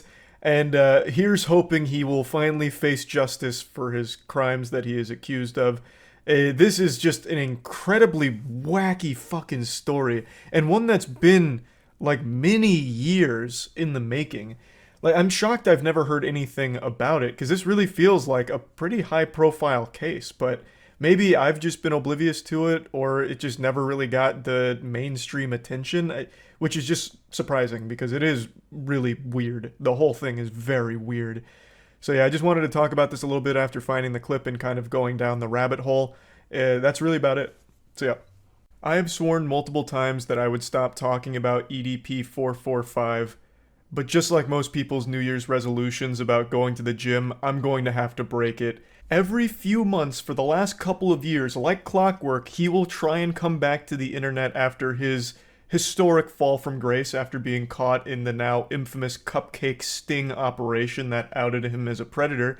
He'll come back with an almost cartoonish development. He has been on this non-stop wild and wacky roller coaster of crazy, goofy shit that he tries. He's this gift that just keeps on giving with the amount of unbelievable shit he tries. Like an everlasting gobstopper of goofs. I've compared him to the box ghost from Danny Phantom, and I think that is just the most apt comparison. He's just this silly villain that keeps popping up every now and then just for people to laugh him off the face of the internet, but he'll always come back as a cameo in later episodes. And that's why we're talking about him again today, because it's that time of the year where EDP tries to make a claim that he's innocent. And this time, he's saying, actually, it was all acting. He was only pretending to be a pedophile. He was method acting as a child molester, as part of a movie production. I know that sounds unbelievable. That sounds like I just made that shit up in a game of Mad Libs, but I'm being serious. That is the angle he's trying. He posted an entire breakdown of his defense that this was all a setup that it was supposed to just be improv acting, but they published it as a real thing and it cost him his whole career. Now, before diving into the fanfic that EDP tries to craft here like he's working on a fucking Tumblr blog, I do want to make it clear that even though the Cupcake Doomsday sting operation was the apocalypse that brought down the world of EDP, it's far from the only instance of him talking inappropriately and sexually with minors. This was just the only one where they actually caught him in video. You know, this was no longer just blurry photos of Sasquatch or rumors. They finally had him on video flirting with and then even going to a physical location to meet someone he believed to be a child. This followed sexually charged conversations as well as inappropriate pictures, including a picture of his poopy in a toilet, an actual shit pic. I make sure to mention that anytime EDP's name comes up because god damn it, that shit is crazy. And following all that, he went to the physical location to meet someone he believed to be a kid, and said the reason he was there was actually because his belly was empty, his tummy was growling for a cupcake, which is why it's became known as the Cupcake Incident. But this is just focusing on that video and not any of the other numerous claims and evidence about the way he talked to children and all of that. So let's take it from the top here in the timeline of events. He lays out all the lore, and it dates all the way back to 2019. So he's laying out the goddamn Silmarillion here, preceding the Lord of the Rings events that take place later on. So in 2019, he flew out to Philadelphia for the world premiere of Maybe Next Year, which he was featured in. I suppose this was his acting debut, and that's crucial knowledge here because fast forward to 2021, he received an email from Chet Goldstein, who was the person conducting the investigation on EDP at the time, and he's claiming that in 2021, Chet Goldstein reached out to him, letting him know how impressed he was with EDP's performance in that documentary, saying that he was impressed with his work from Maybe Next Year and wanted to give him a shot for a different part in a film that Chet Goldstein was working on at the time. So he drops a receipt here of an email that basically just echoes that, saying, hey, you know, your work was fucking amazing, can't believe you didn't win an Oscar, would love to have you as part of this next production if you're willing to try out for it, get back to me. EDP responds, ecstatic to take this role. This was really going to blow up his acting career. He confirms an address with him, that it's a Rite Aid location they're meeting at. Chet Goldstein says that, their cameraman will meet them at the Rite Aid parking lot, and it's going to be a random scene that they're going to act out for 30 to 40 minutes to see if he's fit for filming. He says, the scene we may ask you to act out may seem a bit odd, and I may crack some jokes and be rude in certain parts of the shoot that may seem offensive to you, but keep in mind, we have a protocol of situations we may throw at you to see how you respond and act in helping us determine if you're fit for the part. If selected for the part for the film we're shooting in Bakersville in October, we'll reach out in 7 to 14 business days for our meeting. Please message me back to confirm this date. So this is his bombshell, shocking revelation plot twist moment where you see Chet Goldstein actually was just wanting me to act, improv to make sure I was, up to snuff here with the role that I'd be required to play for his production. I was under the impression this was all part of the acting, which even upon hearing this excuse is one of the most unbelievable things I've ever heard. No, you remember that incident from 2 years ago. Keep in mind, he's just now posting this 2 years later. I'm guessing this idea came to him in a dream recently to try this garbage. But, why wait 2 years if this is all legitimate? But regardless, all of that pedophile shit, no, that's just because I was a very good actor. I actually fooled all of you. It was acting, but I'm really upset because, I was misled. I was instructed to improv. I had no idea this was going to be the result. But I know what you're thinking, Charles, he posted receipts, he posted emails right there. There's proof, there's evidence to support these outrageous claims. Sometimes reality can be stranger than fiction. And to that I say, I do not like those green eggs and ham. I do not like them, Sam I am. These are fucking poorly photoshopped emails that he posts. He couldn't even Photoshop or crop it correctly. Look at Chet Goldstein's name. You can still see some of the black flakes at the top where Chet Goldstein was pasted on top of whatever this email originally was, and none of it's even centered in the first place. It doesn't even convincingly look like real emails. It is awful. It is terribly done. And to go even a step further, I can literally hear EDP's voice in the Chet Goldstein text here. He caps locked respond and act, As if that's supposed to drive the point home, like, no, look, it's real. This is super real because respond and act. Act. That's a key word. I'm going to have to capitalize that one so that way people know that this is key. It's blatantly fake. These aren't real emails. But you know what? I'm always willing to play ball and suspend disbelief. Let's assume that this is real somehow. And the odds of this being even remotely real are beyond minuscule, incalculably low odds, but let's assume they are. It still doesn't explain away all of his other repeated behavior with the way he talks to minors or anything like that. And it doesn't even explain away the video itself. There's nothing in there that even like gets corroborated with these emails he releases. Nothing checks out, even still, with the video itself and the claims he's making. He did an interview with like an AI, I guess. I don't really know, but he's doing this interview with like some kind of AI interviewer using some kind of like fucking voice modulator. And the way he explains it is even more silly. He had his business card attached to the email.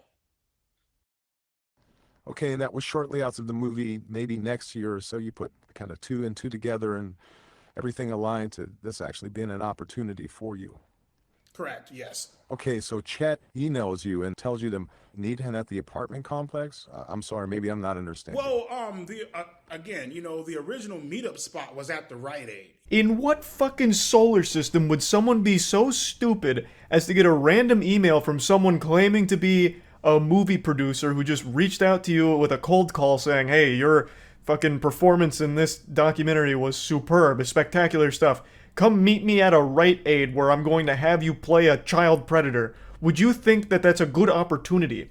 So let's assume he didn't know he was going to be acting as a pedophile.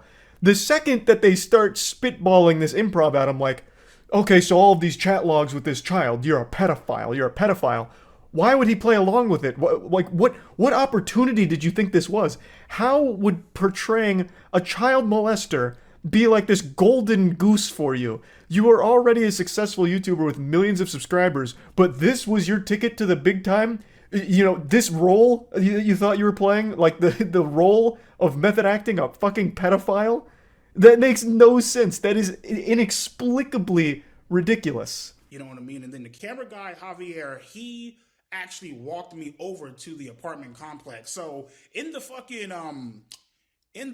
email, it was just, you know, boom, right here at the Rite Aid. And then camera guy is the one who walked me over to the apartment complex. This is the first time I ever seen this fucking apartment complex. You know what I mean? This does absolutely nothing to help proclaim his innocence here. If it was at the Rite Aid or the apartment complex, it doesn't fucking change anything. The clips he's showing, the Rite Aid only comes in the frame when EDP is leaving after they're talking about calling the cops and everything. That is when he is actually, like, making his grand getaway from this situation. He starts by going up to the apartment complex and then leaves going out by the Rite Aid. Do you have any indication on what you're walking into, what type of scene you're going to be acting out? He didn't tell me shit, basically. You know what I mean? He basically just said, hey, we got some chat logs here. We're going to improv this bitch. Go along with it. I'm just like, all right, cool. So... And then again, you know what I mean? It's like, how the fuck was I supposed to know this was a goddamn, you know, how the fuck was I supposed to know that this was a goddamn setup? Like, it's like, you know, you have fucking business cards, you have the official wavelength bullshit, you know what I mean? Motherfuckers is emailing you and shit. It's like, anybody in their right fucking mind would have thought that this was legit. I speak for every single living, breathing human being on this planet in saying that nobody in their right mind would have thought this is legit. At all. I will suspend disbelief yet again here to just toy around with this idea. Why the fuck would you even improv this kind of scene? Did you want the role of a pedophile? Did you want that to be your acting legacy? The follow-up to your magnum opus performance in maybe next year you wanted to be the child predator? What sense does that fucking make? This is the dumbest defense ever. And he doesn't even do anything to, like, somehow explain away everything he says and does in the video itself. None of this explains any of it. And this fucking email screenshots are fake emails to begin with. The whole thing is so stupid. But it is laughable that he is actually trying this with a straight face. Obviously, this is yet again another desperate attempt to prove that he's never been a child predator, even though there is overwhelming amounts of evidence, even outside of this big video that came from it. There is still so much evidence against him. And really the only reason he never faced jail time is because the investigation was done by YouTubers and not done in collaboration with law enforcement. So he was able to squeak away based on that, which is something that has happened a lot, unfortunately. So it's crazy he's not even in jail, honestly. And he still keeps trying to come back to the internet. Even after all of this time and all of this shit, he still keeps doing ridiculously goofy shit like what you just saw there, with trying to say he's not a pedophile, he was only acting. Wild stuff. I just wanted to give a little update here and share that. That's about it. See ya. Darkest TikTok iceberg. Why do people keep asking for that? Oh, I actually remember this story. I haven't seen his video on it, but I remember this was on Reddit. There was a random TikTok that was taken, well, at least this story, I guess the whole thing might not be connected. A random TikTok taken of a girl with like a black eye and shit, and then Redditors actually were the ones that maybe potentially connected her to a missing persons case. I don't remember the result. I don't know if it actually turned out to be true or not, but yeah, I guess we'll check it out, sure. We're doing it from most tame to most gruesome. This video gets really, really, really dark, and it sounds so ironic because it's TikTok, but you guys would be No, surprised TikTok's a at the stuff fucked that goes on platform. over there. Also, I made Shit's this nutty. list. I hope you guys watch the whole thing. By the way, make sure to follow me on Instagram and subscribe to the channel if you are not already. Actually, don't subscribe yet. I'll earn your subscription by the end of this video. Hey. Without botting accounts. Like most social media, Oh, TikTok has a botting underwhelming. problem. Users that want followers can easily look Everyone up how knows to buy TikTok's TikTok botted the followers on fuck. Google. I don't know how lame you have to be to do that stuff. Hey, fun Jail fact. talk. That's how Travis Scott started. Travis Scott bought all of his followers on SoundCloud when he started. His manager came out and said that Travis Scott, paid him to set up a bot farm for his SoundCloud engagements, and then he was able to pitch that manufactured success to a record label. So yeah, that shit really works. Fetishization of murderers. TikTok True is a crime. place for anyone with any interest. That was big It's on not how Tumblr. Some people are push the boundary a little when they begin romanticizing these murderers. Take Cameron Herron, for example. Oh, In Jesus, April yeah. of this year, this Fuck. 21-year-old man was sentenced to a total of 24 years in Actually prison forgot for about that. killing a 24-year-old mom and her baby during an illegal street race. Yet people on TikTok were begging for his freedom because he is quote-unquote cute. With dedicated fan edits, comments like, "Chances should be given and he deserves it," and "He is innocent, please let him go," or "Justice for him." They I think still it's safe to exist. say I see 'em that on the Twitter all the teenagers that are time. writing these comments have no real All the sense of time. murder. And it's not only male murderers that are Actually, simped tier for, one though. chaotic There's also the people. case of Resub Isabella kitten. Guzman, who in 2013 was the age 18 and stabbed her mother 151 times, killing her. TikTok Holy teens shit. began requesting for her freedom because 1, they just thought she was cool, and 2, people said that the only reason she killed her mom was due to being abused, though that was never proven, so people were just going off word of mouth. Jesus Fetishization of Christ. school shooters. Just like young teens simp for murderers, they also simp for school shooters. Most notably, Devin Erickson, which we actually What? talked about on this channel back in March. Who the fuck is That's that? exactly what you'd expect. Fan edits, comments saying he's hot, and I wouldn't doubt some asking for his freedom. Speaking of romanticizing school shooters, I remember FTP made a couple Wait, shirts referencing the who the fuck was that? I've never heard of that guy. He was a school shooter? Dude straight up had like cotton candy hair. I guess that's good that I have no idea that dude's name. But yeah, no, I had no clue. I've never seen that guy before in my fucking life. I don't know who started this trend of thinking school shooters are people you should idolize, because they're not. They're shit humans that took away lives of innocent people. The surface. Faking disabilities. There was an instance Ooh, this last was week where big. this girl Still on TikTok big. did some detective work and found out that the account at Adopted and Disabled Child was actually a guy pretending to be disabled. For what? All credit to her, because she actually found out that the quote-unquote disabled man in the video is a soccer player for a Norwegian football team. I don't know What? goes on through your head to say, you know what? I should fake a disability Holy today shit. and post it on TikTok. Lopez brothers. Okay, I honestly don't want to waste my breath on these fucking idiots, so I'm gonna I make don't this know one them. really quick. Yes, they are both guilty of soliciting minors. Yes, there is proof. She's 14. And you are how old? Who the fuck are they? I've never heard of them. You can end up in jail. I do realize that. And Man, that video didn't really pop off.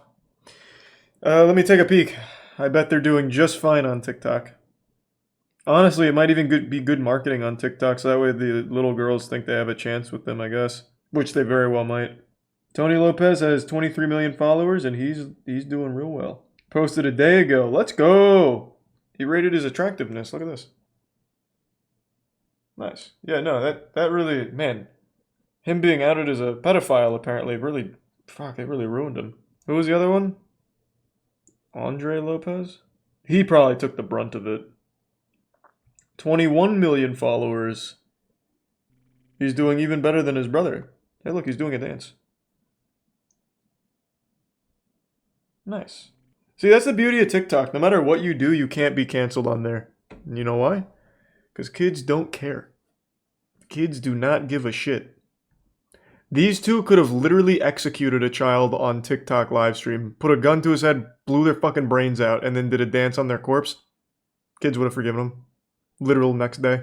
For some reason, little girls still love them. Oh, he even mentions it, yeah.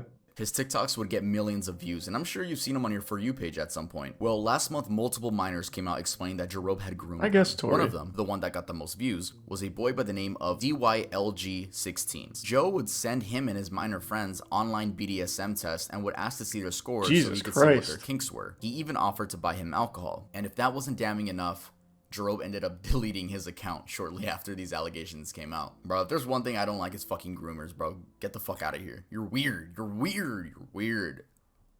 Cartel TikTok. To be fair, that dude probably wouldn't have recovered. I think you're probably right. The people that are fine and uncancelable on TikTok are like the dudes that are decent looking. This guy stood no chance. This guy was fucked the second he got outed as a child groomer. But yeah, the other ones are doing just fine for literally being outed by multiple people for preying on minors. Zombie Woman is the nickname given to a woman in distress recorded from a neighbor earlier this year in May in Seattle, Washington. Now, I've tried researching what actually is the story behind this video, but there isn't really a solid story. So, I'm just gonna read you guys some popular theories. The first theory is that this woman is a victim of domestic abuse due to dyeing her hair pink and her boyfriend not liking it. Also forgot to mention that in that same theory, the boyfriend allegedly ripped her hair out due to not liking the pink. That's the most I could find for that one. The second theory That's is probably that this woman not is it. just on some type of heavy drug like bath salts. The third theory That's is that this more woman likely. is a victim of human trafficking and she had escaped her abuse. That is Someone possible. said Man, that actually does look like a fucking scene from Martyrs, if any of you guys are unfortunate enough to have watched that movie. That movie's disturbing. This actually does look like a scene from that. So this was real? This wasn't like some theater promotion thing or something? Like some kids doing high school theater? Because the cops are actually here, so I'm guessing this was a real person. Damn, that is fucking sad. Martyrs isn't that bad? Bro, that movie hits hard. That movie, like, not just like the gore shit they show. That movie, like, even its message is disturbing. The whole movie is about torturing women so they can get as close to death as possible, so hopefully they'd have an out-of-body experience and see what's on the other side. And to accomplish that, they torture the women, like, by literally, like, peeling all of their skin off, like, degloving their whole body. Like, that movie's nutty. That movie is, like, really nutty. Holocaust challenge. Yo, I can't Oh, I even remember believe some this of the one. stuff I'm saying right I remember now. that one. This is real stuff that happened on TikTok. In August of 2020, a new trend began emerging in US TikTok. In this trend, teenagers would pretend to be Jews that had died during the Holocaust. Yeah, that one was pretty fucking crazy. Diane Saltzman, the director. One thing I always found pretty interesting about this is, like, what is the thought process here? Like, so they died at Auschwitz and they went to heaven, and yet they're still, like, covered in dirt and, like, hurt and stuff, even while in heaven? Like, that's gotta suck. You go to heaven in the same state you left the world. Like, if you get hit by a fucking train or something, you just go to heaven in pieces? That'd be terrible. What a horrible, like, entrance. Is offensive to survivors Is and it tier one trivializes the macaroni and history. cheese? I don't know how fucking stupid you have to be to do this shit, bro.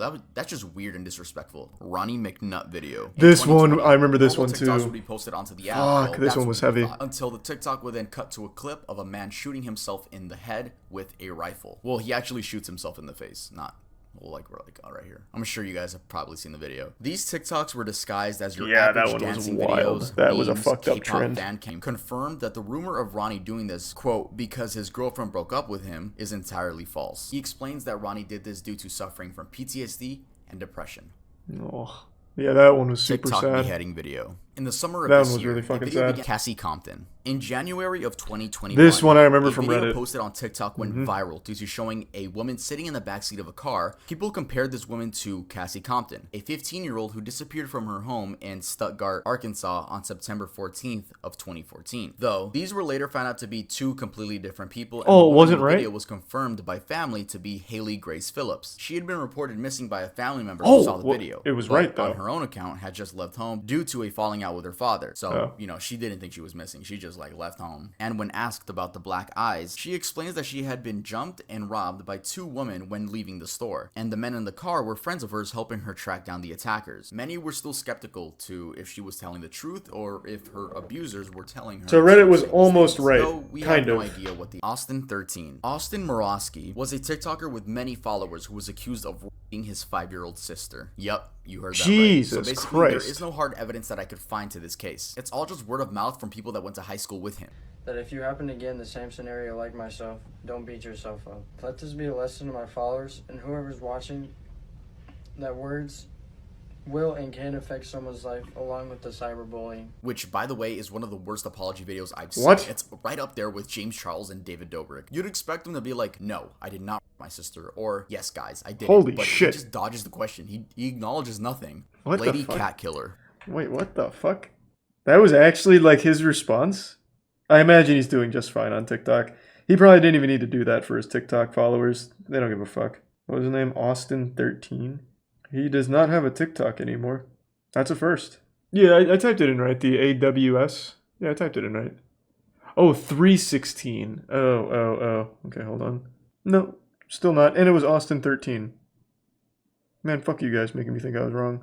On July 28th in San Antonio, Texas, this girl and her friend saw someone hanging from the railing of a drainage ditch. The 25-year-old man had just committed suicide, and instead of calling the police, well, one of the teens filmed the other one stealing his necklace. Yes, removing it from his lifeless body. To make matters even worse, they filmed it and posted it on Full-blown Snapchat. Logan I have Paul. no idea how stupid you have to be to film yourself committing a crime. I mean, because if you think about it, they could have gotten away with it. And I'm not condoning them getting away with it. But seriously, how stupid, like, just don't film Holy it? Again, shit. I'm not condoning what they did. Good that they got caught. I'm glad they were idiots and filmed it. When asked by the police why she stole the necklace, she says that it matched her fashion style. Honestly, I didn't. That's I a didn't good. expect any better That's a reasoning good from this point, girl. actually. The police, How are they doing on TikTok? What was her name?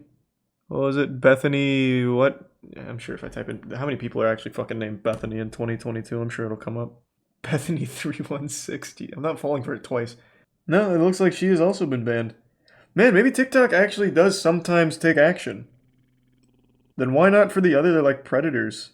Yeah, it looks like she is also off. Her name was Bethany Martin. Zachary Lathan. Her account still exists. Often It's at dubbed 50K. The TikToker who killed his neighbor for clout. Thanks for some Zachary Dell Lathan stars. did just that. Eventually, the family's son and father confront Zach by going to his house, and meanwhile, Zach's wife is recording everything. Yeah, the dude had a wife at the age of 18. Anyway, Zach ends up going ape mode and stabs William in the armpit, puncturing his lung, killing him. People say this was an attempt to gain TikTok clout since the wife was recording, but I personally think it's just a man with mental and anger issues not knowing limits. Also, Jesus. the argument, the people came up to his side, and I'm not defending, again, that kid's a fucking idiot. But yeah, rest in peace to that man. Rest in peace. Joseph Jimenez. I'm assuming Another that recent TikTok event from guy's this in jail list is now. this. When explaining why he did it, he says that voices were telling him that by killing both of those two teenagers, he would be saving the world. Fuck, maybe, Jesus Christ, maybe that Reddit commenter really was real then. Fuck me, oh my god. What? Jesus Christ. Yeah, going out in public's scary, man. What's the name of that old song from Under Oath? It's Dangerous Business Going Out of Your Front Door or something? The shit is super true. And it really feels like more and more people are becoming unhinged. I don't know what it is, but it just really feels like more often now than when I was growing up, people are becoming significantly more on edge and dangerous. Thanks to Tier 1 Dat Boy and the resub up down. It might just be like more access to information, but goddamn, this fucking scary. Claire Miller is a 14-year-old girl that murdered her disabled sister, Helen, that had cerebral palsy, a disorder that affects a person's posture, muscles, and balance. Claire hysterically called 911 and just admitted to murdering her sister. And when the police arrived, they noticed that she had tried washing the blood that was on her hands in the snow on the ground. So I guess there was just bloody snow everywhere. And they had found a knife inside of the older sister's neck. They are charging her for murder as an adult. She's not being charged as a minor. She's being charged as a full adult. So That's good news. Consequences. God damn. Nicola Priest. This is by I think far as TikTok continues to grow, pretty much every criminal ever is going to be able to be traced back to a TikTok account. So literally every criminal from this point forward, I imagine, will be able to watch TikTok videos of them doing the Doja Cat dance or some shit at some point. Because it's just everyone has one now. So literally every single murderer is also going to be a TikToker by extension. That's a pretty wild future. So this woman from the UK named Nicola Priest would post TikToks mourning her dead daughter. This woman actually murdered her own kid and then went on TikTok post mourning her own daughter. People found this out because you can actually search her up on public records and it says there that she murdered her kid. That's what she is. And if you go back and watch some of the videos, her account is still up, by the way. If you go back and watch some of the videos, it's so fucking creepy seeing like just no. Why is her account still up? Acting like she didn't fucking kill her own daughter. What? What was her name? Nicola Priest. How is she doing? No, it's down now. Okay, so it must have been up in August. It is down now. So far, almost all of them have been. I'm very surprised. Usually they're not. Why just 15 years? I have no fucking clue. I have no idea. I imagine, if I had to take a guess, I would say it's probably the UK. Let's see, in fact. Mom who killed 3-year-old for interrupting her having sex posts... What? Posts apology to her parents. And yes, she was from Solihull, England. She made a fucking YouTube apology video for killing her 3-year-old daughter. She was having sex with her boyfriend and got interrupted. And so she killed her daughter. What was the thought process? It's not like she was going to go back to getting laid after committing a murder in front of the boyfriend. Oh shit, the boyfriend is also implicated in this. The vomiting was the result of the severe beating you were both responsible for inflicting on her. No doubt you irritated by her crying, asking to be let out. It interrupted the two of you when you wanted to have sex. You lost your temper and you were joint participants in the assault. Holy shit. And they got 15 years. It's a fucking joke, man. That's a fucking joke. Yep, that should be life for both of them, I would say. And what's even wilder, she used it for clout on TikTok.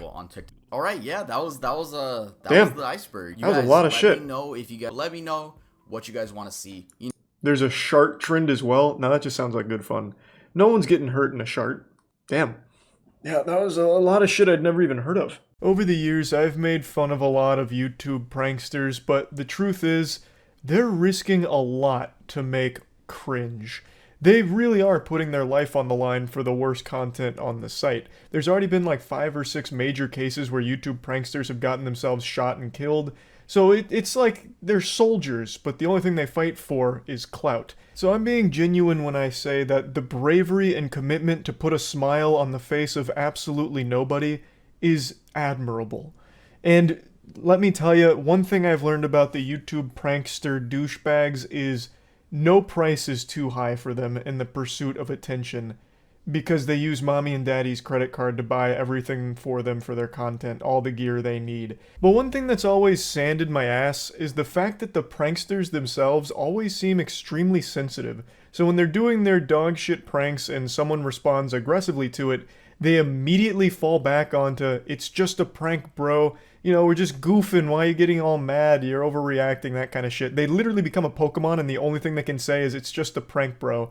And then they start to, like, try and shame the person for being upset. Even though some of the pranks are just downright crimes, like the fake stabbing prank where they go up to someone with a knife and pretend they're about to kill them, literally murder them. And then when the person gets like panicked or fights back, they're like, what are you doing?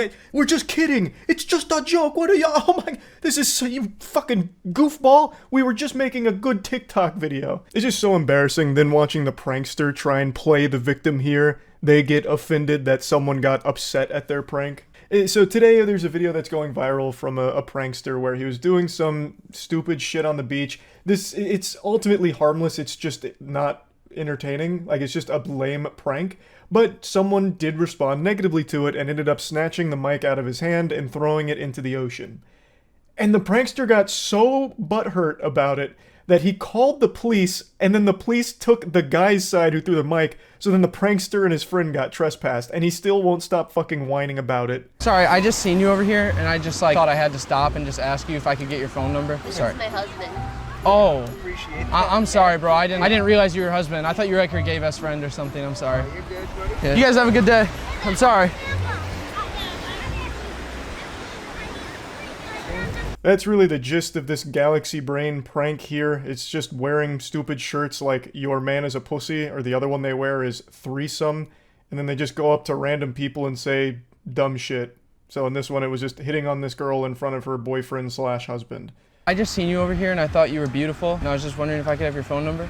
You want to get smacked right now? Wait, are you with her? You want to get smacked up right now? Bro, no. Back the fuck up, I'm going to smack the fuck out of you. Why? You gonna f around? Come here. Smack. I didn't know. I'm sorry. You think this is funny for TikTok or not? Yeah. Can we just shake on it? I'm sorry. So they just do a whole tour of the beach saying lame shit to a bunch of different people, trick-or-treating with cringe. A couple people fake a giggle and then just shoo them away like some kind of stray animal. And then a couple people respond negatively, like this guy and the previous guy, who are pretty tired of them just bothering everyone and being a general nuisance on the beach. Camera and get the fuck out. It was just a joke, sir. You're bothering people. Why? Why? Yeah. You want us to call the cops? For what? You're harassing people. Was it because of my shirt? No, dude, get out of here. Hey, you can't.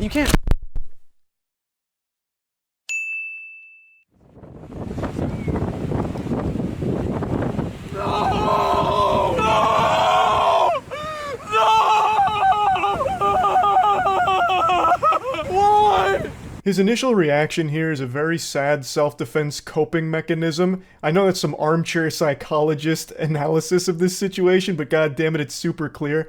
He is upset that his mic just got thrown in the ocean. That shit is expensive. And his first response is to try and sarcastically throw a temper tantrum so that way the guy knows it's not bothering him. That's why he's super over the top with that, like, sophomore year of high school drama club thespian kind of shit, you know, screaming. Which is even more embarrassing because, again, it's in public. There's a lot of people looking at him now. It's just so shameless. But anyway, a lot of brain rot takes came from this where people are saying, well, actually, the prankster's in the right. What just happened there was assault and battery. You can't just snatch something out of someone's hands and throw it away. That guy should have been arrested. Getting so upset over words that you'll assault somebody, it's sickening. And I've just got to tell you, that is some pussy shit. I'm going to hit you with the cold water. That is some bubble-blowing double baby Weenie Hut Jr. nonsense there. He was provoking people on the beach. The whole point of the content is to do these lame-ass incendiary pranks to try and get a rise out of strangers for the sake of your content to capitalize off the ad revenue. That's the entire gross little machine of clout that they try and peddle. So this guy just swooping in and throwing the mic in the ocean, I think is a totally fine response. Again, they started this shit and he just finished it. Now they're out $600. He didn't push anything too far. He didn't start throwing hands or like trying to poke their eyeballs out Captain Insano style. He just threw their mic in the ocean. You started some shit and this man came through and he cleaned it all up. Fed them their vegetables. And I understand the prankster's doing his best to mask his hurt feelings, but he quickly drops that facade.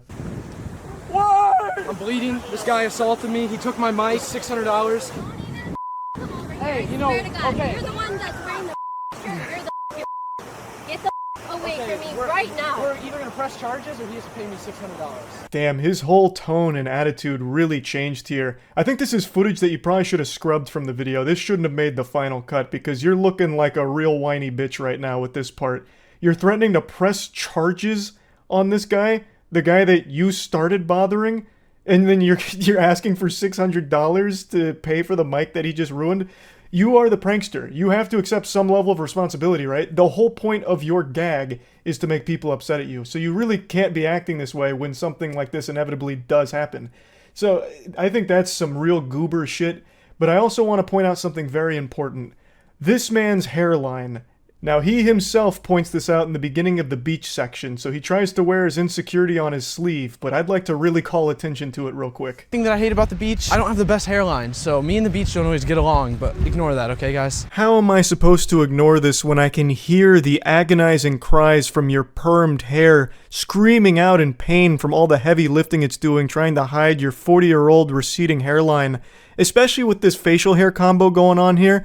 You've got that chin strap beard, that fucking toilet seat fuzz going around. It does not work well when the wind blows in. That's gotta be your worst enemy here. I can now fully understand why you're not a huge fan of the beach, but honestly, anywhere the wind blows is pretty much going to be a battle between your hair and nature trying its best to show the public where your hairline actually starts. So I don't know if he treats the outside like a vampire refusing to go out in the sunlight because there might be a gust of wind that blows by, but goddamn. Now, I know many of you might think I'm being awfully harsh here, but I truly think it's an invaluable service to insult people that do this kind of content because it's just lame and unacceptable. I hate that public nuisance content is becoming so trendy on TikTok in particular that a lot of these clout-obsessed losers feel that the best way to get fame and money online is by being as disruptive and as douchey as possible to just complete random strangers who's trying to go about their day and enjoy their life. I hate that kind of content, so I really do think that insulting it is legitimately doing a good deed. Especially because it's so saturated when it comes to shit pranks that it's become a bit of an arms race where a lot of people just keep amplifying the danger of the prank, which is why people are getting shot doing them. In order to stand out, they have to be getting more and more extreme, which is leading to more and more dangerous pranks. So I really think this shit deserves to be insulted.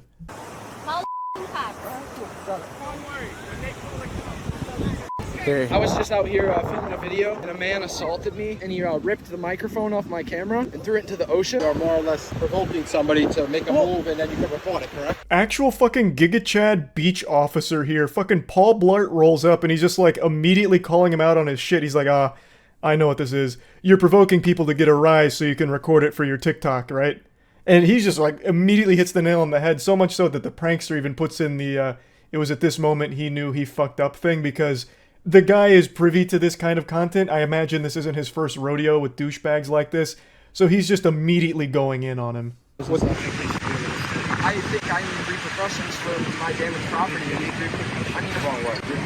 Repercussions is what actually happened. Yeah, I wouldn't be a YouTuber if I was a great grammar. Okay, so it was just supposed to be a joke, and it got taken too far. I guess he got offended. You guess he got offended? God, that's so pathetic. Yeah, I guess he just got offended. Which is why I called the cops, like a little hall monitor. Yeah, you lost a $600 mic and it's your own fault, so take it on a chin like a man and move on. And this isn't your first rodeo with the law enforcement either. I've looked at a lot of the content. This is actually all him and his friends do. They go to places, they get trespassed, or they just straight up get arrested.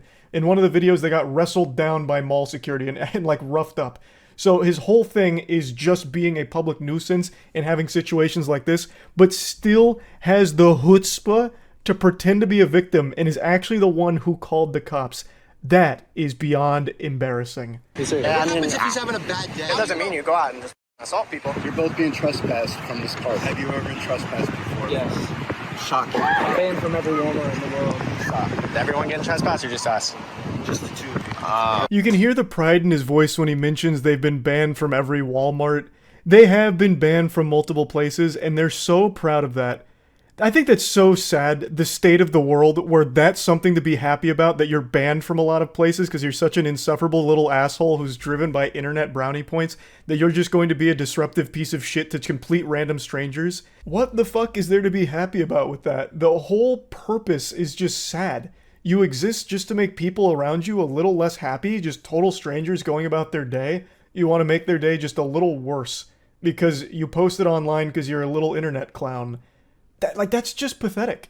Now, I think he's young. He looks young, but it's really hard to know for sure with a hairline like that. But hopefully there'll be a moment of self-awareness, like some self-reflection, and he comes to this come to Jesus moment where he's like, damn, all of this shit was so cringe. Like, that'd be the happy ending. That'd be the good ending there. It completely changes, like, damn, this was fucking stupid. What a waste. But yeah, anyway, just wanted to talk about this a little bit. That's about it. See ya. People are more gullible now than they ever have been in the history of this species. That is just a fact. People are throwing away any level of thinking and rationality just to believe in the most outlandish garbage imaginable and just falling victim to every scam you could ever possibly drum up. 3 days ago, the stupid man's genius, Terrence Howard, went on Joe Rogan's podcast, and Joe Rogan only piped up for 13 minutes out of this 3-hour Arkham Asylum debriefing. That's 13 minutes worth of speaking from Rogan here. The rest was Terrence Howard brainwashing idiots into thinking that he's some kind of enlightened genius. For almost a decade now, Terrence Howard has gone on this international mission to convince the world that teriology is the future. That's what he calls his logic language. Teriology. Let that just marinate in your noodles up here for a second. You're believing in a guy who's fucking preaching about teriology. So, there already exists so many people that have broken down everything Terrence Howard is wrong about in the teriology logic language system. I'm just going to focus on his biggest one. 1 times 1 equals 2. That is something that he has built his entire fucking identity around when it comes to his math. And for the first 9 years of this one-man traveling circus, everyone laughed at him because it's so outrageous. If we followed teriology, cars, phones, planes, medicine, literally everything that is keeping you alive right now would not exist because his logic language is fundamentally wrong. It's not up for interpretation. He is provably wrong in every possible measurement. And I want to dive into this deeply because so many people are thinking that he is correct. They are throating his cock and balls, literally slobbering all over his meat because he went on Rogan and used words they didn't understand. So since they didn't understand the words, they took it as a sign that this guy's the fucking chosen one when it comes to math. I'm not even mad at Terrence Howard. I want to make that clear. I'm mad that a lot of people think Terrence Howard is right. I'm more mad at the gullibility of people to just take this at face value without doing any level of thinking for themselves. It's so easy now for people to just throw away their own thoughts and just let people tell them what they should believe in. They're like, yep, that sounds right. I want to believe in that, so I will. It's so fucking frustrating because that sets us so far back. Now, before I even dive deep into this rabbit hole, I want to tackle his biggest one that he has always put on the boxing gloves and fought for the honor of, which is 1 times 1 equaling 2. He even made his own YouTube video here explaining how 1 times 1 equals 2, and admittedly, if you set aside everything that he's wrong about, he's still fucking wrong. He doesn't even come close to accidentally tickling something correct. He is fishing around in the dark looking for a urinal to piss on, but he keeps pissing on the floor because he can't find it. He doesn't decide to just turn the lights on. He wants to live in this absolute, void of logic. I'm going to demonstrate why 1 times 1 can never equal 2. A 3rd grader could do this, and I'm going to break it down in a way that no matter how stupid you are, and no matter how much you want to believe in this concept, it can't work. In no dimension in the multiverse could this ever be a real possibility. So when you're saying times, when you're using multiplication here, you're talking about the groups of something. So 1 group of 1 is 1, but let's get more physical with it. And I'm going to do it using a physical object here. We're going to get real, kinetic with it. And I'm going to use the GamerSupps Moist Waifu Cup. So this is me on the cup, big titty anime girl. It's available at gamersupps.gg. I'll put a link to it in the description. It's available for the next 2 weeks. This just seemed like a natural segue into mentioning that while I demonstrate this. Now let's put this concept into practice in a real-world scenario. You catch me at the grocery store, you say, "Pardon me, Charles, looking extraordinarily breedable as ever today. I have this box of moist GamerSupps waifu cups. Come take a peek." And I march on over and I say, "By Jove, look at that. There is a single moist waifu shaker cup in that box. There is 1 box with 1 moist GamerSupps cup in it. 1 box with 1 cup. I pick that up, I would have 1 shaker cup. 1 times 1 equals 1. That's just how it works. There's not any scenario where all of a sudden this waifu shaker cup is going to start budding like it's fucking SpongeBob and I'll end up with 2 somehow. That's not how it works. I have 1 box that has 1 cup in it. You come up to me again, this time it's at a Sam Ash music store, I'm fucking blowing away at a trumpet. You say, "Charles, check out these moist GamerSupps waifu shaker cups I have in these boxes." I say, "Oh, how many cups are per box?" You say, "There's 2 waifu shaker cups in these boxes," and I have 2 boxes. 2 boxes of 2 waifu shaker cups, That's 4 total waifu shaker cups. 2 times 2. It's like, this shouldn't be a hard thing for people to grasp. These aren't hard to understand, but when you have someone like Terrence Howard preaching just completely incorrect things, it's able to mislead people who want to believe in something different, that want to have this big paradigm shift in mathematics, which I don't really get. Why do you want mathematics to change? The only reason you're alive right now is because of that. You would have likely already been mauled by a bear, died from an infection, died from dysentery, wouldn't have made it past the Oregon Trail, like way before you even made it to whatever your current age is, if we didn't have math. We wouldn't be where we are today. You wouldn't be watching this. You would likely be out there hunting and gathering and probably dying in the process. There is nothing that changes about this kind of concept when it comes to math. Now, it's important to note, I'm not a mathematician. That's something Terrence Howard and I have in common. But I think if I was a mathematician, most of you would trust me less. You'd think I'd been indoctrinated by big math or something to keep the genius revolutionaries like Terrence Howard down when it comes to these innovative concepts of new math. No, an actual child could prove why 1 times 1 will always equal 1, and never 2. It doesn't take a genius to prove that Terrence Howard is wrong. It takes an ordinary person using their own brain a little bit, and Terrence Howard is hoping that you're not one of those people that think for themselves. For some reason, we've entered the age where people don't trust experts anymore. The individuals that have dedicated their lives to a certain subject like math now have the most scrutiny from the average ordinary person, thinking that they're wrong and evil. There must be like a puppet master behind the scenes controlling the experts. Instead, the average person would rather put their faith in someone that has never studied math and never done anything properly in the subject that they're preaching about, like Terrence Howard. He has dedicated his life to being wrong. Meanwhile, the experts that just get fucking torched by people that don't understand math have an entire history of inventions to show for it that these people are literally using to criticize them. These inventions that they take for granted is the product of that math, not Terrence Howard's teriology math. If teriology was the correct mathematics, where are those drones that he was talking about for Uganda? Where is all of the potential huge breakthroughs using teriology? Where are those inventions? Now, over a year ago, I did make a video on Terrence Howard going over some of his more ridiculous and embarrassing moments. I'm not going to really harp on those here because a lot of people went from Joe Rogan to that video and said that I was just attacking him on like a personal level or something, which I really wasn't. I was just explaining why a lot of this is so silly and I was making fun of it, as everyone used to do back when we used to think for ourselves instead of just be spoon-fed all of our opinions. So, what I did talk about in that video is something I'm going to briefly mention though. He tried to scam all of Uganda by promising them these drones that literally just don't work. I'm just going to play you a clip from that again to remind you that Terrence Howard uses this math in pretty nefarious ways from time to time, like in the case with Uganda drones from the hydrogen proton geometry.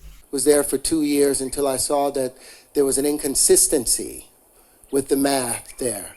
And so I went out to explore a new way of understanding how the universe works, and I was able to define the grand unified field equation they've been looking for and put it into geometry. Once again, just a friendly reminder, there is nothing more consistent than 1 times 1 equals 1.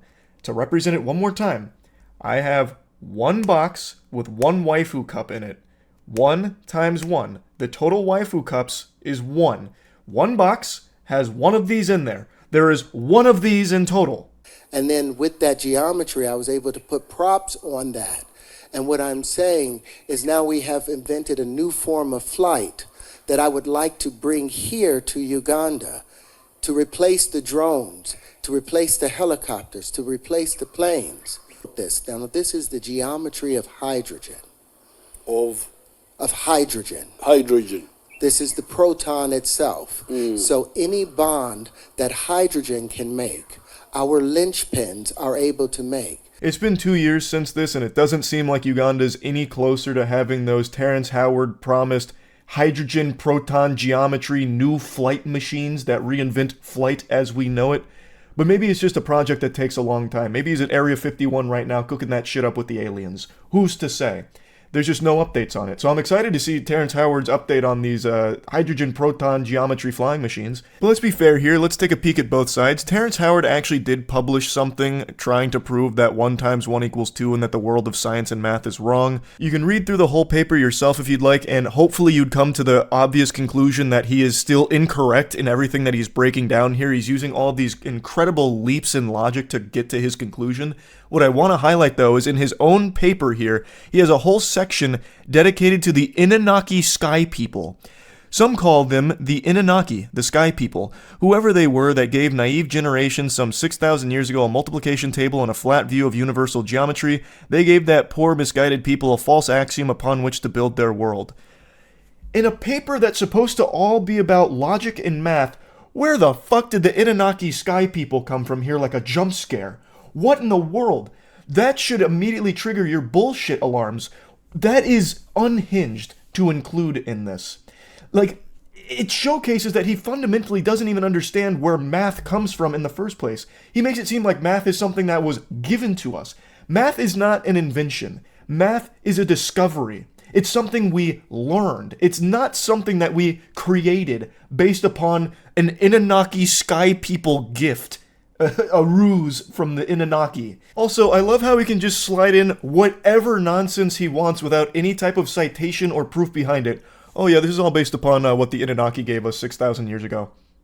Well, trust me, I know. I was there, actually. I saw it. Terrence Howard, I'm immortal. I saw it. I was actually there during the trade of the Anunnaki geometry and the naive generation 6,000 years ago. That's how. That's my proof. That's my evidence. Like, people just take what he says and just run with it. Like, oh, that's great. And like, they ignore it. Like, on Joe Rogan, he had a whole section dedicated to how he can remember his birth. It's legitimately not possible. There were some doctors that weighed in on this because a lot of people were like, this is incredible. He truly is like this super genius. He even remembers being in his mom's womb. You can't. You actually can't. You don't even start storing memories in your brain at those stages because it is still developing. So they're not fully developed. Thus, those parts that are responsible for memory storage and memory retrieval aren't there yet. You can't. And you certainly wouldn't be able to recall them.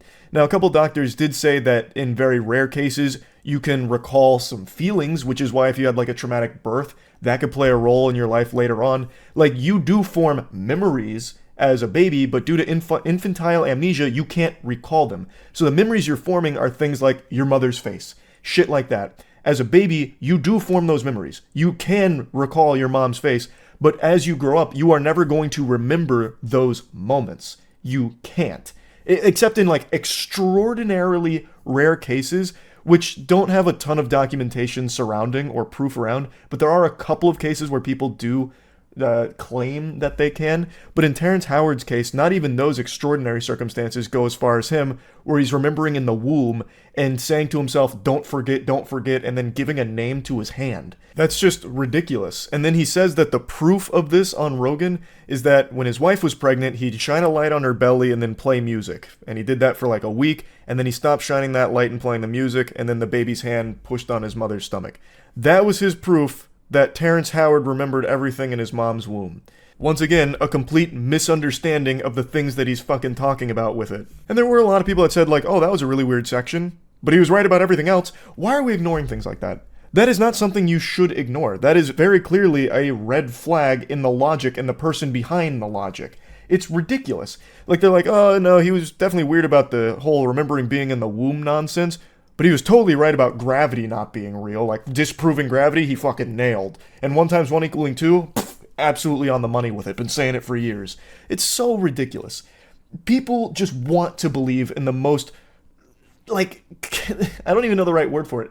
The most over-the-top special ideas just to feel like they're smarter than everyone else. At least that's the impression I get. Because there is no way you would ever logically reach these conclusions unless you just wanted to believe Terrence Howard because it's fun and it makes you feel special. That's the only way. Because if you ever try and employ any of these in the real world, they fall on their fucking face. Again, 1 × 1 never equals 2. So if you ever try and use any of the teriology in your day-to-day life, it's not going to work. You're going to be left high and dry with your dick in your hand. It's not going to function. It can't. It doesn't. And for some reason, we are now in this age where people are just like, it doesn't matter. He's probably still right. Like, what the fuck? It's so stupid and frustrating. It really is. Like, again, I'm not even mad at Terrence Howard. Like, it's not a crime to be dumb. And it's not wrong to, like, pursue things outside of the already established, you know, mainstream belief system. I think that's extremely important to a healthy society, always challenging the things that you're given.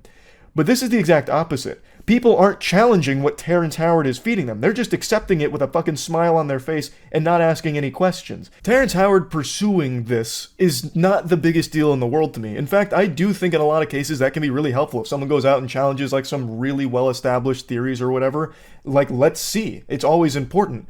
But he has come back with incorrect conclusions and still preaches about how everyone else is wrong, without ever demonstrating why he's right. He has nothing to show for his teriology. No creations, no inventions, nothing. So it should immediately right there stop for him and be like, okay, you know what? This was, you know, a fruitless endeavor. I didn't get anything out of this. Maybe the math that we have is correct and is consistent, because look at all we have to show for it. Look at all of this around us. We're surrounded by the product of mathematic breakthroughs. And Terrence Howard's math has nothing like that. So it should have come back like, okay, it was worth a try, didn't happen, we move on. And then he could have gone into different avenues to pursue more knowledge or more discoveries, but he hasn't. He has locked himself down to something that is completely false, and he's taking as many people with him as he can. And I think that shit sucks. People need to stop just taking in other people's perspectives as their own and start actually just thinking for themselves and putting into practice the things that they're being told to see if they make sense and if they're right. That's it. I mean, that's really about it. I'm not going to keep droning on about this. It's just so fucking frustrating. That's it. See ya. Over the last couple of months, I've analyzed more text messages than the FBI. I have been glued to bad romance and flirting like a moth to a flame. I've been wandering the deepest, darkest pits of filth. It's like in Space Jam when Michael Jordan gets sucked into the golfing hole. I've been sucked into the asshole of the internet, and all I see is cringe down here. But today there's a new ingredient being added to this concoction. The recipe had a chemical X. Crime. This got posted to Reddit earlier today, and a lot of people sent it my way, and it actually reminded me of a real criminal case that happened back in 2022, and I actually found the case again through the comment section of this post, because I couldn't quite recall all the particulars of it. But there is a lot of similarities shared between that criminal case in 2022 and these text messages that this individual is showcasing here. So it starts with this girl's coworker messaging her out of the blue saying, "Hey." He receives crickets, no response, silence. And you know what they say, if at first you don't succeed, try being weirder.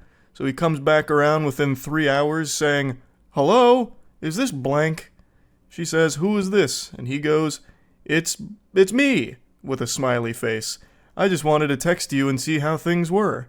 "Oh, things are going alright, I suppose. Not to come off as rude, but how did you get my number, dude? I mean, I don't mind you texting me, but I've never gave it to you." And that's when he lifts up the curtain and breaks the magician's code, revealing his secret method. "I just grabbed it off the contact sheet in the office room. Hope that's alright."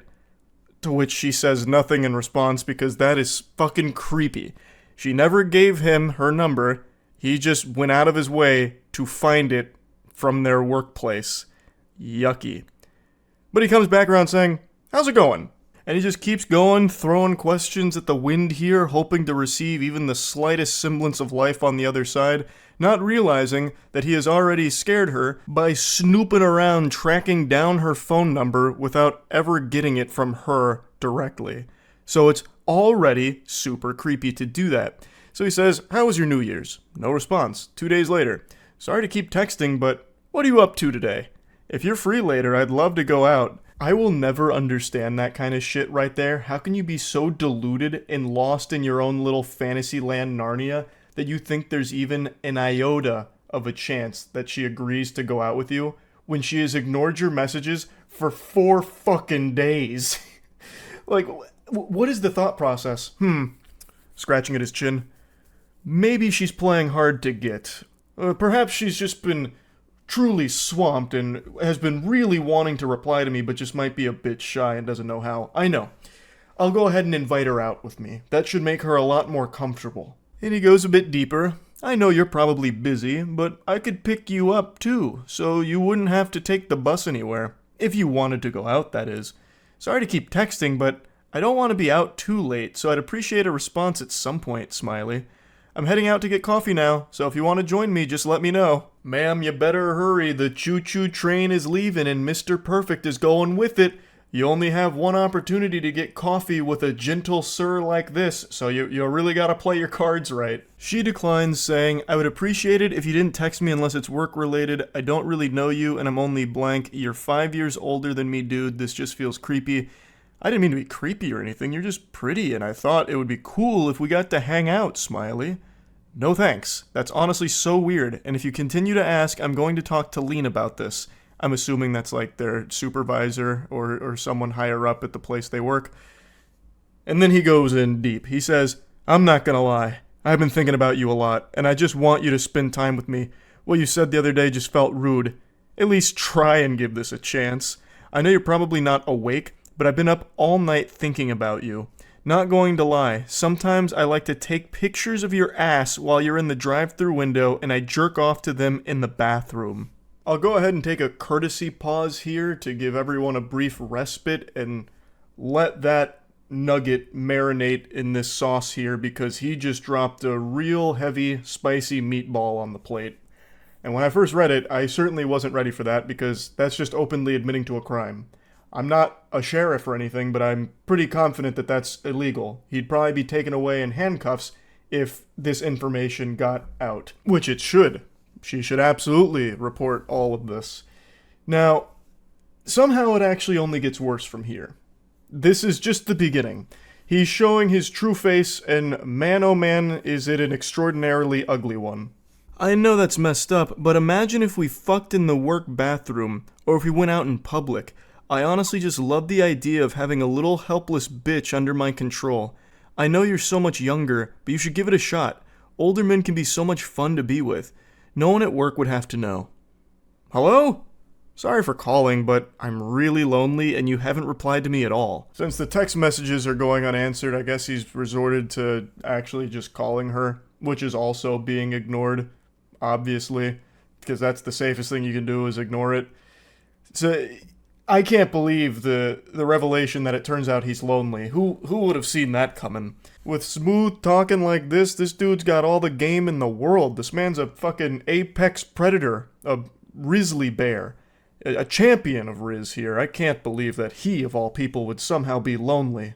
What a curveball. He then tries to brush all that under the rug, trying to apologize for it. Sorry about last night. I got carried away. I know you're probably not even reading these, but I hope you have a good day, smiley. I'll be thinking of you. I really don't see an issue. It's not like a romantic date or anything. It would just be getting coffee and food. And if you were in the mood, we could always go to my place to watch a movie. I know it sounds creepy, but why not just get out and enjoy the day together? What in the hell is even that? What are you talking about? It's not like a romantic thing or anything. You were just talking about fucking in the workplace bathroom. And then you were talking about having a helpless bitch under your control. What do you mean it's just coffee? You're already showing how extraordinarily creepy and perverse you are. What are you yapping about? He's blabbermouthing about a bunch of hooey.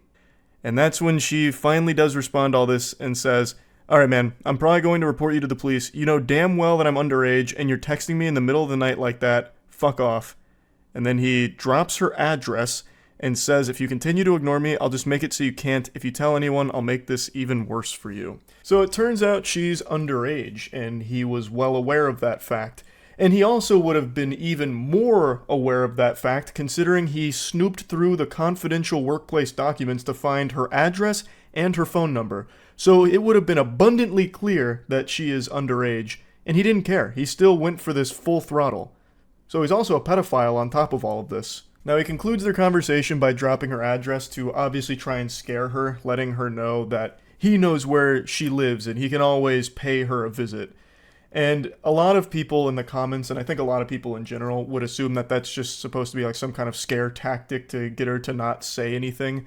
Not necessarily that he's going over there right this instant to do something, but that is still a legitimate threat. And I imagine an actionable threat that the authorities can use. This is one of those situations that really shouldn't be taken lightly, and it seems like it isn't. It seems like she's taken the proper measures here, like contacting authorities or contacting workplace staff and all that, which is what she should be doing, because this is just legitimately dangerous. I mentioned at the start that it reminded me of a case from 2022, where a man killed his 17-year-old coworker because he had a huge crush on her, and since he couldn't have her, nobody could.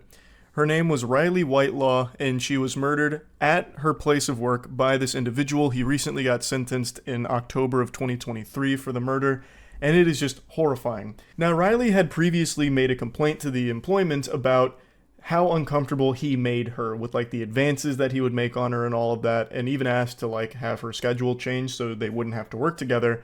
And despite all of that, they still worked together. The place of employment did not change her schedule around to get her away from him or anything like that.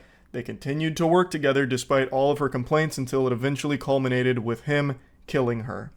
It's a tragic story. Fucking horrifying. And it reminds me of the text messages we just read right there, where a coworker becomes infatuated with someone and then eventually does something disgusting like that. So reading through these text messages, it is a concerning individual in a scary situation. And it's something I think about from time to time about how awful it must be to just be doing your job, doing nothing wrong at all, and then still ending up in a situation like this. This girl never made any advances toward this guy. She never even gave him her number or anything at all. And yet somehow he still became obsessed with her and then stalked her company documents to find her phone number and her address and all of that. It's just so awful. She's literally just doing her job and then gets put in a situation like this because of this absolute lunatic. So yeah, just wanted to talk about it a little bit. I think situations like these should always be taken seriously. Like if a coworker or anyone for that matter starts to get like a level of obsession with you that it becomes a bit palpable, that you can start to see it, it immediately needs to be something that you take very seriously because you never know where it could lead. And I think that is just always something that needs to be handled with real care. So just wanted to go over this a little bit. That's really it. So yeah.